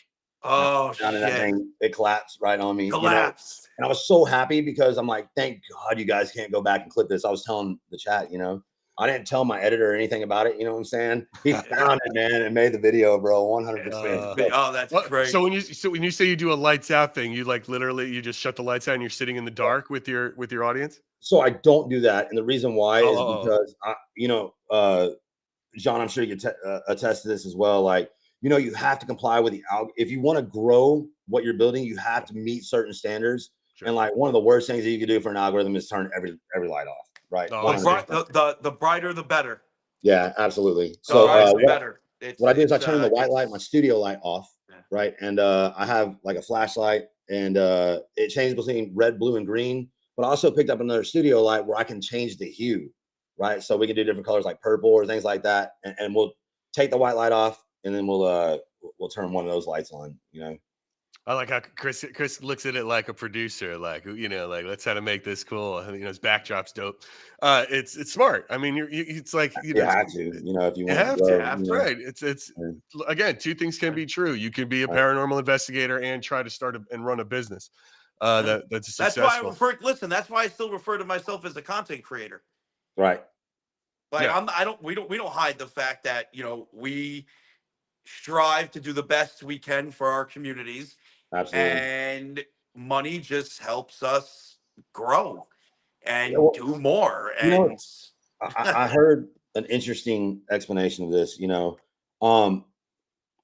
one thing is the way that it was kind of explained. I watched a guy named by the name of the Frank, right? He's in the agency that I'm in, and he's at 1 million, right? And he explained it very similar to, it's like you go to a restaurant, and you get really good service, right? Do you take pride in showing somebody, right, through that tip or whatever, that you got great service, And it's kind of like that to a degree. But I can tell you this: why I strive to grow everything is because I want our message, and we're striving to be the face of positivity on TikTok. There's so much negative on social media, right? So much. So why not people like John, me, right? If we comply with it's a give and take, right? That's why I started doing battles, John, because it was recommended to me by my agency. They're like, we want to use you as an example how you went from a gamer to a paranormal guy who can accomplish anything that Anything TikTok he wants. lets you. And then tomorrow night, John, I got chosen to be hosted on TikTok's main page for a 1v3 battle. Oh, right? nice. So Sweet. you see what I'm saying? If we can What meet time's that at, Chris? it's either 7 or 7:30. I still haven't got the 100% confirmation on it, but that's Central Time. Central So it'll be Time. 7 or 7:30, right? So you have to meet certain standards for the platform, because whether we like it or not, with anything in this world, money is going to talk to them, even though that's not our main reason why. Like, we love to do what we do, and the honor and the privilege of being able to do this from the people, the family that are behind you is beautiful, But TikTok doesn't, or any platform as a whole, is not going to see it that way. They're going to see, No, they don't see it that what way. is the value that this creator brings to this platform, and how can we either A, focus on that and bring more to it and grow it, or B, just let it go, So Yeah, I mean, look, I'm new to it, right? Like the whole thing here with me with this was, when John was, I'm a producer in LA. I was creating TV shows, you know what I mean? And it was like with John, he has this live and he does his thing. It's like, dude, what is the format of this thing that you do, and how can we have a little fun with it? And our whole goal here, and the spine of what Splintered Spirits is, what are spirits, and how do we? John has a theory of what they are. He believes they're the fractured memories of the living that release when our energy is released when you pass. That memories are attached to that energy. So one way to do it is to talk to different people who experience different things, who've investigated different things, and who see different things. And that's the fun of it for me. So, and I'm new to all the platforms and getting on all this stuff. I feel like an old man, like when I talk about like a boomer, like, what's this button do? It's kind of like, that's like my whole, everything on it. And now I'm making dopey videos with like myself in there, but I'm having a lot of fun creating them and stuff and doing it. But my ghost advice is namely to run or to move if your house is haunted. It's like it's not. just get I'm out. like, just get out, Get dude. out. Just leave. You got a ghost in your car. It's time to set that car on fire and get rid of it. Where do you see, Chris? Where do you see your investigations going? Where would you like to lead? What do you have coming up? What are projects you're excited about, and where do you see the next brand of Captain America Ghost Hunter? So really, I mean, my focus is trying to create any form of revenue to assist in providing for us to go, to all sorts of different places. I mean, long term, I would love to travel all over the world. You know what I'm saying? And be able to go to different countries and ghost hunt and everything like that. That's kind of long term goal. I did. I went to Nevada a few weeks back, and we did some ghost hunting with a debunker on YouTube, and that was pretty cool. But he also talked to me about some other folks on YouTube to them, and maybe doing some collabs with them here, because some of them are in Texas, like that. Colin from Paranormal Files, right? Mm-hmm. He stays here in Texas, and then obviously I really want to keep going around other states. So John, we really need to. I want to set something. We gotta get that Gettysburg trick going, man. I want to do it, dude. If we could do it like at the end of summer, though, John, right? You want to? I mean, the more. My problem is, dude, you know this. You're a father too. I have a small daughter at home. Yeah. My kids are teenagers. They're good. My wife works like crazy. Yeah. The end of summer would actually be glorious for me. Yeah, You that know? will work out really good because I'm getting my daughter for the first part of the summer. I pick her up on the 30th of May, right? Okay. And then I have to go to California. I'm going to do this like TikTok game show, kind of like Survivor thing, and then I'm going to TikTok headquarters as well the day after So that. you're doing the dude. They invited me out to the TikTok headquarters. I denied it this time. I Yeah, just couldn't do it. It wasn't I've never feasible been. for me. So You're I'm gonna super, go though? Awesome, man. yeah. I'm glad you're going. And That's then exciting. That's exciting. there's- Is for you, Chris? Is TikTok your main sort of? Is that's what pulls it into is. your other places? It is, but it's just I think one of the biggest mistakes I've made is investing it all into one, right? Putting all Yeah, your ghosts in a one haunted house. yeah, there you go. Dude, that's why I'm streaming yeah, on YouTube now too, yeah, man. I dual stream it now. I'm like, listen, I put all right. my eggs in the TikTok basket, and honestly, it's just Dude, I like my they do ghost in me one dirty, haunted man. house. Why didn't You you just know? use my ghost in one haunted house thing? That was inspired. I And then do you had like to go that. back to the That's actually eggs in really, a really good, basket, to be honest right? with I you. mean, that's Yeah, fun, And then man. I'm like, yeah. You know, that's a good. You could take it. Wear that shit out. so You that's know, my Wear it long-term out. goal, right? Is just to build up Yeah. and make this thing and get this message of changing the world out to everybody to the best of our ability for sure. Yeah. I don't. You know, what's funny? It's like you're talking. I'm not a big fan of debunkers. You know, it's like it's not my bag. I look at debunkers like the people who would go to a party and just say, like, you know, and spoil it for everybody else. You know, it's like if you want, you know, it's like if the magician's doing, it's like, no, he's wearing a fake thumb and that's how he does it. And it's like, man, you're a dick. I was enjoying that trick. Yeah. You know, and it's like it's unfun, but it's like let people believe what they want to believe. And it's like if you know, and that's kind of how I look at it. Now, I say 100 times, I don't know what's going on with these apps. I really don't. But I know that when these specific things happen, I am concerned for my safety in the afterlife. So here's the reason why I met up with this guy, right? Because I think he's a good dude, you know.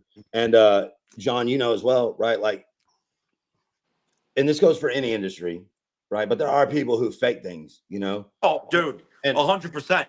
Oh, it's insane. But I think so. What this debunker does, his name is the Side Eye Guy, right here on YouTube. But he targets that with the intention of the lack of transparency to the people that they're deceiving, right? Yeah. So if people are putting right, if you're faking stuff, right, I personally don't have a problem with you getting called out on it unless you're disclosing, right? If you put or tell people that your content is for entertainment purposes only, right? I think that is a moral thing to do, right? Oh yeah, Obviously 100%. mine's not because I wholeheartedly believe in it, you know, and Yeah. John too, right? Yeah. But he targets those people who deceive, right, with the intentions of profiting off their deception, yeah. right? And I think that's a good thing to do no matter what industry, right? Like I think anybody who takes advantage of other people maliciously or nefariously should definitely be snatched up. So that's the reason why I went with him. Yeah. It's the question that it's the question in the journey for me in this space, right? Like I can't answer this question and I want to enjoy the search for it, right, and believe it. We've got to think. You know, oh, go ahead. With this whole thing, I'm not going to name the creator, especially the fact that he's no longer around anymore. But I was, he was one of the only people when I first started streaming to even be friendly with me. right. Like my history of streaming with other creators and other people around me, I could count on my hand how many creators I would say, hey, they're awesome, I want to meet up with them. Chris is one of them.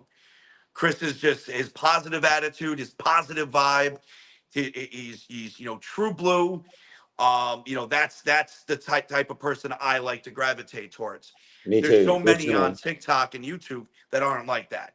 They are just very negative. They're very, confrontational. and selfish, right? They're selfish, dude. It's insane. You're right. And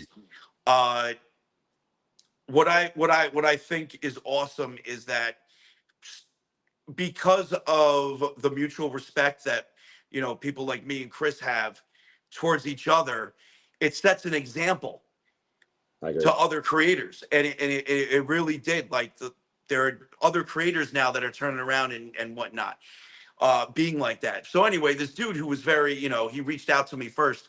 He flat out told me, and he was huge, dude. He used to have, 2,000 people in his chats, and it was nuts. And he straight up told me, he goes, John, half my shit's fake. Yeah. And I'm like, what? And he's like, I goes, half my stuff's fake. He goes, when nothing's going on, I have to entertain my people. And I'm like, I'll keep you secret. I'll keep you secret. Yeah. You know what I mean? Like, I get it. It's So, to each their own for sure, right? Like yeah. I understand, right? I just think that there's a moral obligation to it, right? If you claim that it's real, right? Yeah, Now, and once I again, agree. if you're more of an entertainer, right? There's people out there like I've watched some of these people like Jasco and things like that on YouTube who just put on a really good show, right? Yeah. And like I've watched some and I'm like, this is 100% nonsense, right? But I enjoyed it. I enjoyed the video, right? So and I think he discloses too that his is for entertainment purposes only, right? So I don't see anything wrong with that at all, Yeah, but neither do I. it's just the people that maliciously do it, right? And that's the only reason why I went with Side Eye Guy, because that's what he targets in specific, Well, it's like we had I don't know, have you ever tried sitting with a medium or doing any of that? No. Okay, so we've had a medium on here, and we're a big fan of a medium named Kathy Nadal. And she gave me a reading that freaked me out. She gave John a reading that was like wild and talked about a lot of the spirits she that talked about everywhere, not everywhere, but a lot of places that I document. Okay. And she had no idea who I was before this. It was really quite wild. But and I don't even really believe in mediums because everybody and their mother claims to be one. Yeah. But what we liked about what she does, and we're meeting with we're going to have an episode with the guy who founded this. There's an organization called the Forever Family Foundation, because what she does is what they do is they deal, because again, going back to grief. So a lot of these people take advantage of people with grief. And the Forever Family Foundation is not for profit. So it's like they'll help people through it, but they're not getting a dime for it. And that's kind of where she came from. And that was where she learned, and so it was great to have her. It just felt, and we weren't paying her. She kind of just did it for us for fun, just because she likes what we're talking about and because, it goes back to spirit communication. How are we able to talk to these people? Right. And you're going to see next week we have an episode about one of John's mods who got a phone call while John was live from his mother, who passed away. That's crazy. Back in October. It left a message. There was a text to message, voice to text. We have an author and a researcher who wrote a book called Telephone Calls from the Grave. This is apparently a thing, dude. Yeah. Dead people call people. And it's like, there is a line.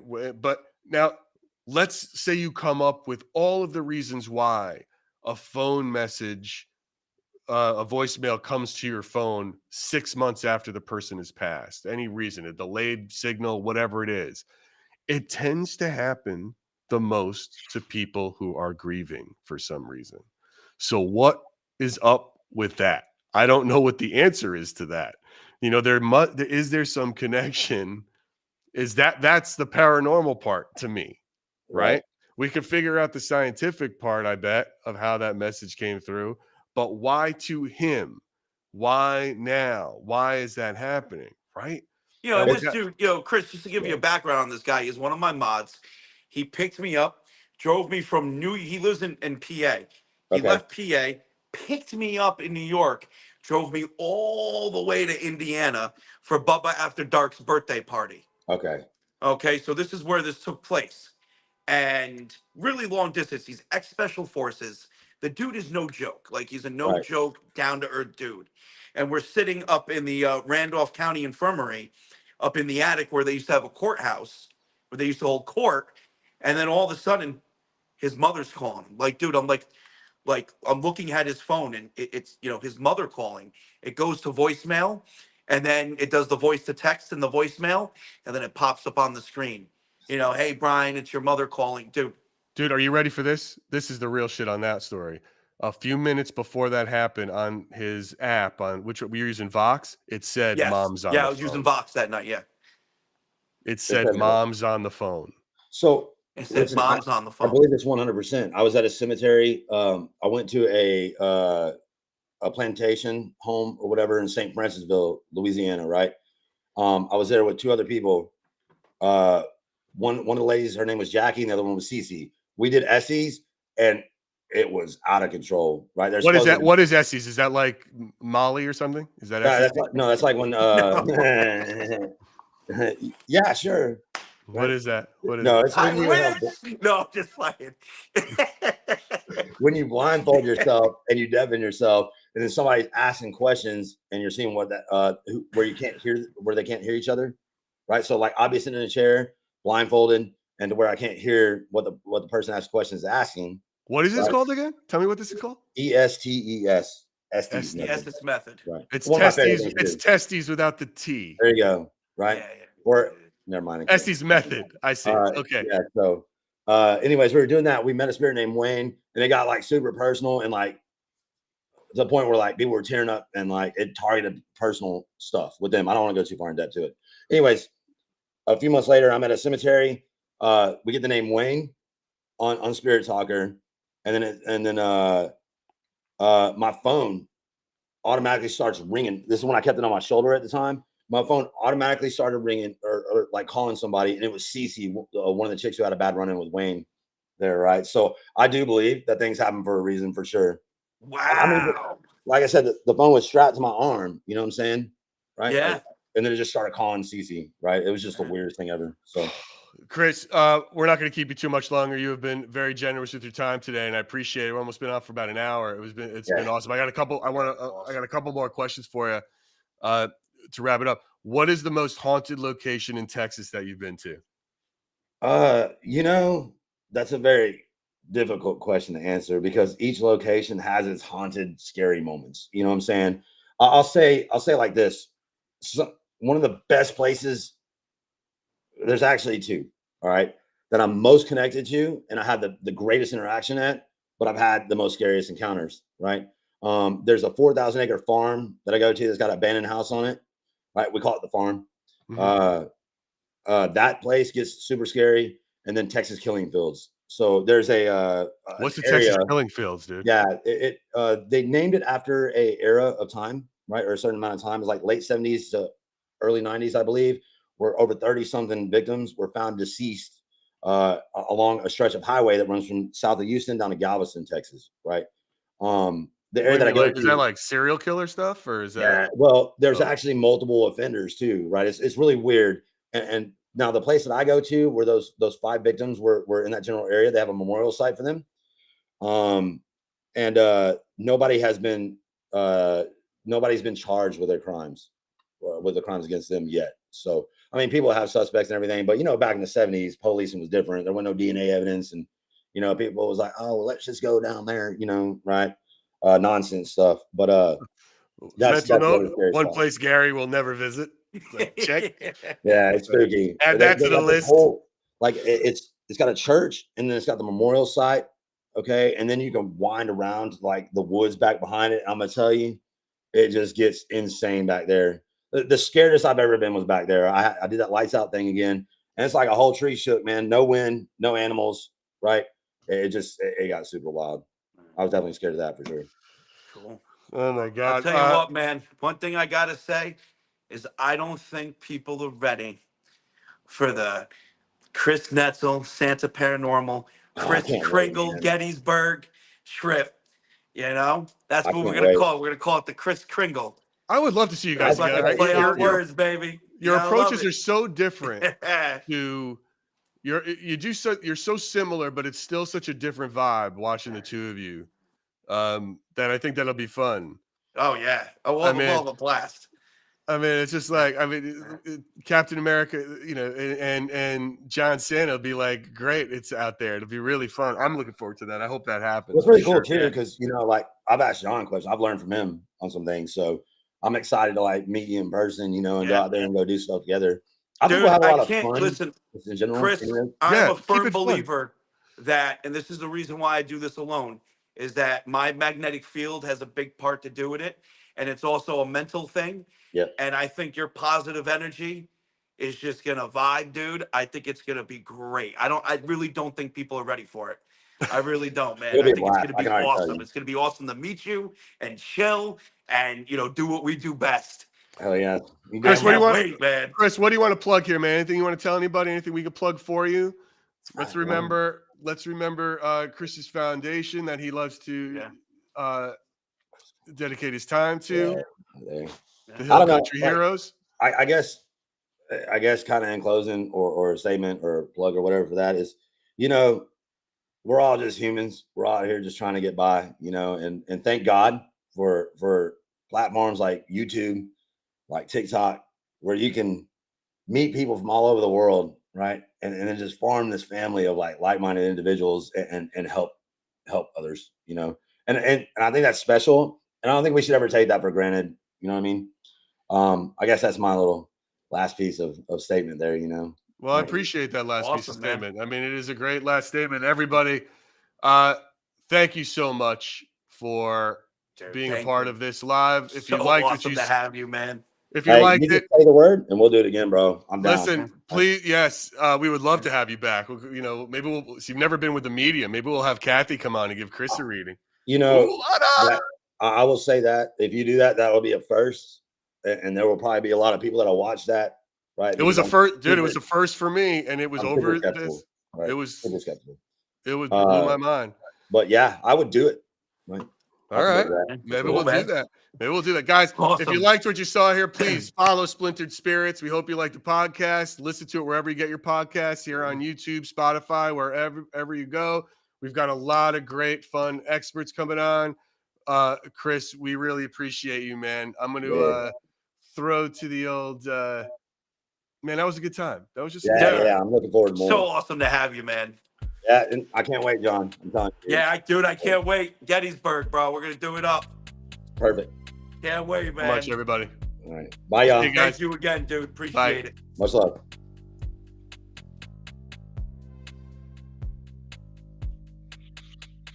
That was really fun, you guys, just so y'all know. Yeah, that was awesome, man.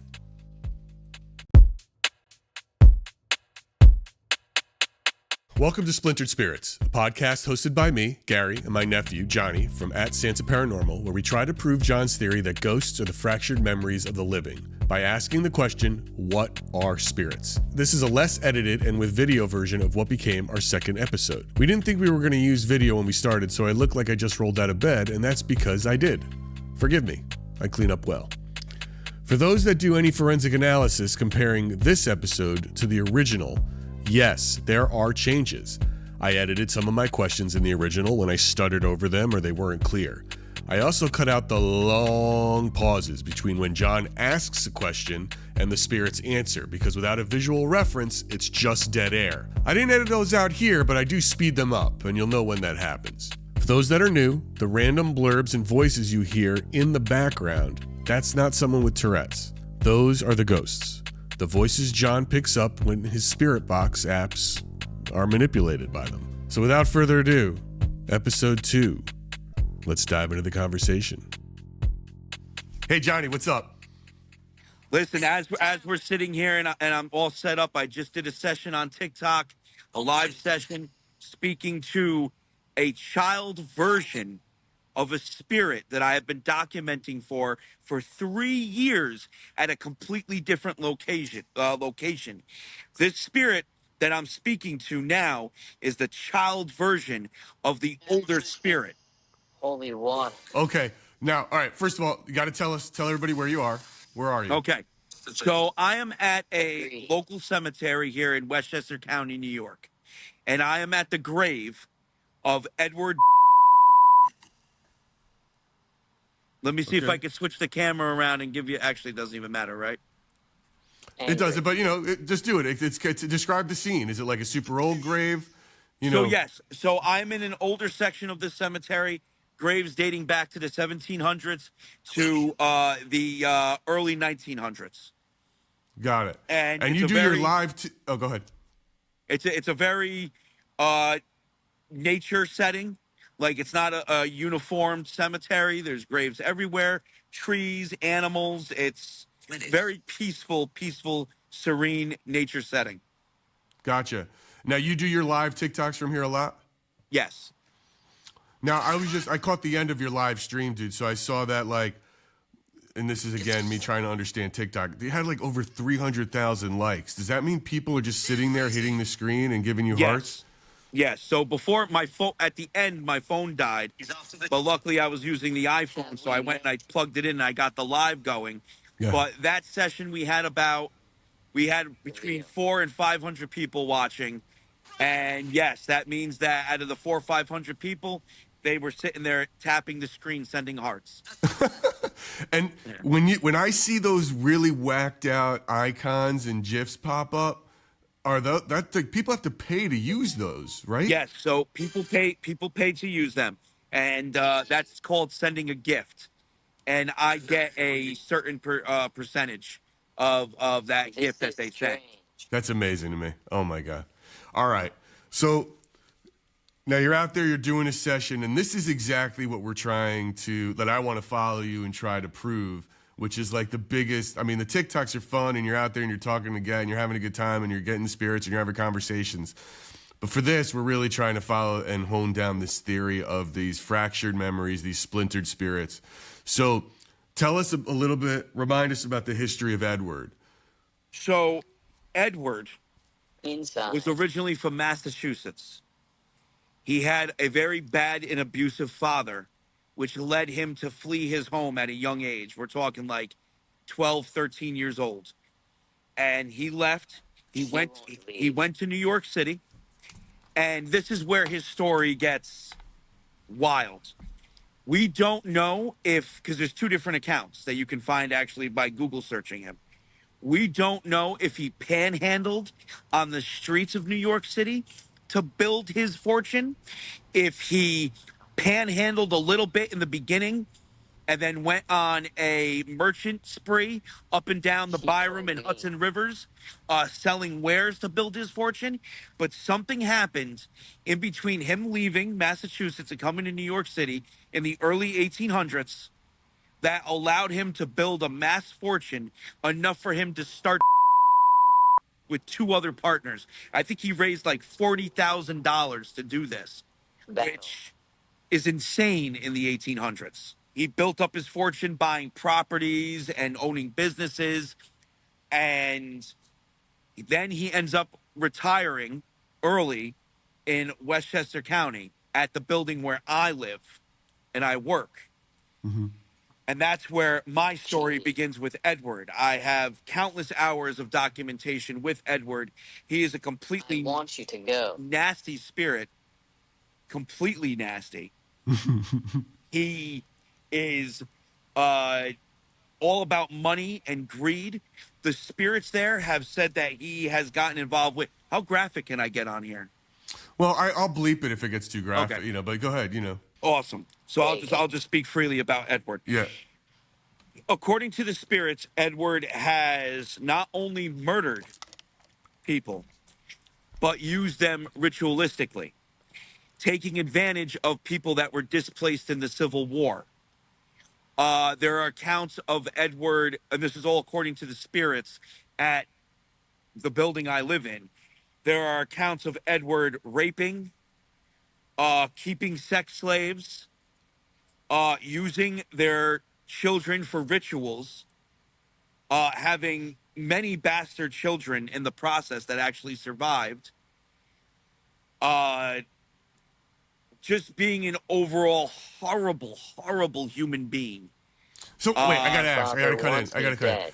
When you say, "Wow," did you just I hear did that? hear that. What did that He say? said, okay, so he just said, this is the child version of Edward. He just said, "My father wants me dead." In this re-edit, I'm just gonna play back John's audio without my big mouth talking over it, so you can really hear what the ghost said loud and clear. Father wants me dead. Okay. So, Now, wait, and all right. We're gonna get into this child. I want to know something about when you say the spirits are the ones in your building who told you this history of Edward. So yes, when I hear these voices come through, they're very short spurts.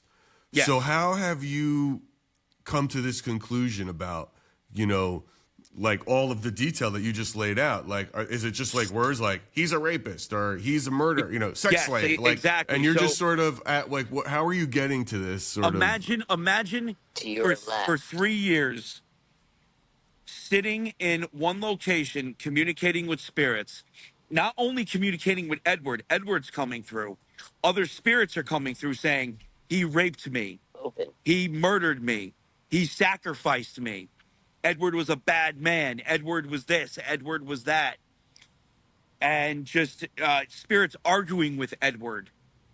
There are spots at the building I live in that Edward won't go because of the other spirits that are there. He stays confined to one area. Oh, that is nuts. Which is wild. That's pretty wild. So, all right. Now, have you ever, and just about the history of him, have you ever, like, he must have ancestors, right? Or family? Have you ever tried to track down interesting family? Interesting enough, what happened with Edward was that Daughter. it's funny, he just said daughter. Edward had only one son that ended up dying in his 20s. And he had 5 daughters that were not bastard children. We're talking about they bore his last that he had with his wife Elizabeth. He had 5 daughters. Some of those daughters didn't make it. The 2 daughters that did make it ended up marrying other prominent families in the area, and the last name for this genealogy fizzled out. You couldn't find. You didn't. Right. You couldn't find where it went. Got it. Nope. Okay. And so, interesting enough, and they'll never come forward. I'll never be able to interview them.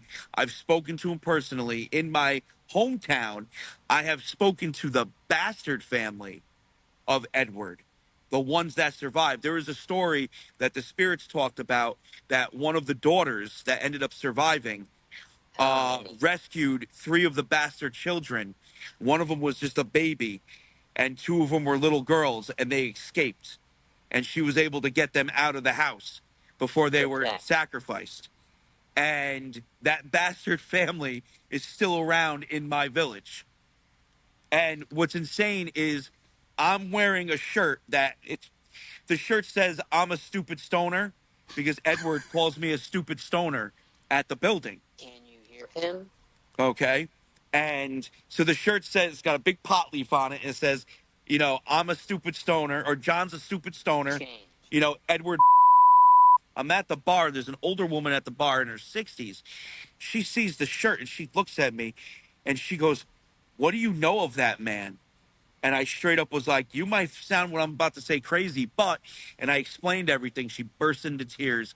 And then she goes, "My family has held on to these secrets for decades. We know all about this. Nobody believed us. This is where we come from." And I'm like, "No, I believe you." I was like, "I believe you." All right, I'm going to take a quick second here. Okay. And I want you to tell the audience, because you're saying you're wearing this stupid I see this stupid stoner shirt, and I see that you are missing a tooth, and you look like a homeless crackhead right now. Please tell me what is going on with that tooth, because, like, what did you do to yourself? So listen, I've been doing construction for years, and I was working at this very haunted building where Edward is. Agreed. And I am on a ladder, and I needed a pair of channel locks to loosen up a lug nut that was keeping a fixture held up. And somehow, some way, that those pliers slipped and fucking whacked me right in the mouth and just destroyed the tooth. So, man, has anybody ever yelled at you out in the cemetery? They look at you like you see this tooth, like this guy missing a tooth, walking around with a stoner shirt. I mean, is it like what's keeping somebody from like calling the cops thinking you're a grave robber? So one big thing, because I don't know if you know this, I actually do a lot of work in cemeteries. Like I take over abandoned cemeteries. So I have a certain etiquette in cemeteries that I follow. When it comes to cemeteries that are you drinking blood? No, bro, that's funny. No, it's my classic Starbucks iced coffee, dude. Like, yo, my uncle's a fucking vampire. Yeah. No. So, this is my this is my go-to grande iced coffee, black. Nice. So I have a certain etiquette in a cemetery. And for example, I don't do any work in this cemetery other than cleaning stones. I clean a lot of headstones here. I have a great relationship with management. So before I go into a cemetery, I contact whoever's running the cemetery, find out the details, what's allowed, what's not allowed, XYZ, dot all my I's, cross my T's, and I stick to the old sections of these cemeteries. So anybody that comes here and visits, they're not family of any of these people. And if they are, they're like far away descendants. And I have full permission to be here. Okay, So, got it. but So I do every now and then come across crazy people. One woman was stalking me and she ended up running over 2 graves and she ended up getting kicked out of the cemetery. Ooh, maybe you mean like a follower, like that followed you? No. Oh, No, she was just somebody that would always walk here or drive around here, and she saw me and what I do and took great offense to it. So she was, nonstop just coming after me. That whole thing's actually on my TikTok. The whole thing. It was all live. Oh, I gotta find that. Okay, I'll find that and I'll drop that in. That'll be good. All right, now let's talk about Edward. Now you're sitting close to his grave, I assume. Somewhere, Yes, are you in the here, vicinity of his actual grave? Yep. Let me turn this around real quick. Okay. That's the tall one? So the tall one is just a grave marker. That Yeah. just tells us who's buried in the family plot.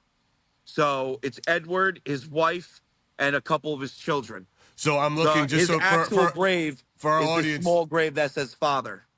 Okay. So for the audience looking at this, you can't see it right now, and maybe we'll try to put pictures up, some video up with it. But I'm looking at, you're looking at 2 small graves. Does that say mother and father?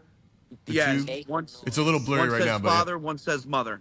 Got it. And then there's a bigger monument behind it that's supposed to be the or his family plot in this. And yeah, it is a very sporadic looking cemetery. You're right. It does not look like there is any uniformity to where these graves are buried. It was just like first come, first serve. Yes. So for example, I'll also sometimes, I don't know if you can see it, I'll also sometimes plant flowers. That's a grave I cleaned right over there named William. Nice guy. Nice guy. I love that. Nice guy. All right. So, okay. So you're here today. You're doing a TikTok. All right, get it. Let's get into Edward, man. Let's figure out how we try to connect Edward here to when we do another session in your basement and try to see and talk to that Edward there. So, all right. So how do you know it was Edward, the baby, like a younger version or child version of it? So this is And now why do you think the child version is here? Here. So this is my 4th time here documenting this plot and coming across this child version of Edward. And the reason why I think the child version of him is here is because his mother is here, not his father. He had a really bad relationship with his father, and his father isn't here. But he had his mother, after she passed away, brought here and buried at the family plot. Now, why do you think that? Why do you think it's because of the mother? What's the connect? What do you explain that connection to be? So, because why would his child version be here? So I believe that his mother is here as well. During the session I just did on TikTok, we heard the name Mary come through quite a bit. And there's a couple Marys buried here because it's a family name. However, the child version of Edward is also coming through. So I believe that the mother is here and these quantum memories connect. So these splintered memories, these quantum memories connect, and we're able to access the child version of Edward due to the mother being buried here. Okay, what did the child do to identify himself to you that it's him? Like, how did you? So he's already told us his name. Walk me through your process. Yeah, so he's already told us his name. He said, "My name is Edward." He said, "My mother calls me Ed." And he's speaking about his father in great lengths. I guarantee, while we do this session, and he already did. He already brought up his father. He's going to bring up his father a lot. So this child version of Edward has a lot of resentment Now, you know what? I can't even call it resentment. It's more like a lack of understanding about why his father is so mean. He keeps bringing it up. My father is a bad man. My father's so mean. So I think that's what led him to become the monster, financially and humanely, that he ended up becoming. That we think he's becoming, allegedly. Allegedly. I'm coming. According to the spirits. According to the spirits. What? Okay, man, let's get him. Try to get him. Call him out, dude. Edward. Edward, if you are here, can you please tell me your name? She told me.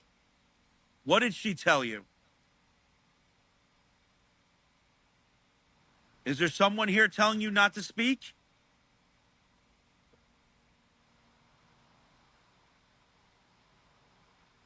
Stop it. Something's going on. He told me. Something's going on. Hey, John, when you hear do they sometimes sound different through the app? Like, will it always have the same? Oh, what was that? It all depends on which app I'm using. Got it. So Vox, I turned Vox off because it can get loud while we're talking. Vox scans through radio waves. The spirits manipulate the radio waves via the magnometer. You know, think of it as the butterfly effect. You know, a butterfly flutters and it causes a tornado. I don't know if you've ever heard about that. Sure. But same effect to the magnometer on the Yes. phones. But with Ghost Tube, it's different. All right, we'll get back to you, Edward. We'll talk to you. Edward, can you tell me about your dad? Tell me about your father. Don't hold back.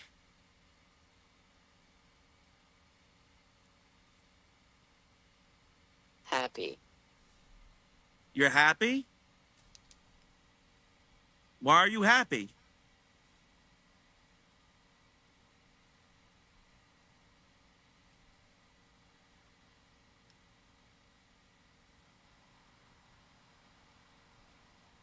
Not likely. Oh, not likely. Maybe he's happy he's dead. Maybe. Edward. It's what we want. Oh, it's what. Who's we? Is that you and your mother? Trip. Dude, look at my arm right now. I don't know if you can see it. I just What, got you chills getting from that. goosebumps? Yeah. Getting chills? Edward, I want you to talk to me about your father. The way you talked to me when I was live before. You were telling us all sorts of information. Tell me how he treated you. Don't be scared and don't be shy and don't listen to any other spirit right now. I want you to listen to me in the sound of my voice. Tell me about your dad.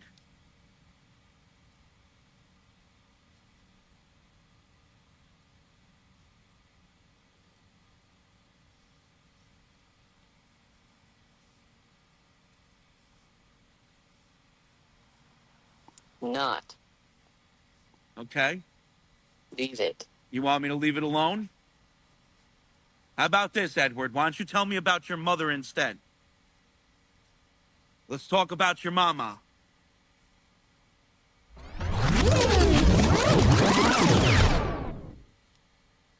And I say this is going to be the hard one. Mm. And what was funny, Two. Edward, tell me about your mom. What was funny is he didn't come through for 40 minutes while I was on TikTok. It was just a bunch of other random spirits. And then all of a sudden, out of nowhere, I was explaining to somebody what I know about the child virgin. And then right when I said, oh, yeah, he didn't like his dad, bam, he just started going on about his dad. All right, well, we'll pull up that video and you'll get that to me. Yeah, I'll get that to you. I got to go through that live. There was just one that I just did, so Yeah. it takes me a bit to get through to them, through the lives. The replays are insane. Like an hour, you know how it is. An hour replay is at least an hour and a half going through. Mm-hmm. So Yeah. it's insane. Edward,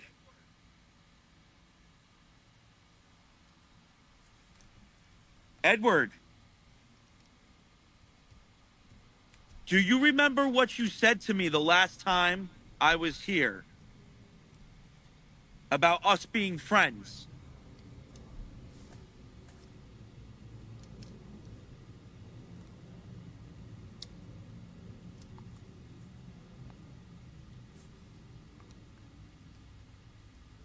Just making sure my wireless router didn't freeze. How John visits No, you're still here. me. I There got we you. go. Did you hear him? No, I was talking. But tell me Yeah, again. he just said John visits me.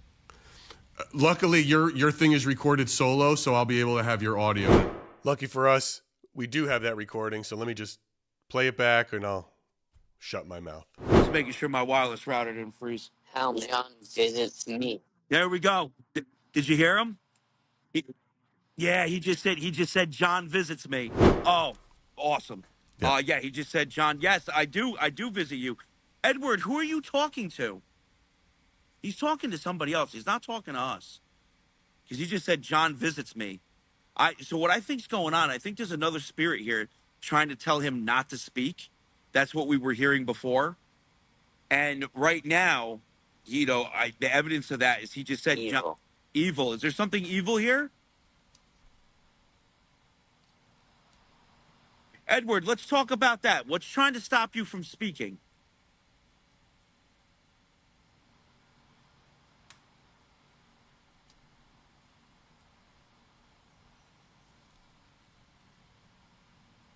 She won't leave. She won't leave. It's a she? Interesting. And that happens a lot while I'm doing this. I have spirits that bother other spirits, almost like a jealousy thing. Like, oh, how come, he wants to talk to you and not me? You know Well, what? Let's turn. What's really interesting, because it's like on your TikTok, I want everyone to know that I'm watching you right now. You're on camera. I can see your hands. I can see this. This is whatever this thing is. You're right there. Like, this is all coming. These voices are coming through. They seem to be. They do legitimately feel like you're answering your questions. But like on the TikTok, you're not always on camera, and I could see why people might be like. Oh, I get that all the time. Yeah. I get that all the time. I get people that are constantly like, oh, you're pressing buttons. Oh, that's a recording, and it's just I have a great community and they know how I operate. There's that level of trust, that, and they know that sometimes I'm such a What space is happening? Well, so Edward, right now what's happening is I'm talking to my uncle. What date? What date? It's what is it? The 25th? It's the 25th. Yeah. It's the 25th. Pathetic. It's the 25th of September, 2024. Why is it pathetic? I'm gonna turn on Vox too. See if anything else is coming through. Maybe we can hear what's bothering Edward.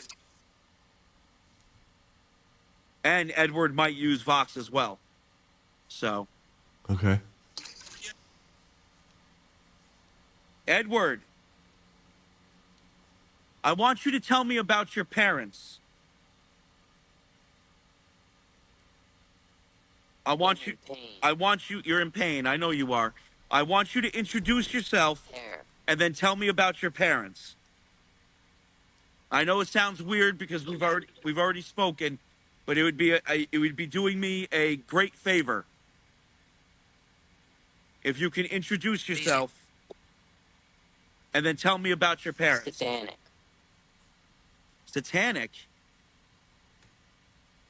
Earlier in the TikTok live, he was describing his father as Satan. Where are you? Where am I? I am right by your mommy's grave.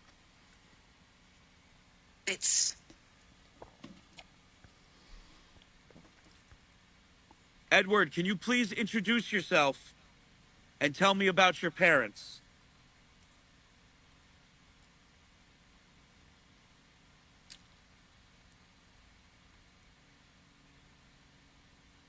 This is way clearer than all the voices in your factor, in your office. I don't want to talk over it. I'm trying to talk low. Yeah. That's my issue on TikTok. Night. The wind isn't too bad, right? Because it's windy. No. here, too. Everything's, it's fine. And I'll right now it sounds great. Back. All right. What All is right. happening? Can I switch this? No. Okay. All right. Edward, I know it's hard, and I know you got a lot of other spirits talking. Between. I need you. That sounds like a different voice. Yeah. I need you to tell me your full name and tell me about your parents. I know you can do it. Sister. You did have a sister.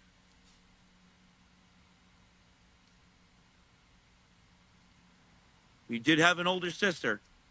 Would you like to talk about her? Locket. You had a locket of hers. For me. It was for me. You hear that? He's talking about his sister passed away when he was young. I can hear you. Good. I'm glad you can hear me. I'm talking to my uncle right now, Edward. That's why it seems like I'm talking to somebody else. It's crazy, right?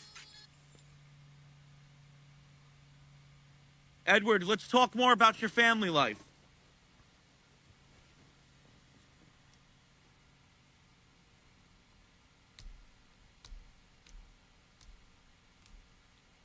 I'm like looking over your shoulder, making sure no one sneaks up behind you with like an axe or something, or some girl in the ring. That sounded like cigarette. Maybe he wants to smoke, but isn't he too young to smoke?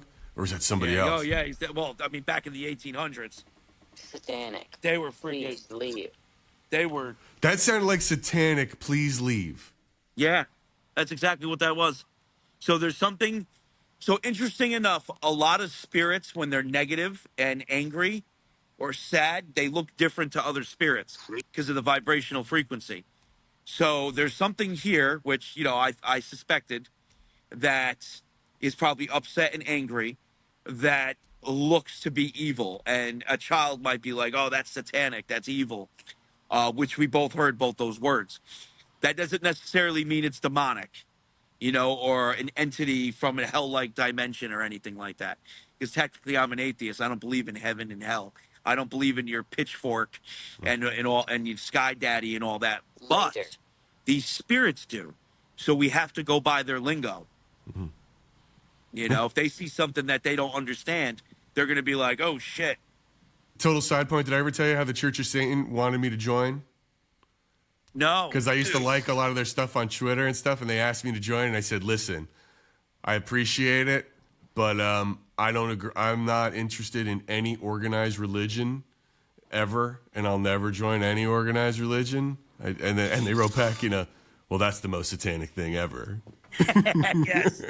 Yeah. Well, so that's Satanic. Satanic. They just said satanic again. Yeah. Well, what's interesting about the I don't even think they believe in Satan, like the Church of Satan. They're not like they don't even believe in Satan. They're all atheists. Which is very interesting. It's not when people hear the Church of Satan, they're like, oh my God, the devil and this, that, and the other. No, it's not. The imagery is just there as an example. Grandfather. As that's all it is. It's actually really interesting. And hey, they're not wrong with their commandments. The pillars? No, I do. Yeah. They got some good ones, dude. They do. They got good ones, man. That's how I live my life. What year is it? What year is it? It's 2024. They're not. It's all, and I guarantee if, Jesus Christ read those, he'd be like, oh, yeah, I agree. Yeah. Correct. So, Tap. let's see if we can. Edward, Open it. Edward, listen. I'm going to try to change my voice up a little bit. Frequency and all that fun stuff. Edward, I want you to remember your parents and speak about them.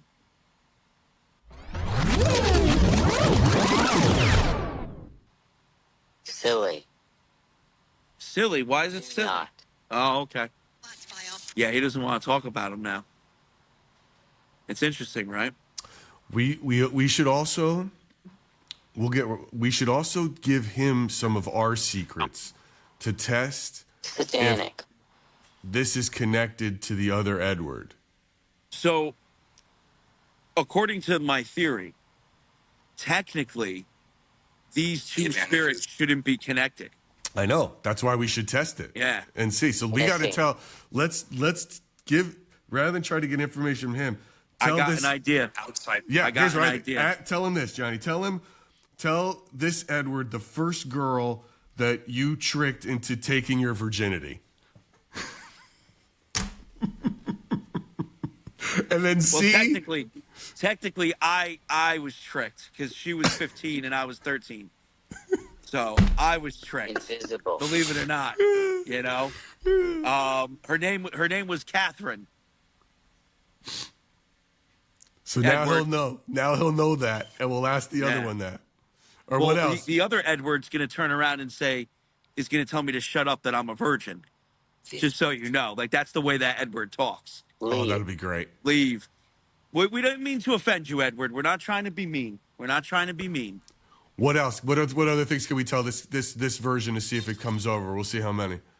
I've got one. Let's hear it. John visits me. It just said John visits me. Yep. I definitely visit you. My ride is here. He's got to go to work at 3. Okay. But hold on. Let me say this last thing. Yeah. Edward. This man that I'm speaking to, that you can hear, this is my Uncle Gary. Okay? I hate my dad. You hate your dad? Okay. Well, this is my uncle. This isn't my father.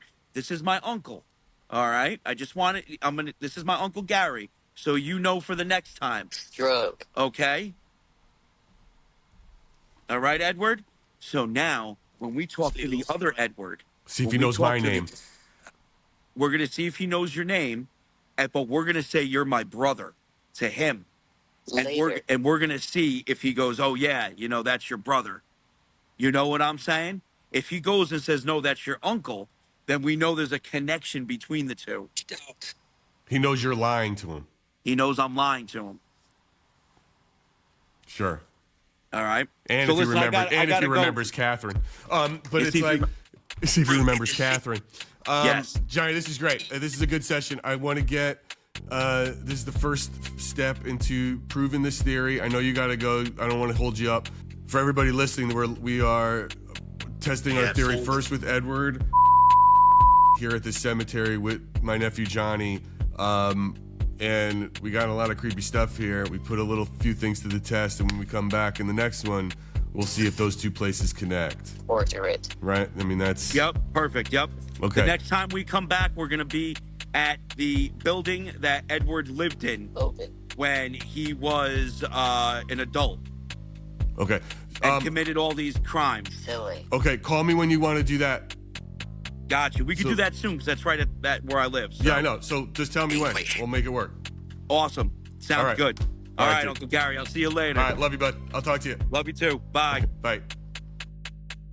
Well, that's it for another episode of Splintered Spirits. Be sure to like, share, and subscribe to our YouTube channel, Spotify, or wherever you get your podcasts.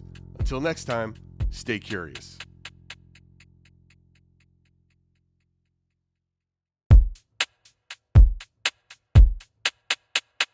All right, here's the man, the legend, the myth. What's up? There he is. What's up? What is going on? Oh, I got everything going on. Everything Well, going on. welcome, Hold on, everyone. I'm just setting it up so I can see the live myself. Give me one second. What's going on, I can everybody? already tell we're going to get a lot more people. We are blowing up more than normal by doing this. Guys, we're broadcasting across both channels, Splintered Spirits and Santa Paranormal today. So welcome anyone who's passing by or new. This is Splintered Spirits, the podcast hosted by me and my nephew, John Santa, talking about all things spirit communication. Trying to prove those theories of what are spirits, answer those questions that we all wonder. Lots of stuff to talk about. Lots of good episodes this past week, if I do say so myself and ourselves. It's been fun, and the feedback has been wild. Oh, I gotta show you what this looks like real quick. Yeah, go ahead. You ready? Yeah. That'll be easier for you. That's like old man stuff. We can actually see it. I know. I can see the chat. Isn't that wild? That's really cool. Soon I'm gonna get it, so it's gonna be right in front of me, so I'm not ooh. Yeah. You know? Right. We've been getting a lot of great feedback about our time with Rebecca last week, and I'm getting a lot of fun stuff. I think I mentioned this to you, John. I'll tell the crowd here. So I've been playing around with Reddit, Yeah. right? And so I've been loving it, dude. So we did this episode. If anybody hasn't seen it, our latest episode was with this professor Joseph Laycock out of the he works at the Texas University. Wrote a couple of books about Satan and Satanism. And so I've been dropping videos from that episode as promo. If you follow us on all social medias, which if you're not, you should be, then you've seen a few of them. But I joined a lot of Satanist groups and the Church of Satan, and I've like, all of them, right? And man, the first one I dropped, they were all into it, right? They were really behind us as a like, yeah, like there's a miscommunication about what the devil is and about what Satan is. But then the next one I dropped where he says, because of the book Rosemary's Baby, that success that pushed publishers to have Anton LaVey, publish the Satanic Bible. Well, that sent them off, dude. And I've been banned from the Church of Satan subreddit, which I think it's kind of like a badge of honor. Now, I got into it a bunch of Satanists on the Satanism subreddit, which is much bigger of a community, but it was very cordial, the conversation and the argument about it, right? But dude, I just hold on, let me cut you off for a minute. yeah. It's getting crazy here right now. I have my REM pod set because I'm gonna be going live after this. I have the REM pod set. The REM pods are going off. They just knocked off a whole chunk of wax that I had in the middle of the shelf here, which isn't leaning or anything, when I was setting up the candles. And the cat's going nuts, which is normal. But now this light is off. I know for a fact the light is off. And I have a light that is flickering. And I know the switch is off. So I don't know if that's an electrical issue. I don't know what just happened, but between the REM pods, the chunk of wax getting thrown off the shelf here, and the light now, I'm like, what the hell is going on in here? Maybe it's because we're talking about the devil. Maybe we're getting people riled up on both sides of both dimensions. That's what that beeping is right now. If you hear that those are REM pods going off. I didn't. Okay. I could barely hear him, but that's wild. Yeah.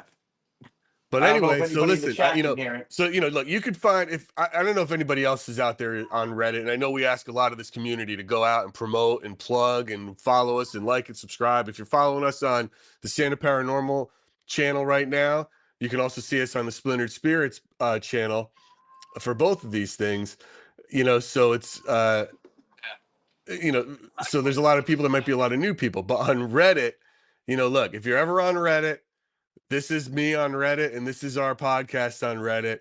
Feel free to go in there, get in on the conversation, upvote us, Gary, and build it. Yeah. Check this out. I'm sorry to cut you off. I was playing with this. You might need to look into this too, because we were both talking about this. Check this out now. Look how clear that chat is. Oh, good. That's good. That's good for you. How wild is that? Nice. All right. Sorry about that. Get back on the topic of Satan and Reddit. Satan and Reddit. It's Reddit and Satan. I'm getting obsessed with Reddit as a promotional tool, just really working it and trying to figure it out. I'll go into mediums groups and start dropping our old videos in there, psychic groups, dropping stuff in there. And they all, for some reason, get real bent about promotion. Like, I'm like, oh, what do you give a shit? If you like the content, why do you care if it's a promoting? I don't know. That's just, people get bent. Well, no, you got to understand something. You got to think of it like this. This is coming from a personal standpoint. If you build something, whether it's a Discord, a Reddit thread, a Reddit channel, TikTok, Instagram, Facebook, anything. If you build anything from the ground up, hard work by yourself, and then somebody comes in, you have no idea who they are, you have no idea what they're about, and all of a sudden they start saying, hey, check this out. The people that create it go, oh, screw you, screw that, do what I did, click. No, That's what the mentality is, I hear which I that. agree with. I get that. I get that. But if my thing with Reddit is they say like this is a group to talk about psychic mediums. Everything psychic medium, all conversations, in the news, in the thing, psychic, medium. And I post a video of like me and Kathy, or you and Kathy, or like from Bob Ginsburg from when we talk about the Forever Family Foundation, which is completely on topic of the broad topic of psychic mediums. It's not like, hey, this is my brand. This is just some group where people who like to talk about psychics, and you get bent out of shape because I'm showing you something that's about psychics, even though it's my Oh, well, yes, that's I'm different. promoting my thing. Yeah, that's different. Then I'm like, yeah. eat it. Just like eat a dick, and not in a good way. It's like, what are you getting so bent about? It's just such a strange thing for people to get upset about. Like, what are we doing here? Like, I don't know. Anyway, so I'm getting obsessed. I'm getting obsessed with Reddit. It's great. But we've got these past few episodes have been getting some really killer responses. Rebecca was super fun. If you guys didn't check her out, she was our guest live. We've got another guest coming on in a few minutes today. Another influencer, more of an investigator, more of another. We got to come up with a term of what the walkers are, John. Like what you do and what Netzel does. Oh, There's got to be. Listen, I've called it cemetery walkers. Okay. Hands down. That's the term. Anybody who got their start walking on cemeteries, they're cemetery walkers. Because think about it like this. Before I was doing it, nobody was doing it, even though people come out of the woodwork claiming they did it. No one was doing it. It was taboo, and we know this. Mm-hmm. People thought there weren't spirits in cemeteries. Let's be real. How many people have we spoken to that are like, oh yeah, spirits, no. It's the belief that spirits are in the cemeteries, right? Mm-hmm. And then I do it years ago. It blows up. And now it gives all these people that always wanted to get into the paranormal, but didn't know where to start, didn't have a place to go and investigate, an opportunity to go, oh, I can go to my local cemetery. I can go to my local graveyard. I can go to my, which is cool, which is great. I call them cemetery walkers. Got it. He's like, he's going to send us a video we're going to look at. This is a Stark Paranormal. Oh, cool. Awesome. That we'll look at where he I think he may have crapped his pants. He gets so scared in it, which is funny. So I want him to walk us through like what scared him. And I think I hear what's scaring him, but I want him to walk us through it, which is kind of fun. Okay, cool. But awesome. We're getting a good response on this podcast from these guys and these men and women who are influencers in the space and building this community, right? So, it's great. I see you, LA Premier, in the chat. It's one of my boys. So it's really fun how it's working out. Trolling your Yeah, that's funny. It's my kids. It's one of my kids. It's a dad for my kids' water polo team. So it's he comes in. He's got an obsession with UFOs, which is great. Which we haven't. I love, dude. We haven't gone down that road yet. We should one of these days, definitely. I would love to. Here's another thing I want the community to know that's coming, that we listen to them. We had asked once, I think, John, when you were not on one of the lives, and I just had to talk like, what do you guys want to hear? What do you want to listen to? What do you want us to investigate? And I got a lot of past life regression. Okay. And I want them to know that I've heard them. And I am doing an interview with a guest who specializes in this. I'm not going to say who it is yet because it's probably not going to air for like at least 6 weeks. But for all those people who are interested in past life regression, I'm getting a crash course in it. And I think you're going to enjoy it. Much like how I did the crash course with investigating and my crash course in mediumship. I'm going to give them a crash course in past life regression. So we've heard you. We like this kind of feedback. We want your stories, we want your questions, and we want to see how this speaks into spirit communication, right? Because that's what we're talking about in this. So that's what this whole podcast is. So, well, good. I'm glad you guys are happy. Yeah, it should be fun, right? I think we'll have a lot of fun with that one. And we've got a lot of good. We've got a lot of good mediums coming up. We've got our next guest after our next guest. Oh, dude, we've got ourselves a Salem witch coming up. They're gonna like. Yeah. Yeah. Yep. So that's in 2 weeks. And Bonafide Salem witch, an She's old awesome. Italian She witch. was. We had such She's a like, and good what did you time. call it? You said like she has a way, like a cadence of speak. You know, she rhymes a lot, and she like Oh, it's like wordcraft. Like she uses spell speak basically or what?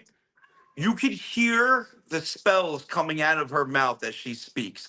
Everything she says with intent and for a reason, and you can hear it. You can hear it when she's speaking.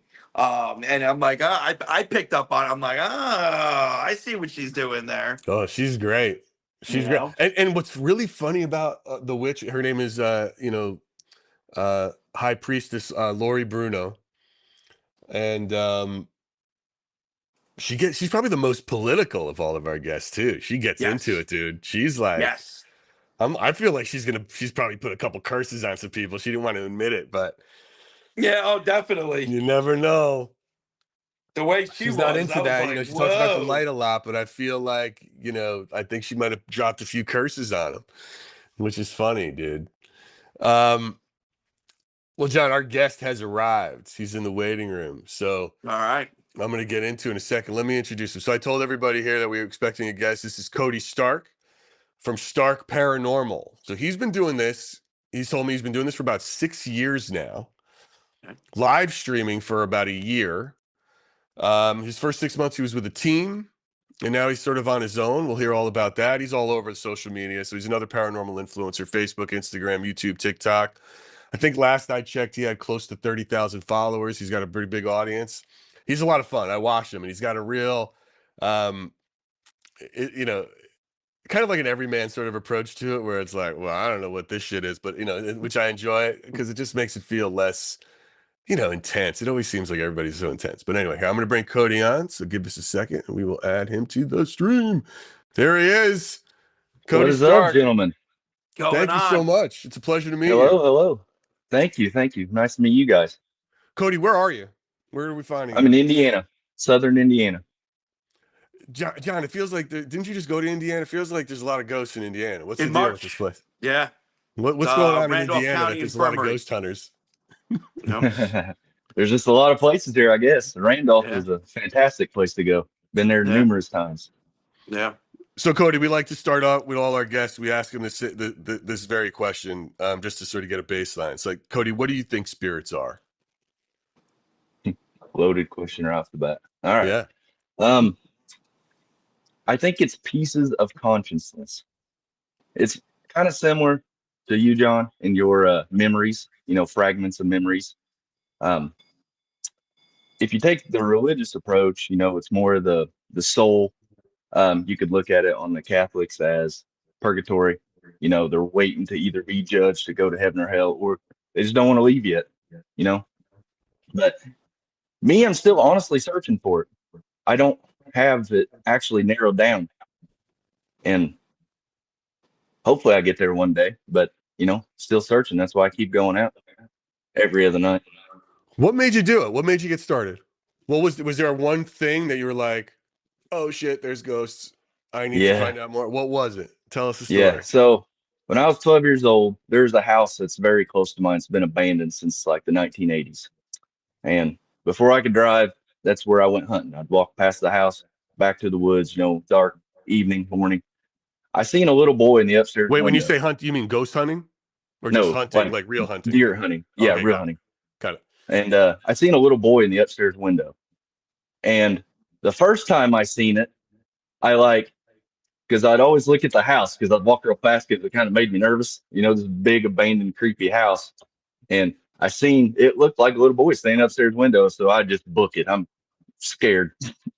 But about 6 months later, I seen it again. And I stood there and watched it for about 4 or 5 seconds. And I mean, he had short hair. You can almost he looked like a little Amish boy. He had a whitish shirt and he had like suspenders, and I could only see to about mid-thigh. But yeah, that's what got me into it. I started watching all the ghost shows, and ended up meeting my wife and joining the group, and kind of took off ever since. Wait, you met your wife ghost hunting? No, not ghost hunting. So I met my wife, and then her ex-brother-in-law had a team. And that's how I got involved in it. But I always watched the shows, always found it intriguing. I didn't know how to make that leap to actually go do it. And you know, like even now, some people are real nervous about doing it because society they don't always look well on society, for that person. People think you're weird or crazy, or now I don't care. I tell anyone and everyone, don't really care. Well, that's why I found it But so amazing that or odd when you said like you met your wife ghost hunting, because it's like, I don't know, dude. I don't know if you want to meet chicks doing ghost hunting stuff. It's sort of like if they're really into it, there might be something else going on, right. It's a different way Red around flag. it. Red flag, exactly. No, not while ghost hunting. So when you started to get older and that little boy, did you ever investigate this house to find out what that boy might have meant or what it was or who he is No, or why he's there? No, it's just like, not fuck that until kid. not until the past 6 years. Okay. Like I watched the shows, I seen him use equipment, but I just never did it. I didn't have that oomph to go do it. And I wish I would have now. I wish I'd done it years ago because I So now just feel you're like out I'd there. have more knowledge. So now you're out there, you're doing it. And what have you discovered while you've been doing it? Like has anything changed about what you thought it was versus where you're at now by ghost hunting or documenting or investigating these places that you do it? The biggest thing I've learned, the intelligence. And I think they're learning. They're constantly evolving like we do. That's probably the biggest thing Give I me an learned. example of that, man. What do you mean by that? So I call it a trick. So I'll do it with playing cards, I'll do it with a dice, or I'll do it with a coin. I got like a big ass coin. One's a penny and one's a $50. And I'll flip it out there and I'll try to get them to tell me what side it lands on. What's the top facing side? And I've got it numerous times. Or roll the dice and tell them how many dots are on the dice. And that's like the thing that's mind boggled me the most. Like if you actually go into it from watching the TV, they don't really they say intelligent residual, but they're not like really saying how much that they can learn or evolve. And I think, especially when you go back to places over and over again, how they learn you learn them, they learn your equipment. And what I found, the more I go to these same places and I'm doing these tricks, they're getting it more times than not. They're getting either heads, John they're has a getting the few dots. ghosts. John has a few ghosts that he knows that know him. Some of them make fun of him constantly when they go. They even started making fun of me a couple times, which I don't appreciate very much. Hell, I get hit on half the time. It's really interesting while you're out there, right? And you start to realize these things, and you think just how much like the blurred line between residual and intelligence, and if the entity in question, when you're not around, kind of like if a tree falls, in the forest, does anybody hear it? When you're not around, just how residual that energy is, as opposed to when you show up on the scene. And if it does go from residual to intelligent, it really makes you think. 'Cause I've always questioned the whole residual. It's residual, it's residual. And it's like, maybe, but maybe whatever's lingering in residual has the ability to not be, depending on the right circumstances. I 100% agree. I do think residual can learn in the same way intelligent can. And I Yeah. Well, think John, I that's mean, where the repetitiveness comes in play. it's like also if you think it's attached to energy somehow, they could possibly absorb more energy in a lot of ways, right? Cody, Yeah. is your wife's name Amanda? Is that your Yeah. wife? She's in the. Yeah. I want. This is sweet. She's in the chat. She just hopped in to try to say like, listen, I'm not crazy. Basically, right? We both had interest in the paranormal, bro. So it's like, guys, I'm not crazy. Don't worry, Amanda. We don't think you're crazy. We find it very sweet. It's I always find it it's interesting. Yeah, that is a good way to look at it, right? Especially if you're seeing the same spirits over and over again and they're saying the same thing. Do you ever then go back and investigate their stories or try to look up their stories in history or try to find out? Have you Yes. ever been So what's blown you away the most? What's a story that's sort of like knocked your socks off, I should say. Whoops. I would honestly say, so I've investigated the house that actually brought me into paranormal many, many, many times now. Okay. And after learning the family history, something that really has gotten me, I think something happened there that the spirits give me pieces of a puzzle, but would not come out and just say it. Either A, they're too nervous to say it, as odd as that sounds, or B, maybe the original owner, which his name's Frederick, won't allow them to say what it is. Because something I've, especially with this house, I call it the stall house. I've really learned that I get out a lot. And at first, I thought he just didn't like me because I'm younger. I mean, he passed away in 1886, so probably has that mentality of just that older, grandpa style mentality. Get the hell off my lawn, kid, type thing going on. But as I've been asking these questions about, did something happen here? And like I said, I've gotten pieces of that puzzle. I get out a lot, and I'm not so for sure if he's actually telling other spirits to get out, because I also think there's a portal there, because I get new names all the time. All the time I'm getting new names that does not reside within the history that I've looked into, the family history, or just other spirits that's always been there that I've always contacted. So that really blows my mind. That's the piece that I'm trying real hard to figure out. Is he telling me to get out, or is he telling other spirits to get out of his house? What And are I'm you just using? catching that blurred lines. What do you Uh, use? What is the gear? What is your go-to gear? We like talking about gear here because there's a lot of controversy about gear. Yeah. Oh yeah. Apps and Spirit Box. Okay. So I started off with Spirit Box. So radio frequencies, right? Manipulating the radio frequencies. Is this what everyone talks about? This SB7 or the whatever it is? What is it? 7 SB Pro. I mean, multiple Sure, different ones. I mean, I even got a 12587 Radio Shack hack that I've used that I probably the best one ever made. But from the All right. 90s. Like a And that radio came from a scanner. buddy of mine. Oh yeah. Yeah, old school. Pull the Okay. pins. Yep. But Pull the pins. Pull the pins. Yep. Right. But I also been using apps a lot. And I know apps are very controversial, but who's not to say that apps just ain't new tech? They're still pulling in frequencies from biometrics in the phone. It's just not radio frequencies. Right. It's So digital as radio too John, in some of them for sure. right. Especially if you're pulling across the internet. So if your phone's always pulling in internet signal, pushing and pulling, it's picking up radio frequencies. It's not the same as an actual radio, but it's still picking it up. So why does people have such hard time grasping that spirits can manipulate your phone? Now, I do have a thing on that. The apps that ask you a whole bunch of permissions, I struggle with. That's permission for your mic, your photos, your GPS location.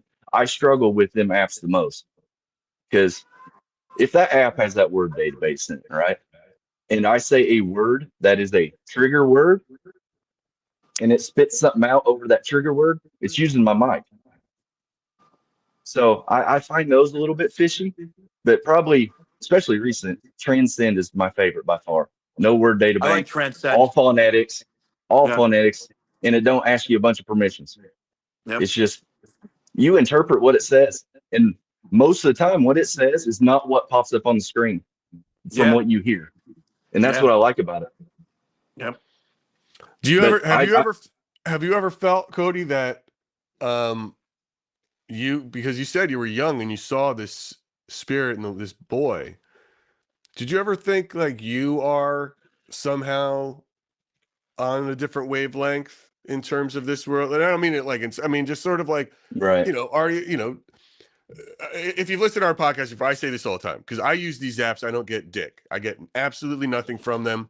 I get I get the get out. I get the, why am I dead? Get out. I get all the basic stuff.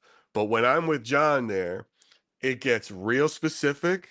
It says my name. I'm using the same app, and it's like, and I'm, it's weird. And I'm just a firm believer, like, his frequency's off.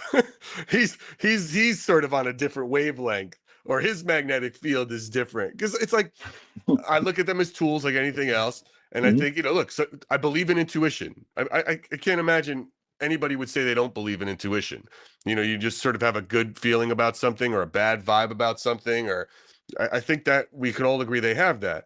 And I just think that, having been in this process now with John for several months, maybe that intuition in certain people can lead all the way up to mediumship, right? That's that strengthening. In the same way, I can't, and I use this analogy, people can't, not everybody can throw a baseball at 98 miles an hour. Some people just can do it. You know what I mean? It's like, that's Right. like a God-given gift or whatever it is, but so it's, anyway, that's kind of what I'm saying. So when you're using this, do you ever feel like you're on a different, like you have a better connection than most of seeing what you're seeing, hearing what you're hearing? What would your I wife wouldn't say say? Amanda, jump in. Feel free to jump in, Amanda. Do you think he's connected to ghosts or what? she'll probably call me crazy, is what she'll do. But I, I've never claimed to be a medium, psychic. I really believed in them until I started doing social media, and everyone in the woodwork comes out claiming to be. I'm not knocking. If they are, they are. I'm not disputing that, but I still think it's a very rare thing.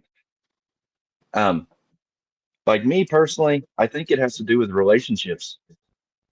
Because John can attest, he goes to these places all the time. He is forming relationships with these spirits.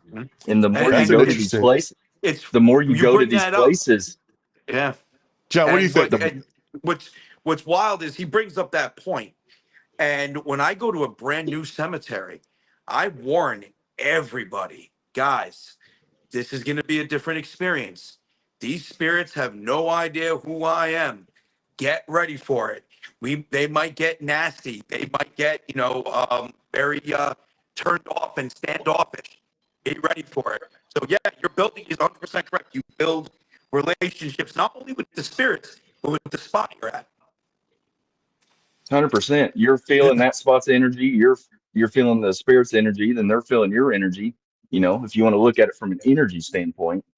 But there's multiple times, it takes me 3 or 4 times to go to a location to really start getting interaction, whether it's with, ITC devices or with EMF, physically to move or that sort of thing, motion.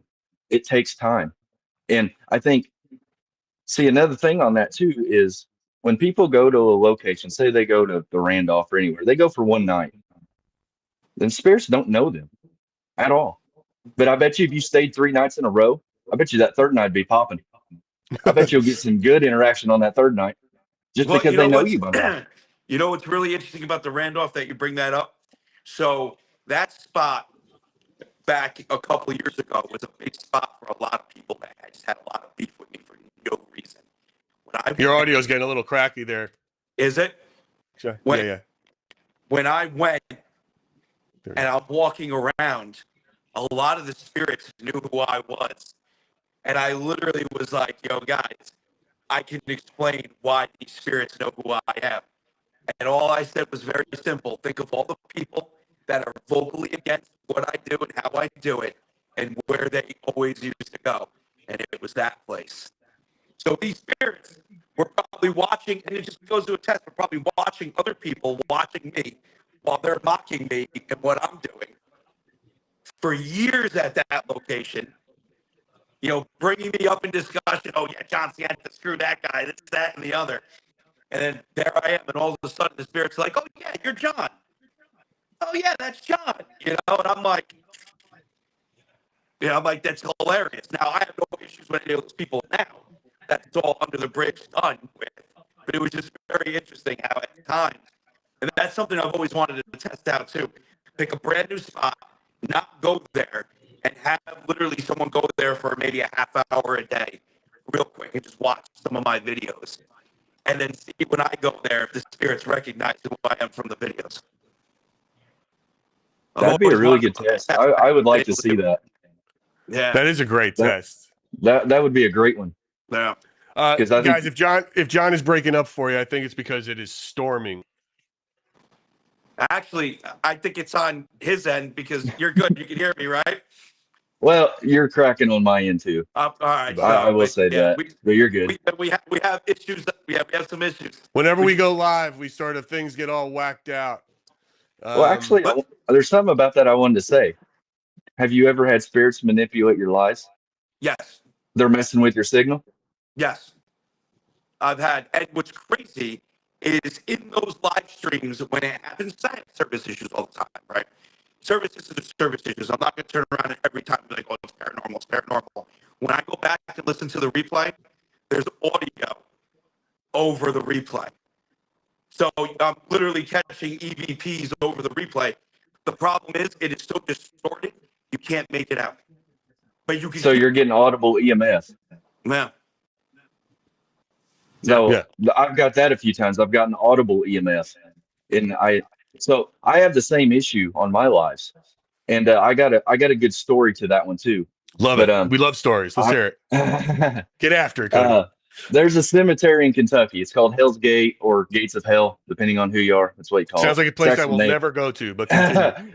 It's actually called Casey Cemetery, and lots of satanic rituals going on there. Lots of devil worshiping, witches. There's even it's called the Witches Circle. You can go there and find burn spots. I mean, it goes on there, and I've been there multiple times. But this was my first solo, and I just went maybe a month ago, and I was alive for about an hour and a half and didn't have. I mean, it cut out occasionally, but not bad at all. I'm using Transcend, and this voice comes through. It sounds like an old grandpa, real deep and raspy. As soon as that voice comes through, I start having issues the entire time. And it's not very nice. It's pretty nasty, some of the stuff that's coming through. So I ended up going to YouTube and running a live there so people could watch, because YouTube was running pretty good, but TikTok didn't want to run. So I ended my TikTok right live. there. That's actually your biggest piece of evidence, believe it or not, because you can talk to anybody that streams on both YouTube and TikTok.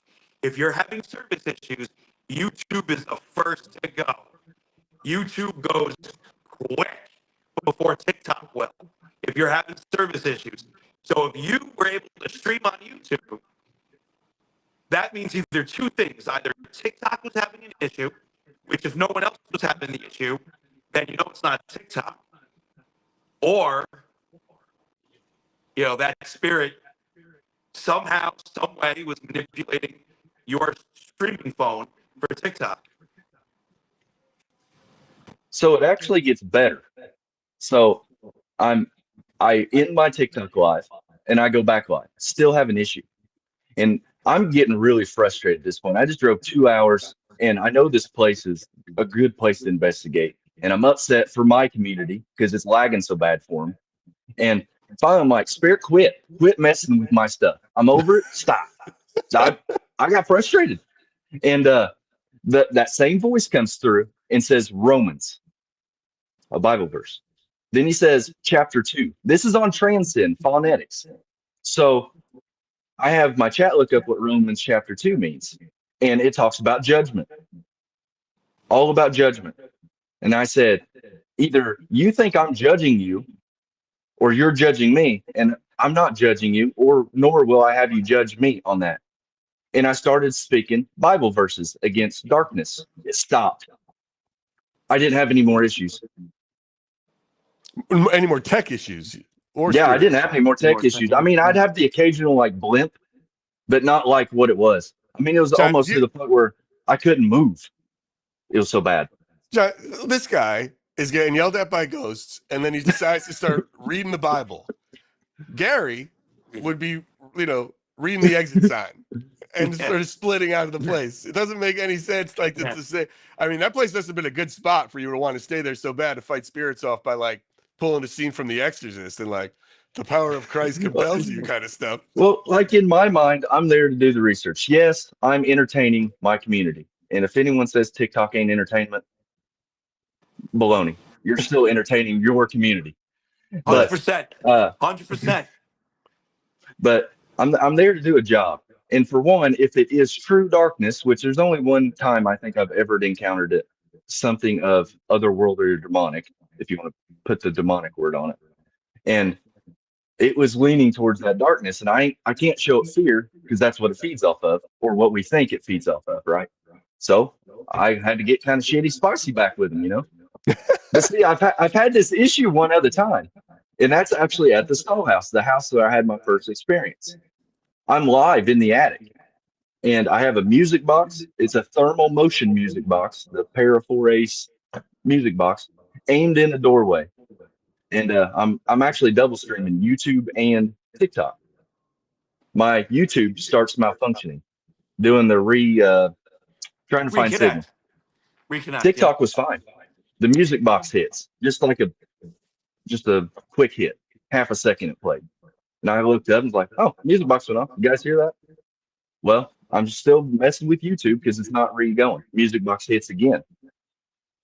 All right. Okay. Something's in the doorway. All of a sudden it pins. It's playing. It's not stopping. I look up from my phone. I can see the shadow standing in the doorway. I have the music box going through a doorway. I can see the shadow standing there.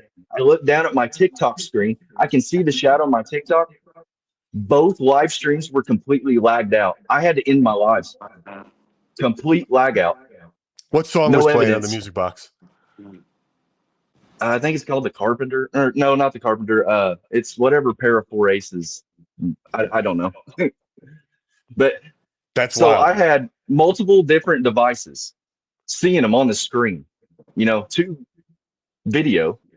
Then I got the music box going. I can see it with my own eyes. And I completely lag out on two separate social medias at the same time. And when I mean lag out, like completely froze, no comments moving, nothing. And I'm like jumping and hollering and just pumped because I got the best evidence I've ever captured. Nothing. I was so upset. For 15 minutes, I'm trying to get service back. I end the live.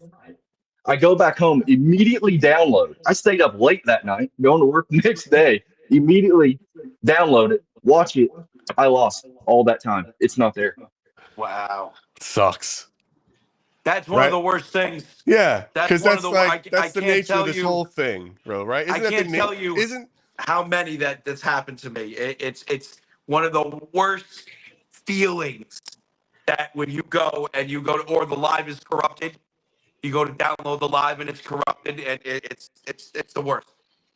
I feel for you. And it's not even the feeling for your community. It's for myself too, because I'm there for myself as well as showing the community. Yeah. Well, yeah, That's what dude. upset me You're the going to most. some super haunted place and you want to catch something, and you risk, whatever, just either being scared to death or tripping over something on the run out, and it's like you think you got it, and then you don't, Right. and it's like you just wasted a night where you could have been in bed, or you could have gone to see the movie, or you could have caught up on, The Bear or whatever the hell you're watching. It's just like, what are you supposed to be doing?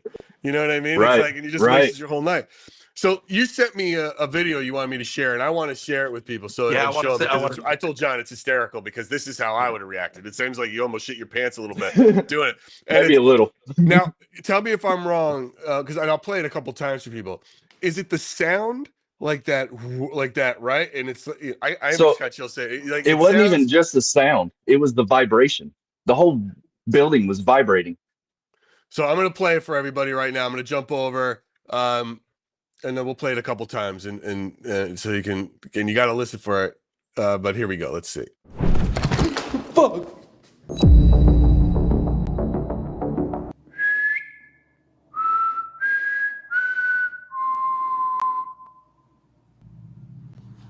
Can you whistle back at me?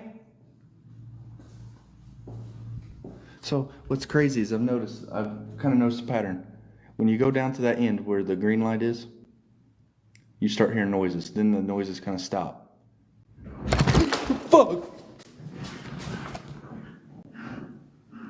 What the actual fuck is that? Hello? You're not allowed to be in here.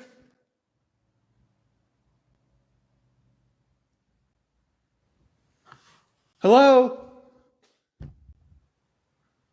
What the fuck? That legitly scared the shit out of me. If you're a person, you're not allowed to be in here. I will call the owner.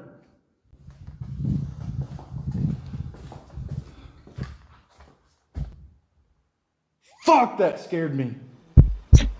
Now, was it that wolf? Like, was that the? So like, that's what I hear when I really listen to it. I don't know if the audience can hear that really well, but Cody has this on Stark Paranormal on his TikTok feed or all his feeds. You can find this clip and you can really listen to it better. But Cody, tell us a little bit about what we just experienced there with that. So I think John's trying to hear it for himself. Joe, do you want me to play it again, bro? No. I heard it. Okay. Yeah, man, that sounded like it shook the entire building. I wasn't exaggerating when I said it scared the shit out of me. Yeah, dude. Because that's Cool. probably that's Nice in the top capture, 3. man. And So tell us about like what, because for over the recording, to me, it sounds like a whoa, like an expansion sound, like you hear in the movies, right? Like so when Neo in the Matrix moves the room, and it's like wow, like that's what it sounded like. so in the moment, the last part after I quit screaming like a little girl, I didn't hear that. I only heard it at the after I went and watched it. So I didn't like I don't know if my mind was just jumbled about what happened. That I didn't hear the last part, but like so I'm in the intersection of actual Pine Lawn, the nursing home part of it. And what I'm talking about is I'd be at like one end and I'd hear all these noises at the other end. So I'd go that end and then all the noises would start back. So I ended up in an intersection where I'm like halfway between the noises. And I'm just standing there. And actually, when I say, can you whistle? I didn't say it in the live or in the video. There's a whistle back. It's just so faint that I couldn't get it loud enough for people to actually hear, so I kept it out of the video. And I whistled many times that night because that place is known for getting whistles back. You whistle, they'll whistle back. But I'm just standing there, and I could have swore someone drove a vehicle through the wall of that place. I want to put on my I want to put on my Brandon Kramer hat. If you guys don't know, Brandon Kramer is Real Ghost Hunter 1. He was a guest in the pod. He's like, he takes, I bet if he was on, he would ask, like, could it have been an AC unit going all, you know what I mean? Like doing something weird, shaking the thing, or like I don't know Right. exactly. Tell me a little bit about the place. So Pine Lawn is a nursing home in Illinois. And I think it was abandoned for a while. Then the guy bought it now, does the ghost tours in. They're fixing it up. They just redone the roof, I seen. And I was all over this building for hours before this happened. So probably 2 to 3 hours. I was all over this building. And there's no one in there. Now there was more people there. Like we had a couple other creators there, but they weren't in the building. I was the only one in the building at that time. They were over at the center, the therapy center. And so I hear the noise, I freak out, and which it don't show it in the video, but it took me every bit of 10 minutes to walk back there and see what it was. I came out, walked around the building. There's no one out. There's no one there. There's you can't open the door to go back. Like I'm at the end of the video, I'm looking down the hallway, and that's the one that took me like 10 minutes to walk down. Because I honestly thought someone came in, because I've never had something that loud and that much vibration happen to me before. Now I've heard a lot of crazy noises, but nothing like that, nothing even remotely close. And so it took me a minute. And finally I get the courage to walk down there, and I'm going crazy, like looking like what could have fell. There's a bunch of stuff back there, but nothing heavy enough to make the whole building shake. But that one got me. That one, Yeah, dude. I can honestly say that one got me really good. Of course it did. It's insane. It's wild. Yeah, and you can literally hear, like, listen, I've been in music and whatnot all my life. So is my uncle. You could hear that vibrated that building. You could just hear it. It's not like, the sound is just, coming down the halls or, coming from a room. No, whatever that was. And it almost sounded like it was interdimensional enough to not only affect, the area you're in, but the entire building itself. Right. It honestly, warbling is probably the best word to describe it. What a great word that is. Warbling. Say that 3 times fast. Which, I've experienced that plenty of times, and it's wild to experience it because it's not normal. It's just not. It's like the definition of the paranormal. It is not normal. I want to also point out it's a nursing home, and everyone who knows this podcast knows my theories on this. The 2 worst types of ghosts are who? Old people and children. Straight up. If we are to believe anything from the movies, old people are the worst, and they even make worse ghosts. And children, they're terrifying. So of course. So that's what gets me so bad. We are physically out there looking. We want that to happen. And people are like, well, you're looking for it. What do you expect? That stuff don't happen. So I always say, like, and I actually think I give it a little leeway. 75% of the time, nothing happens. 25% of the time, maybe something will happen. And I think I'm giving a lot of leeway in that as far as, my research that I do as actual paranormal. Where do you want Real it to quick, take? Oh, isn't it amazing the amount of people that watch? Because as you said, we're entertainers. That's what we're doing. We're here to entertain. We have our agendas. Mhm. Documenting, investigating, hunting. But if we're doing it on social media, we're going to be entertaining. Isn't it amazing the amount of people that think that they're like, hey, we want to see a ghost. We want this. We want that. And it's like, whoa, you think we control this? You think that, we can snap our fingers and things are gonna happen? It's like, no. It's nuts. It doesn't happen that way. It doesn't work that way. It never will work that way. It's just the way it is. You go out there and you get lucky or you don't, you know. Huh? And that's Cody, where? what We people get watch. boxing. Sorry. That's what people watching these lives are actually seeing. They're seeing real, well, Yeah, entertaining, but real paranormal. They're not 3 days at a location to watch a 45-minute episode that has everything cut out of it. You're Yeah. seeing it live action. So Yeah. of course nothing's gonna happen. Not calling out Karens, but I had a Karen in my live last night that thinks I was a wizard of some sort, that I could just poof, a ghost out of nowhere. And she was trolling hard, man. She was I love trying. trolls. I love when the trolls come in. John's mods usually get rid of the trolls before I get a chance to like jump on them. Yes. Sometimes I Yes. do like a troll though. I do like a good one. We get a lot of Yeah. Jesus freaks. Not that it's really there's anything wrong with religion, but only because they think that John and I are dealing with doing the devil's work, which is why we did a whole episode about the devil recently, which is getting a whole other set of baggage in and crazies. But Cody, where do you see yourself going? What are you hoping to? Where do you want to go with this now? You said you've been streaming for a year. I mean, look, I get it. Yeah, it'd be great to get those followers up. We hope you do. We wish you the best of luck doing all that too. And it's like make a couple bucks doing it. What's better, right? It's really fun. But where do you see yourself in like 5 years? What do you want Stark Paranormal to be and do? And Hopefully,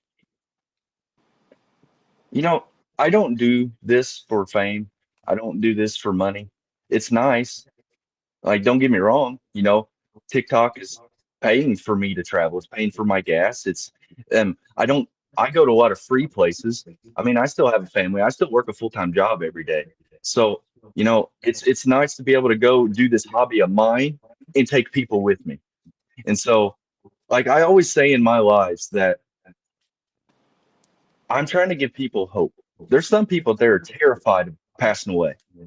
And if I can give them a little glimpse of hope that maybe there is something in the afterlife, I did my job. Now, like I said, it's nice, to get gifted and everything, because it's just helped paying for my addiction, if you want to call it, because it is my addiction in all reality, you know. sure. But I really hope, just if I can make it through to one person and give them some hope. And then, like, probably my more famous saying, at least from my group, is I'm just a country boy looking for shit I can't see and shit I can't hear. Cody, tell everybody that's on who might not know you, who might not follow you. Again, you can find Cody at Stark Paranormal. I think this is the same handle, right? That you have everywhere. Stark underscore Stark, it's paranormal. it's the same across the board. Stark Paranormal Yeah, on yeah, everything. And do you just have a Stark set schedule? Paranormal. Tell everybody when you go on. What's your when do you So usually live? So I'm usually live Monday, Wednesday, Fridays, and Saturdays. Now, Got it. like I said, I got a family, so that's not all the That's case, fine. but more times than not, it's usually Monday, Wednesdays, and Fridays around 9 p.m. Eastern Standard Time. But I'm on Facebook, and my YouTube is more or less a secondary. If I need to go live on there, I can. And then I'm starting to post like my TikTok lives on there, so if someone wants to watch it, they can later. Got it. Um, I'm on Instagram, Facebook. I'm also, as like another style of backup, I'm on Rainbow as well, which I know flavor of the week or, kind of like Clapper. And I get it. But I mean, it's still, just in case something You're happens, building an I have. audience, dude. I Right. just spent Right. we started this pod. I just started getting on Reddit to promote the podcast, which is an unbelievably, they're so mean on Reddit. They're just so mean to me. But it's like I absolutely am getting obsessed with it as a new sort of community platform builder. But yeah, Right. man, you got to promote. I don't knock it. It's what you got to do. I do have a question for John if I have time to ask. Dude, please, let's Yo, go. what's up, man? So I have a theory. Do you ask spirits questions in your mind and see if they'll answer? It's funny you bring that up. I do not do that, but I may be able to give you some data on the topic. Okay. There are times when the spirits, and my entire community can attest to this, will say what I am going to say before I say it. And you can actually listen in my live and you'll hear the spirit say something. And literally, while the spirit is still saying it, I start to say it. So it's not like, oh, I heard it and then I'm just regurgitating what the spirits are saying. No, it's almost like they pull it from the top, the top of your brain. Like the tip, they pull it from the tip of your tongue. They will say what you are going to say before you say it. Happens all the time. All the time. And it's not I agree. like we don't make a big to do with it while I'm streaming because it's just such a natural thing that happens. Most people don't even realize it, and the ones that do are like, "Oh yeah, that happens all the time." So I don't think spirits are psychic. They could be, sure, but there has to be some sort of connection between the spiritual synapses and an actual physical one. There's no way to this is Well, John, it speaks to if it happens. Let's look at it from some, if because I tend to agree, or I certainly lean into John's theory of it's memories or consciousness, because no one really knows how the mind works, trapped to energy, and because it is a scientific fact, we have electrical impulses in our brain. That energy has to go somewhere when we die. Energy cannot be created or destroyed. Those are the various facts of these things. So if your consciousness is on your energy and their energy, that consciousness, maybe there is a way to connect to it. I feel like if I play this back to myself, I'm going to sound like an idiot, but it's sort of, or sound crazy saying it, but I feel like, how is that, maybe that's the thing. Maybe that's when you talk about telepathy or people who study consciousness. So what if When they do what remote so viewing and things like that, that's how that stuff gets do you communicated, so right? what data do you have? Do you do that in your live? Do you ask the questions? Do you know? Do you write it so down for your audience before you, and then if they say so, it, you show your so audience, I you write did it it down? for the I did it for the first time the other night. Now I ask questions in my head all the time, but I can't prove that. Yeah, yeah. Sometimes I'm walking around and I don't want to stop to comment it. They're going to be like, who the hell's this commenting in here? We don't know this guy, because I don't really comment in my lives. I'm talking, Yeah. So I did it for the first time and I thought I got my answer, but I didn't. I actually posted that video today, but I have gotten answers, but I can't prove that. It's more or less to me, my opinion, subject matter to me of my question. Did they answer it? And I have gotten it probably 4 or 5 times. I've had it answered. Now, I think that's also something where multi dimensions and string theory comes into play, in my opinion. Well, look, Cody, Is one thing I can tell you about what John and I both agree with, and I think most of the community here that's watching or listening to Splintered Spirits, it's like we come from a place of why not? I'm going to believe it first. I'm not going to assume you're lying to me, right? Or you're trying to set me up. So it's like the questions then come after, as opposed to you show me something, what it is. I'm not going to go like, that's clearly not a ghost. If you were there, I wasn't there. John wasn't there. So you're showing me a piece of evidence and you're telling me this happened. I'm going to take your word for it, right? Like, why Mhm. not? Like, this is sort of the fun of it. So, and I know, and all you're really only proving it to yourself because there's nobody online that's going to believe you. They just don't listen. They don't care, or they're not smart enough to do it. It's like, they're just not that smart. And I'm sorry, guys, I love you. I love the fans, but there's a lot of you, I think you know the truth. You're not that bright. But it's like, and you know who I'm talking to. But it's just so you can't please them. You know what I mean? So it's like if people come in, it's like you're faking it. It's like, what do you want me to do, man? All right. Like, I don't know what to tell you. I can't spend the whole day here telling you I'm faking it. It's like I just did this. You This know just what's a great happened. way, Stark, for you to do, where you can actually prove it while you're live, even if you're by yourself. Pad in a piece of paper, write down the question. Don't say it in the live. Fold it up, have it be in view, where where everybody can see you write the question. Fold it up, leave it down somewhere, and be like, spirits, I'm literally thinking of a question in my head. Can you answer it? Try it 10 times. See how many times they do it. And then who's going to turn around and, the only people that are going to dismiss that are the ones that are like, the spirit boxes are fake. You program that. Right. You're using a recording. Right. That's it. And who cares about those people? Because they, no matter what evidence is in front of their face, they're going to turn around and come up with a reason why it's BS, even though you know it's not. Cody, we did a thing. We had a situation where one of John's mods, his mother passed away in October of last year. And I don't know if you caught this episode of us. We show it all, but it used to happen to him quite frequently enough to where I started looking up, like, is this a thing that happens? It is a thing that happens. Telephone calls. People get telephone calls from the deceased all the time. Mhm. And the stories they have were matching up with Brian's stories, where sometimes it's just static or sometimes it's this. I reached out to a professor in the UK who wrote a book called Telephone Calls from the Grave. We had him on, but then John goes to what is apparently some hotbed of ghost activity, Indiana. And on his live there, Brian gets this phone call from his mother. And it's kind of funny because John's like, "Can I answer it?" And he's like, "No." You want to answer? But we have it live. We caught it. It also happened here too, months later. Yeah. Like after Yeah. we aired the episode, like maybe like a month or two after that episode, recently it happened here. Like he got another. It gets crazier though, Cody. So like even before the phone call came in on that live one over the Spirit Box app, it said mom's on the phone.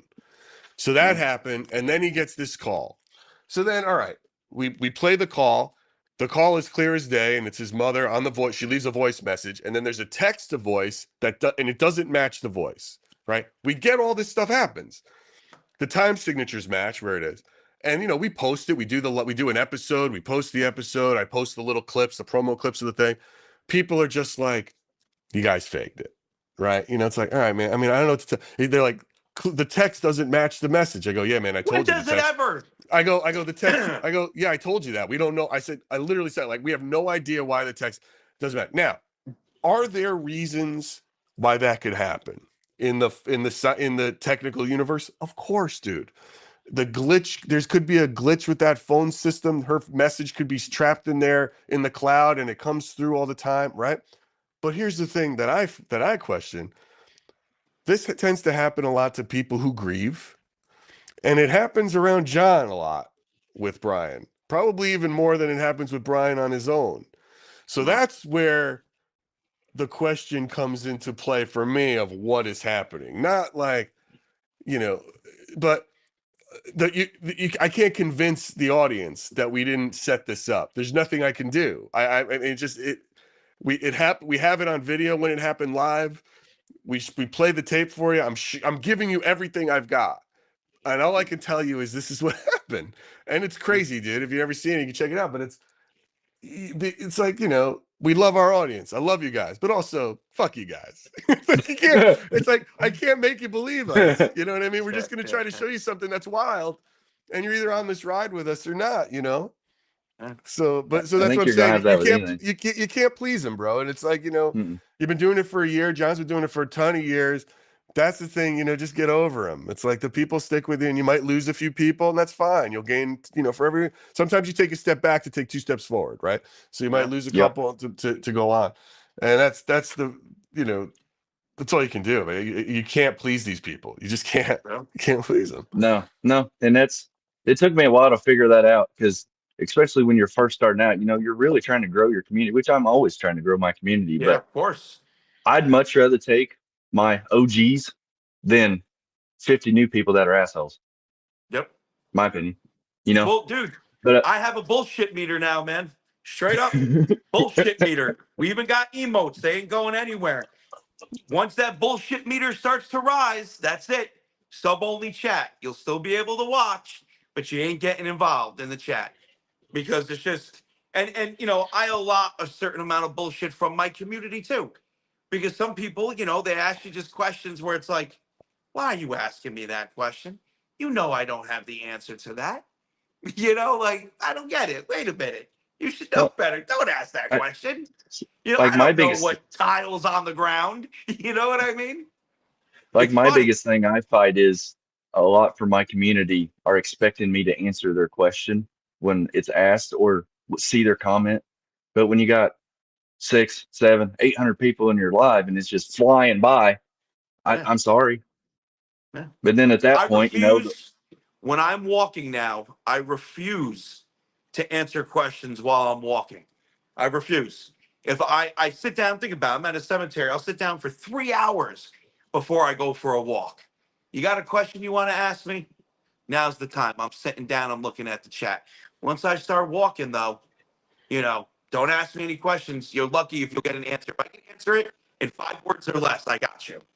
But it, right, and it's just the way it is. That's social media. That's just live. right. I know they get really mad at you guys when you don't answer me, and then they Yeah, repeat it. yeah. Like it's like who And then cares your about mods That's how get me? people upset. get. Then Yeah, your Right. I mods get just sent you upset a and gift. Oh, my bad. I appreciate it.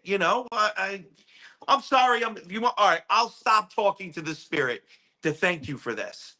And now I'll ignore everybody in the chat and just talk to you because you sent me a hand heart. I appreciate it. Isn't it Like, wild, dude? get The out sense of of here. entitlement that this has created in people.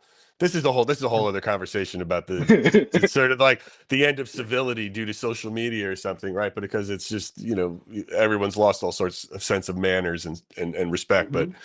and the sense of it's truth. entitlement, you know. It's straight truth. It Yeah. really is. I battle it every night. Every night I go live, I battle it. And I got great mods that help me. Like our things, we got a sticker or sub sticker called the VIP room. Well, you mess up, you get sent to the VIP room. Hope there's popcorn in Yeah, there for you. Sorry. yeah. But like I just the keyboard warriors come out strong sometimes. Oh Yeah, yeah. they do. I just And turn them into songs now, I just and I ignore love them it. half the time. Yeah. So sometimes I can't. If they come in and they say something good, and the wheels in my head turn, I'm like, oh, I can turn that into a song. I'm going to put them on blast and have a great time doing it. Oh, you're about to get your whole 15 seconds. Let me tell you, like it's great. I love it. I try to do the same thing, but my mods are so good that they end up getting them out before I can even actually get Yeah. involved because I I want to know get John. involved I know because it was John's so mods get him interesting. out. I want to get involved too, and John's mods Dang always it. get him out. I wanted my Oh shot no, at no, it. my mods they're just they nuke quick. They Th- know what This they're good with it. the podcast All Yes. right. itself is the So podcast profiles listen, itself are not big enough for I mods have yet. to And my go. I'd love to stay yeah. on and keep bullshitting, but I have to go. I have Netzel at 8:30. We do a little thing on TikTok together. So I gotta hop off. Cody, listen, everybody, again, uh, you guys got to check out his profile. He is at Cody Stark at Stark Paranormal. Yep. You can find it. TikTok is probably the best place, yeah, but he's on Facebook, Instagram, everywhere else. Cody, Yep. this is really fun, dude. I'm glad you reached out. I'm glad we had you on. You're a super nice guy. We'll Yeah, have you thank you, back one man. of these Appreciate days. it. Any It was great evidence having you you ever on. gather, yeah, any evidence you ever gather, Cody, by all means, man, please send it over. We'll talk about it. We love getting ghost Yeah, stories and like, yeah, guys, check out what I got. We'll share it, and make sure yeah. people see it. We love seeing ghost stories. And like I said, we always I come at it from a place of like, okay, it's wild. Like this is if Cody said this scared him, let's show it. You know what I mean? So please do. I knew All you'd right. probably like that one. But It was thank you good. guys so much. I appreciate you bringing All me right. on here. I've had an absolute blast. Thank you guys. Thank you, Awesome, Cody. You man. have a good one. All right. Thank you. Thank you. You I'll guys see you have a later, great. Cody. See you. Bye. And bye, Bye. Amanda. or stick around. You can watch the end as we wrap up. Super nice guy, dude. Yeah, awesome dude. Awesome Real nice dude. guy. What's going on in Yeah. Indiana? It seems like there's a lot of Indianans. Indiana. Well, you know what I noticed about Indiana is just so many damn abandoned places. Like when I traveled out to Indiana and just heading out there, all the places going through the states, it's just like there's so many goddamn abandoned places around here. I was like, this is nuts, you know. But yeah, that's the deal with that. Listen, guys, thank you so much for joining us for this episode. All right. If you guys have been following on John's channel on Santa Paranormal, please follow us at Splintered Spirits. Come on over. We would really like the subs. Please like, subscribe. It would be great if you did. You know, we want you to come out. We've got some great episodes out already. What can I tell you, man? Another good episode. Everybody, thank you so much for being a part of it. Go check out. We dropped that episode about the devil. It's out now. With Rebecca the Ghost Hunter we had last week. And if you missed this live, if you're tuning in and going, shit, I missed it, don't worry, we're dropping it tomorrow and you can see Cody again. We thank Cody Stark from Stark Paranormal. Everybody, this has been Splintered Spirits Live. Thank you for coming on. It was awesome having him on. All right, Later, man. guys. See you, everybody. Gary, I'll talk to you later. See you, man.